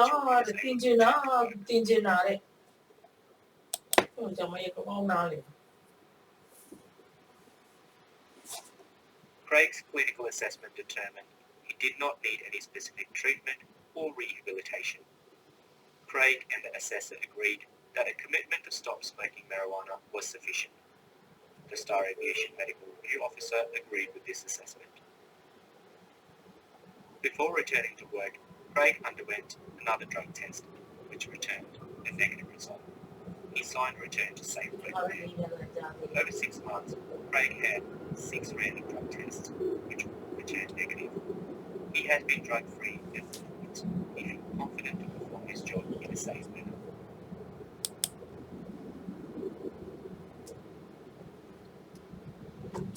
Example 2. Alex. Alex, a cabin instructor, had a minor vehicle collision on her way back to work from lunch with some colleagues. A routine alcohol and other drug test was conducted by Star Aviation. Alex's blood alcohol concentration was 0.06%. A second breath test was given 15 minutes later and showed her blood alcohol concentration level to be 0.52%. Since the result was positive, Alex was stood down and her manager arranged for a taxi to take her home.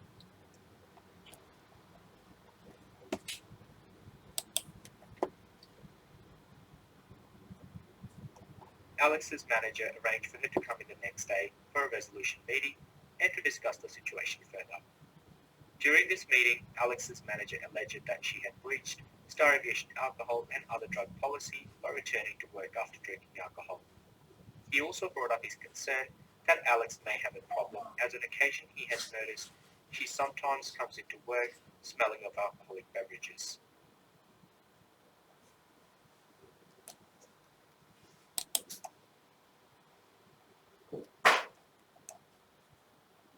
Over the next 6 months, Alex had 6 random alcohol tests, which all returned negative results. She has now learned how to moderate her alcohol intake. Both her general health and performance at work have improved significantly.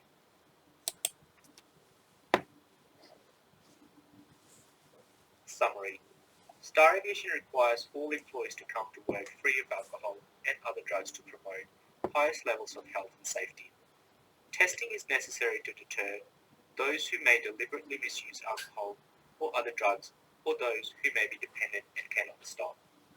The Star Aviation program has already been successful in helping many employees to return to work safely and live healthier lives free of their dependency on alcohol and drugs.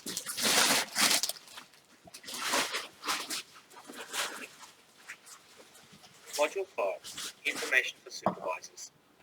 The first 4 modules describe how Star Aviation's alcohol and other drug program applies to you as an employee. This module emphasizes the pivotal role the supervisor can play in ensuring health and safety and welfare of their team. Describe your role as a supervisor in alcohol and other drug program.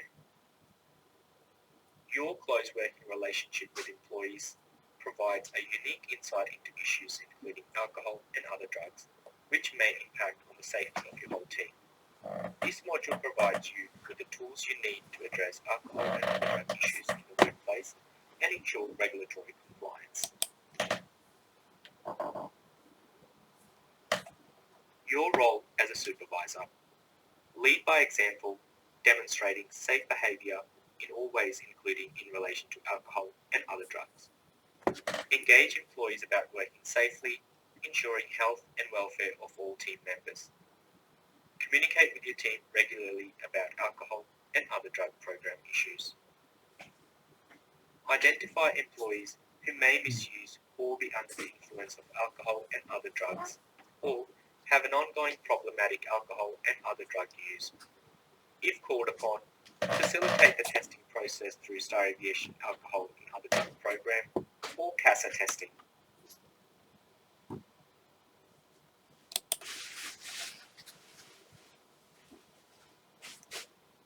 Possible behavioural indicators: absenteeism, withdrawn socially, poor work performance, conflicts with other employees, short fuse or easily angered, family or relationship problems, multiple medical problems, and depressed.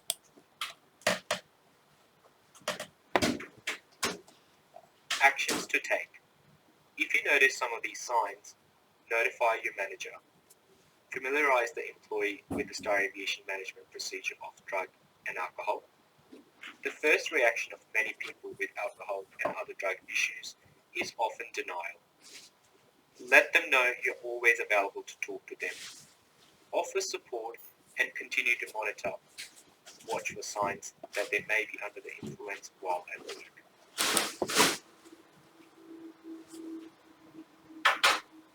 If the employee admits to a problem, seek your manager's assistance. The employee must be stood down until they can satisfy CASA and Star Aviation requirements for return to safe work, including comprehensive assessment, treatment, rehabilitation, and a negative test.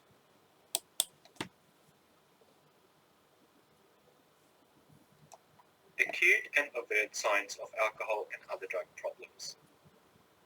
Observed use of alcohol and other drugs, smell of alcohol on breath, unusual or aggressive behaviour, poor balance or unsteady feet, poor coordination and slowed reactions, slurred speech, fluctuating mood, illogical, strange responses to questions or directions, confused, difficulty understanding and connecting thoughts, sweating, very dilated pupils.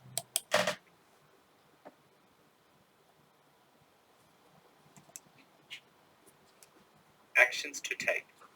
If you notice these signs, you should ask for someone else's opinion. Example, another supervisor, manager, OHS, or people. In many cases, other employees may have already brought this to your attention. When the signs of intoxication are verified by two or more witnesses, you have more confidence in taking action. Speak to the employee immediately to assess their condition and notify them of your concerns.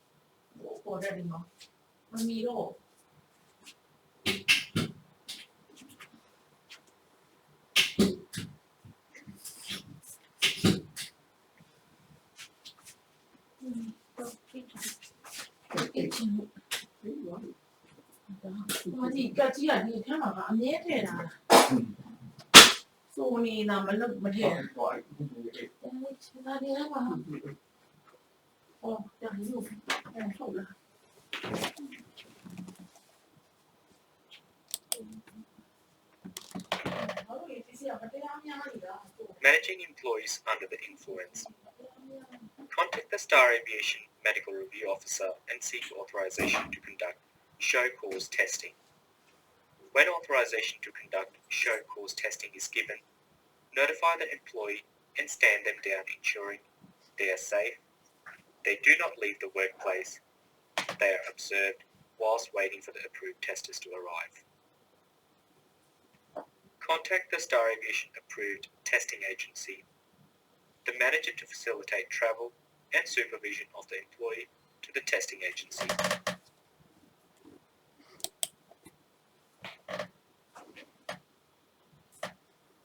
Show cause testing negative result. The employee must be referred for fitness for work assessment with a local medical centre before they can attend to work. The signs which initiated the testing may lead to concern about fitness for duty. Also, the signs may sometimes be caused by medical conditions.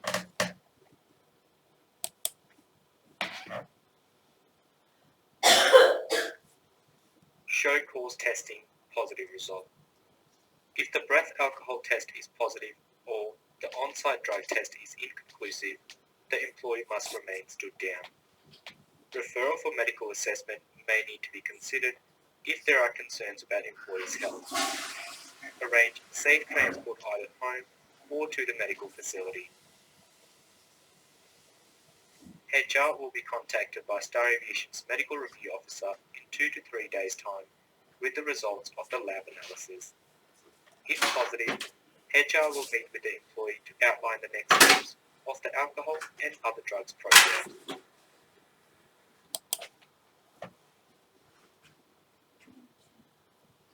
Post-incident testing. A post-incident test must be carried out when employees are involved in a workplace incident which meets either the Star Aviation or CASA definitions. Star Aviation definition incident. All operations. An unplanned event resulting in or having a potential for injury, ill health, damage, or other loss.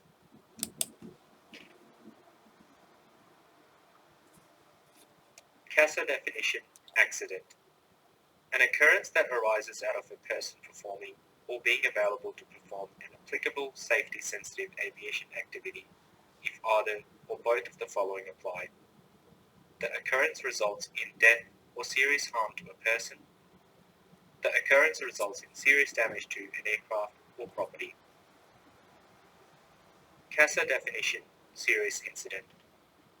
An occurrence that arises out of a person performing or being available to perform an applicable safety-sensitive aviation activity if either or both of the following apply. The occurrence give rise to a danger or death or serious harm to a person. The occurrence gives rise to a danger or a serious damage to an aircraft or property.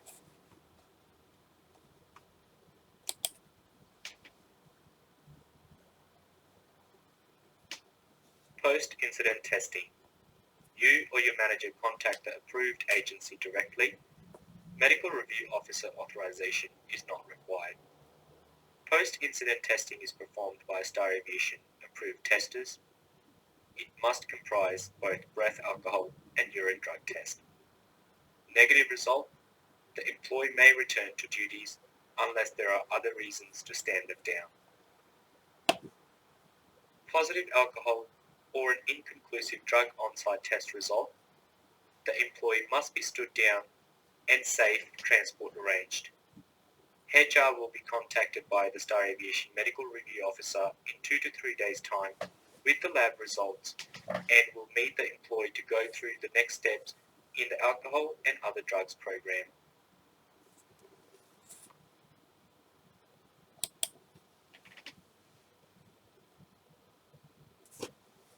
CASA random testing. Your role. Identify a suitable location for testing. Facilitate the arrival of the CASA approved testers. Assist with the random selection process if requested. Assist with notifying employees for testing. Remain available to assist CASA testers.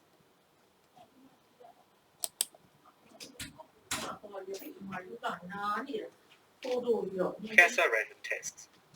CASA approved testers are not required to and therefore may not notify you of the results of the on-site test breath alcohol and saliva drug performed on your team.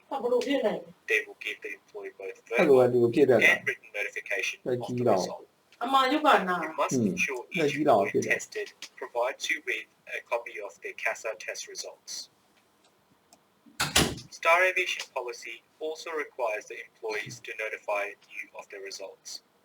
If positive, the employee must be stood down and safe transport home arranged.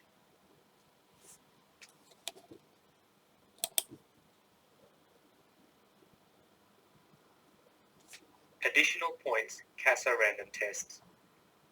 Employees should be reminded that it is an offence under Civil Aviation Safety Regulation Part 99 for them to either refuse to undergo testing or to continue to work in safety-sensitive aviation activities following a positive test. Your manager will receive the result from CASA of the lab drug testing in a few days and will then meet with the employee to outline the next steps in the Star Aviation Alcohol and Other Drugs program.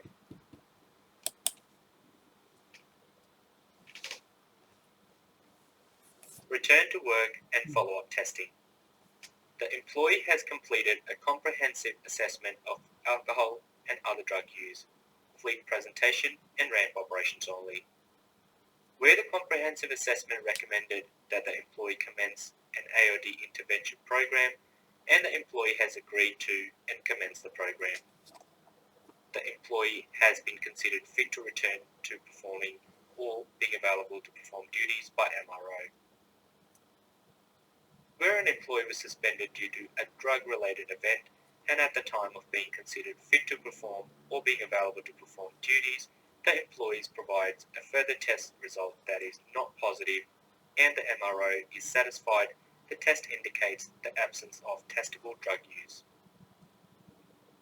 Where an employee was suspended due to an alcohol-related event and at the time of being considered fit to perform or being available to perform duties, the employee records a further test result that is not positive and makes available that test to Star Aviation Services.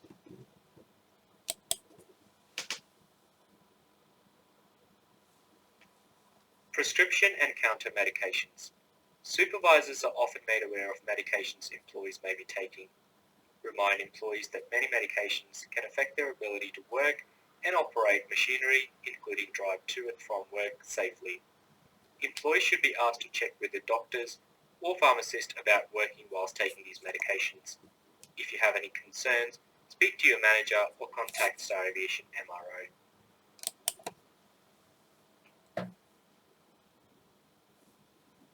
Summary. Recognize and assist employees who may be under the influence or have a problem with alcohol and other drugs. Initiate the show cause testing process and facilitate other testing such as post-incident and follow-up testing. Manage the initial results. Involve your manager to ensure employees are managed through the Star Aviation Alcohol and Other Drugs program.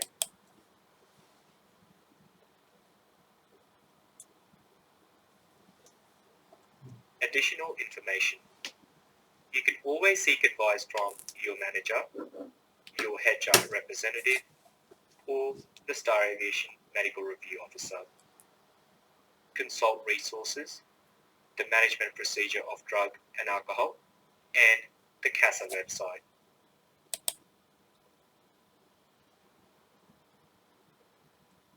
Thank you for completing Star Aviation's Dam Awareness Training.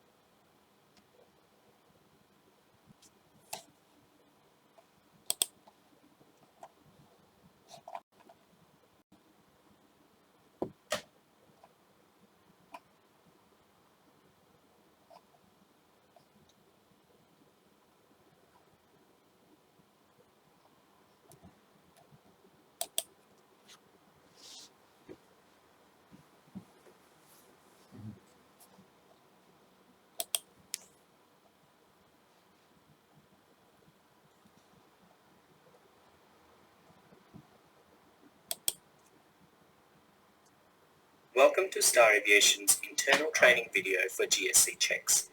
At Star, our teams utilise several GSC items to provide ground handling services to airlines and passengers across Australia. Today we will be going through how to correctly conduct GSC checks for equipment such as belt loaders, tugs, high lift trucks, vans and wheelchairs. As an employee at Star, you have a responsibility to take reasonable steps to ensure the safety of yourself and others. This includes following instructions as outlined by your manager, as well as complying with Star's policies and procedures, such as Star's safe work instructions and safe operating procedures. Today we will go through some basic serviceability checks for a tug as part of our daily GSC checks. Start with a full visual check of the unit, looking for any obvious signs of structural damage, tire pressure and condition, any leaks or spills, or any loose wiring. Once satisfied, check the controls to make sure the battery levels are sufficient, lights and beacons are fully functional, reverse warning is working, and finally, drive the tug reverse and forward, ensuring brakes are fully engaging. Please remember to report any defects or damages to your manager or team leader immediately. As part of the daily serviceability checks for a belt loader, walk around the unit and perform all the visual checks, ensuring serviceability of the fire extinguisher, leaders are fully functional, aircraft protection such as rubber buffers are not damaged, brakes are engaged, tire pressure and condition, check the fuel gauge, and general condition of the belt.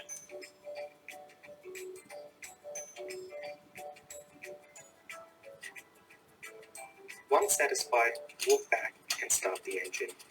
Check to make sure that all the controls are fully functional by raising the unit and lowering it. And finally, check that the emergency stop buttons are fully functional. Please remember to report any defects or damages to your manager or team leader immediately. As part of the daily serviceability checks for high lift trucks, conduct a 360-degree walk around of the high lift to identify any damage or defects. Prior to conducting the walk around, please ensure that the chocks are fully secure and it is safe to conduct the checks. In particular, perform visual checks ensuring there is no obvious signs of any structural damage, tire pressure and condition, any leaks or spills, or any loose wiring. Check the engine oil level, check that the indicators are working, and that the brake lights are fully functional. High lift truck drivers must complete driver's daily checklist and are required to report any defects or damages to the manager or team leader immediately.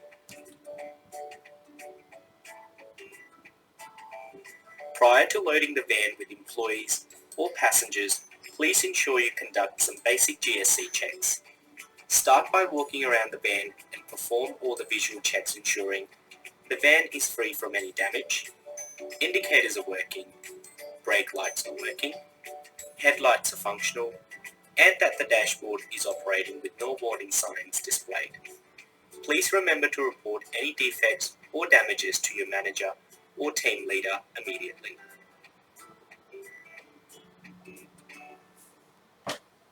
Prior to assisting a passenger, wheelchairs must be checked to ensure they are fully functional. Begin by squeezing the hand release to engage the wheels and disable the brake. Maneuver the wheelchair back and forth to ensure the wheels are fully functional. Test the wheelchair brakes. Visually inspect the footrest, handrest, and the seat belts. Please remember to report any defects or damages to your manager or team leader immediately.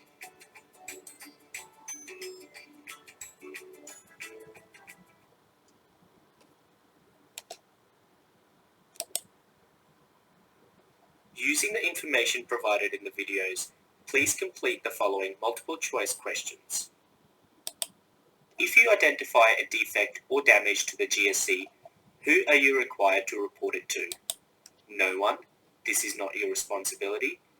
Team leader or manager, or Star Aviation HR.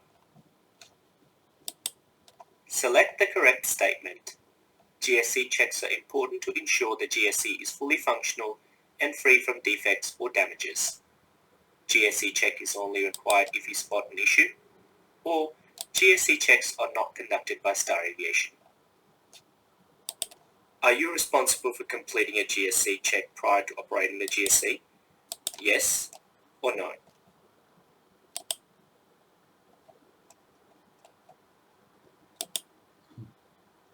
Thank you for completing Star Aviation's training for GSE checks.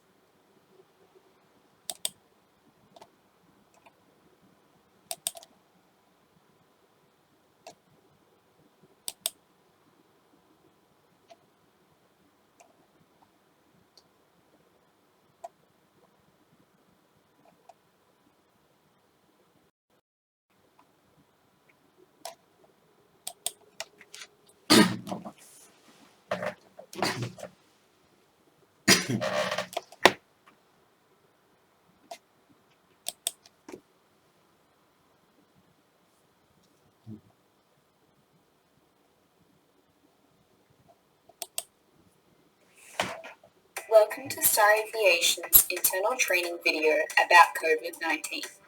At Star, the safety of our people, our clients and their customers is paramount. With the current challenges of COVID-19, it is imperative that you understand what you can do as an individual to reduce the risk of transfer of infection.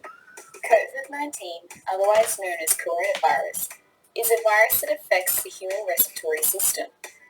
Common symptoms of COVID-19 include a fever, a cough, a sore throat, and/or shortness of breath.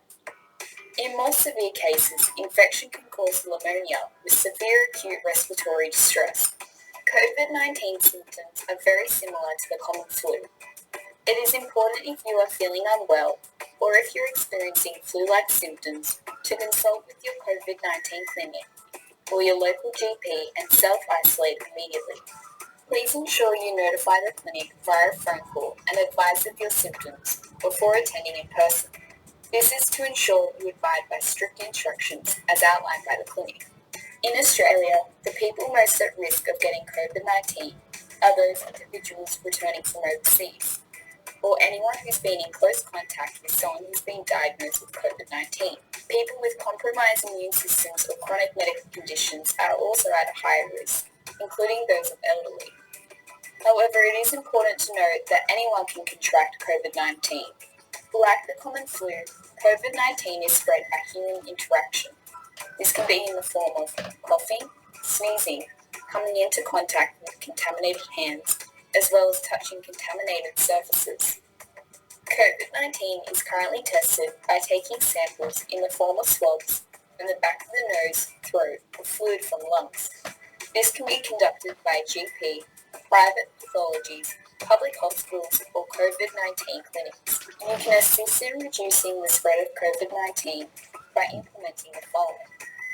Frequently wash your hands with soap and water for 20 seconds or use an alcohol-based hand sanitizer.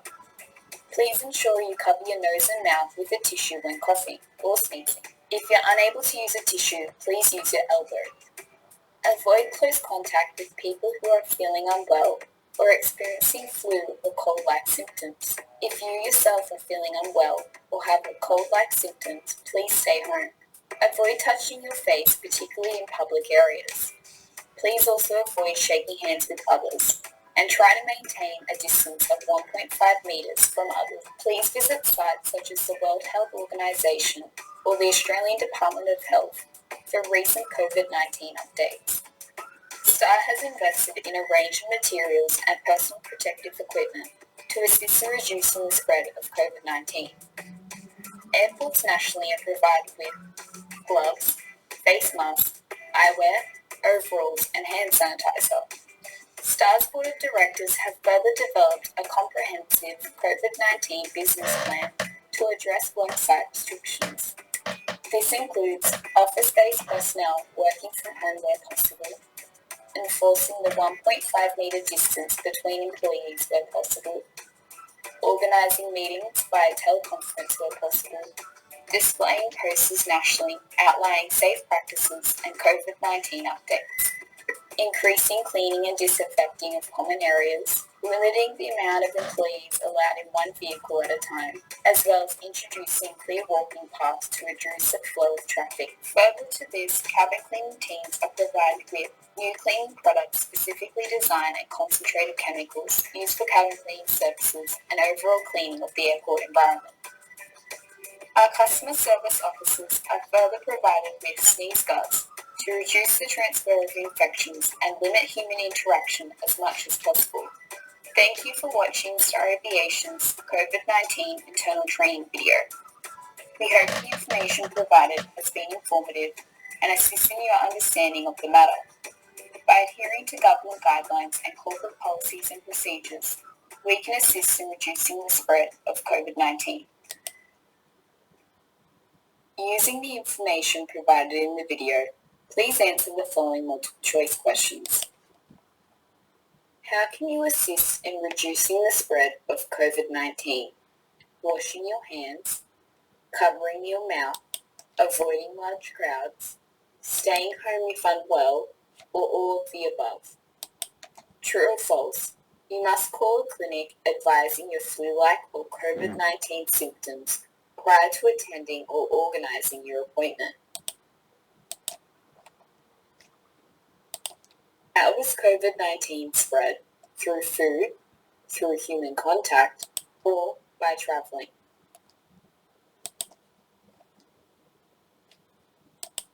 Who can contract COVID-19? Anyone, the elderly, or travellers only?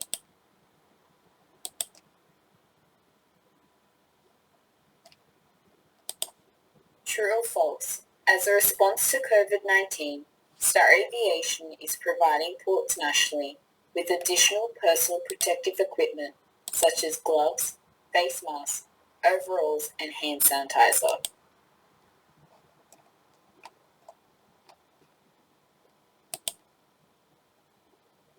Thank you for completing Star Aviation's COVID-19 training.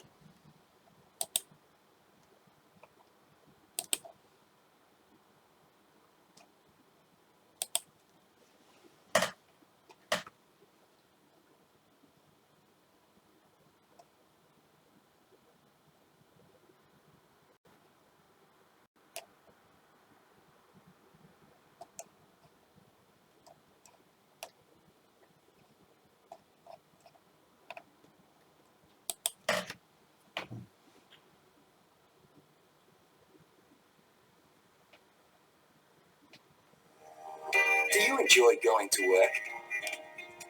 Maybe there are days you dread. Or maybe there are chats you love. And meetings you loathe. Or maybe it's the other way around. What is your perfect workplace? A positive workplace might have different details for everybody, but the result should be the same. An optimistic workforce with employees who feel empowered and enjoy coming to work. It means more collaboration, creativity, productivity, and profitability. The happier people are to be at work, the better customer service will be. The better the culture, the greater your company's reputation and recognition. Everybody wins in a positive workplace culture.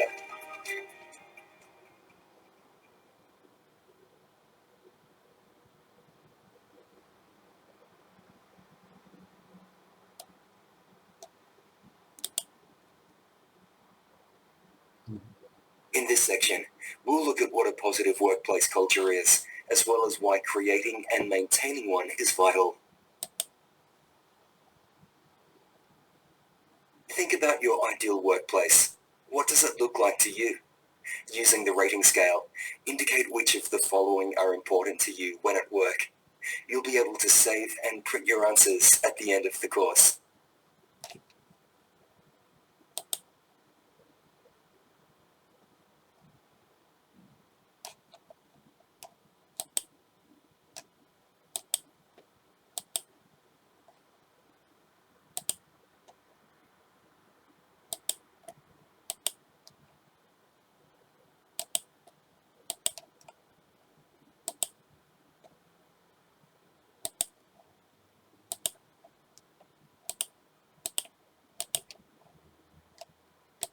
Consider your answers. Would your workmates and colleagues answer differently? Regardless of the details, a positive workplace culture is an environment where people enjoy working with each other while maintaining a productive, high-quality work output. The positive workplace culture can create optimism, empower employees, and increase enjoyment and gratitude at work.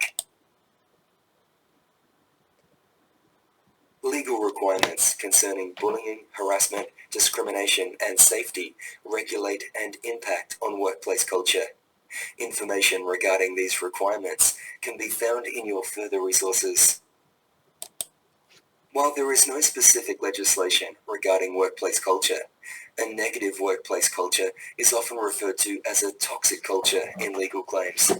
Toxic workplace cultures are often cited in instances of alleged bullying and harassment, unfair dismissal, discrimination and adverse action, a lack of workplace safety, or workers' compensation claims related to workplace stress. A toxic workplace culture can contribute to a high employee turnover rate, a tarnished reputation, recruitment difficulties, and stressed, unproductive workers, all effects that any employer would want to avoid. Different actions and behaviors can all contribute to your workplace culture. In this activity, have a look at the following actions and identify which contribute to a positive or negative workplace culture. Drag each behavior onto the type of workplace it contributes to. Correct options will remain, while incorrect selections will bounce back.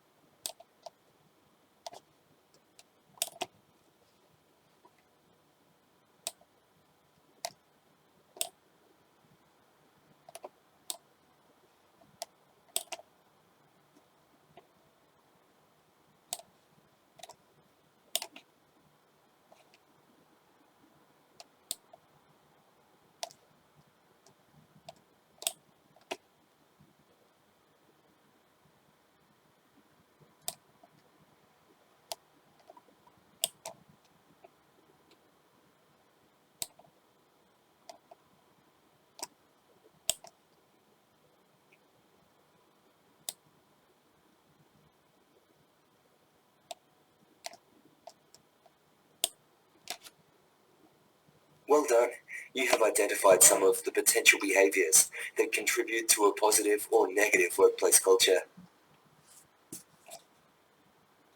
Take time to think about what is suitable in your workplace. Do you work in an environment where a friendly level of competition is suitable? Do you often have a conversation in the room, or is it typically quiet? The context of your workplace is vital to establishing culture. You should now have a good understanding of what a positive workplace culture is, as well as what a difference culture can make to a workplace. Before we move on, you'll need to complete a short multiple choice assessment. You'll need to pass this assessment to complete the course.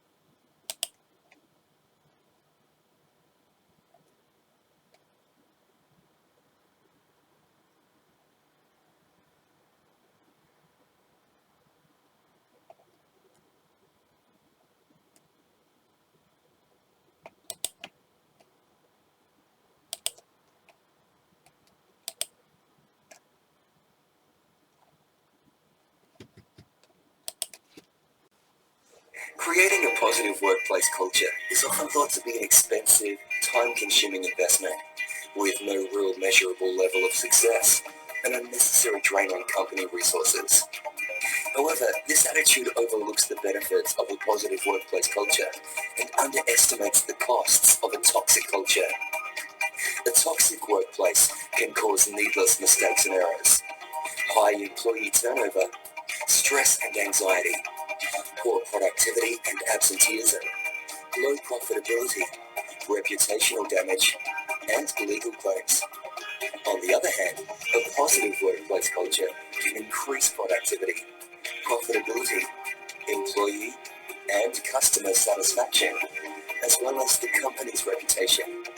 These are all identifiable, measurable impacts of workplace culture.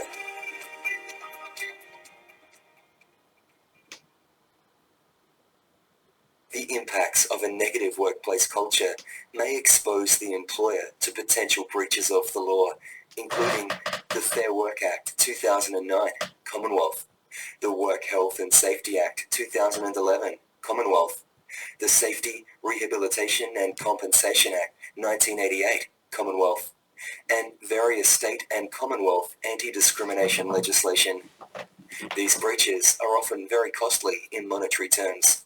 A negative workplace culture can also lead to an increase in workers' compensation costs and premiums brought under workers' compensation legislation. Understanding your current workplace culture is vital. Acknowledging elements that make your workplace better is just as important as acknowledging things that make it toxic. Consider your own work environment and type your response to each question in the appropriate field. You'll be able to print out your responses at the end of this course and use the information for your own professional development.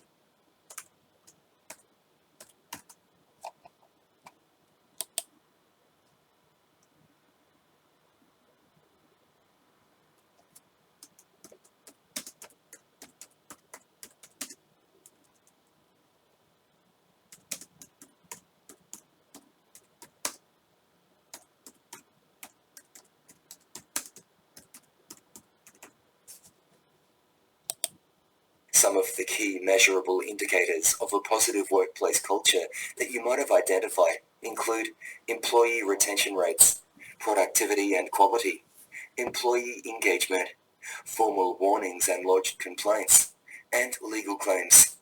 Once you have identified some of the key measurable indicators in your workplace, consider whether or not you think they're at a healthy level.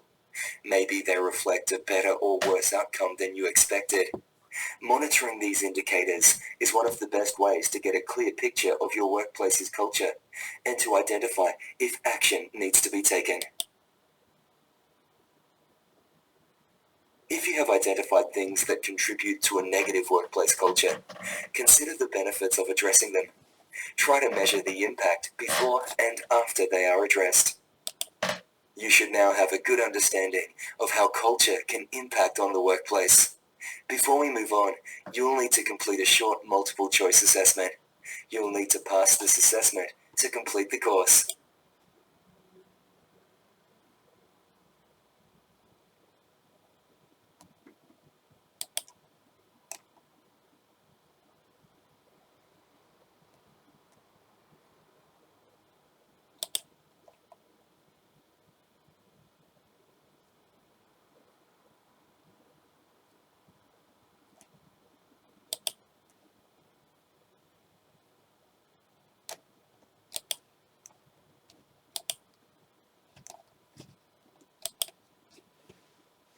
Every workplace culture is different, filled with different people, objectives and industries. There's no one-size-fits-all approach that develop a positive culture. However, there are general steps and behaviours that allow for a higher chance of creating a positive workplace culture. 5 key determinants that contribute to a positive culture are a focus on people, positive communication, employee feedback, a clear understanding of the purpose and vision of the employer and employees, and humour.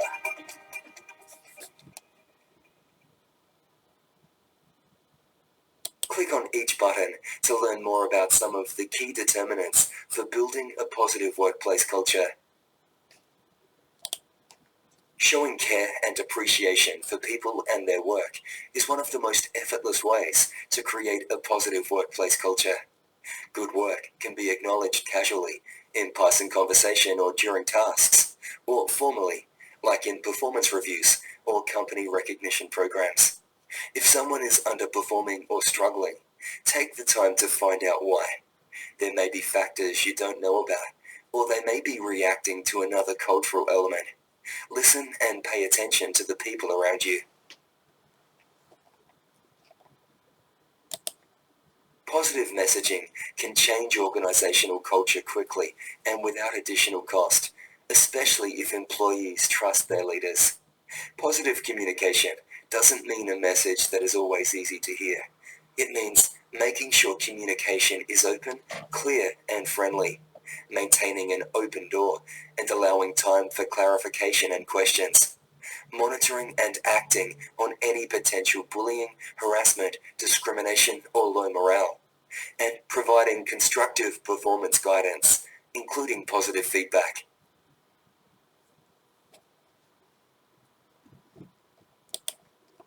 Two of the most important human needs are to be heard and understood.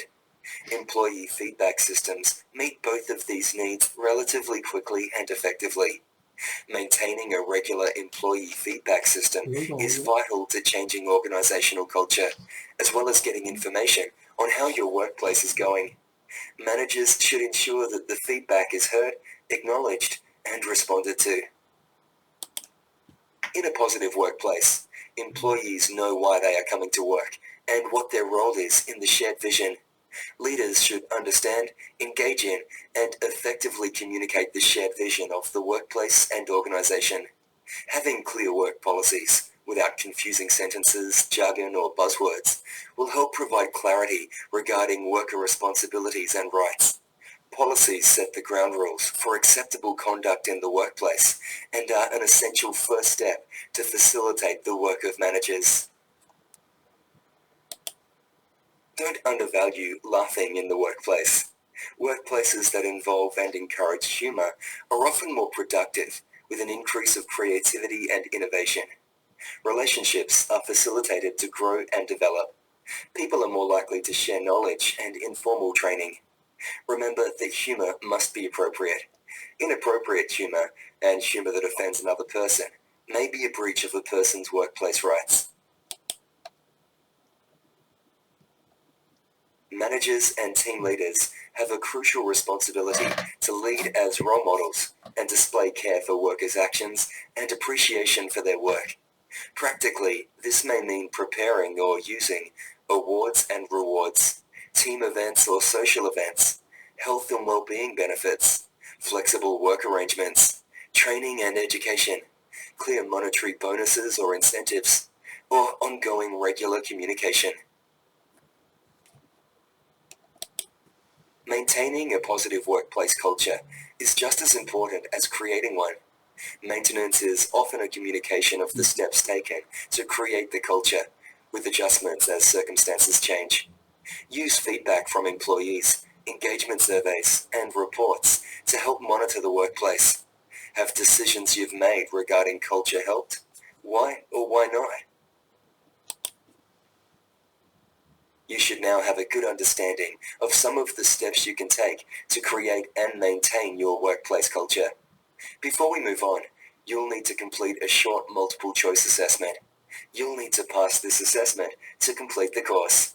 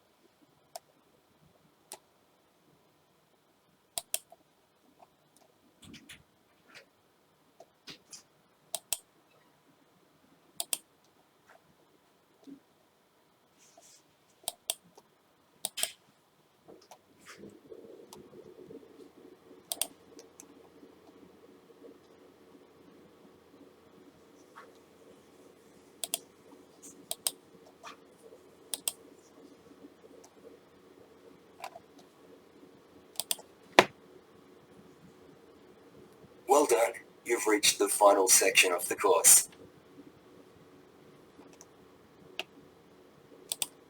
This course covered what a positive workplace culture is and why it's vital to your organization, how workplace culture impacts on everybody in the work environment, and practical steps that can be taken to create, maintain, or improve workplace culture. Throughout this course, you have been asked to self-reflect and provide input regarding the content in the course.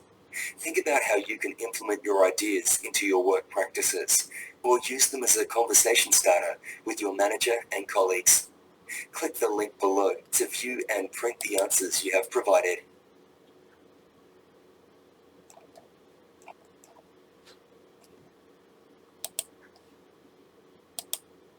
Well done, you have successfully completed this course. A number of printable posters for your workplace.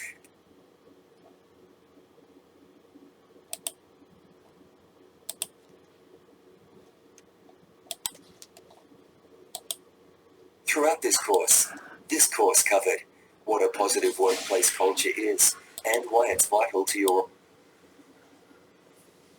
Well done, you've reached the final section of the course.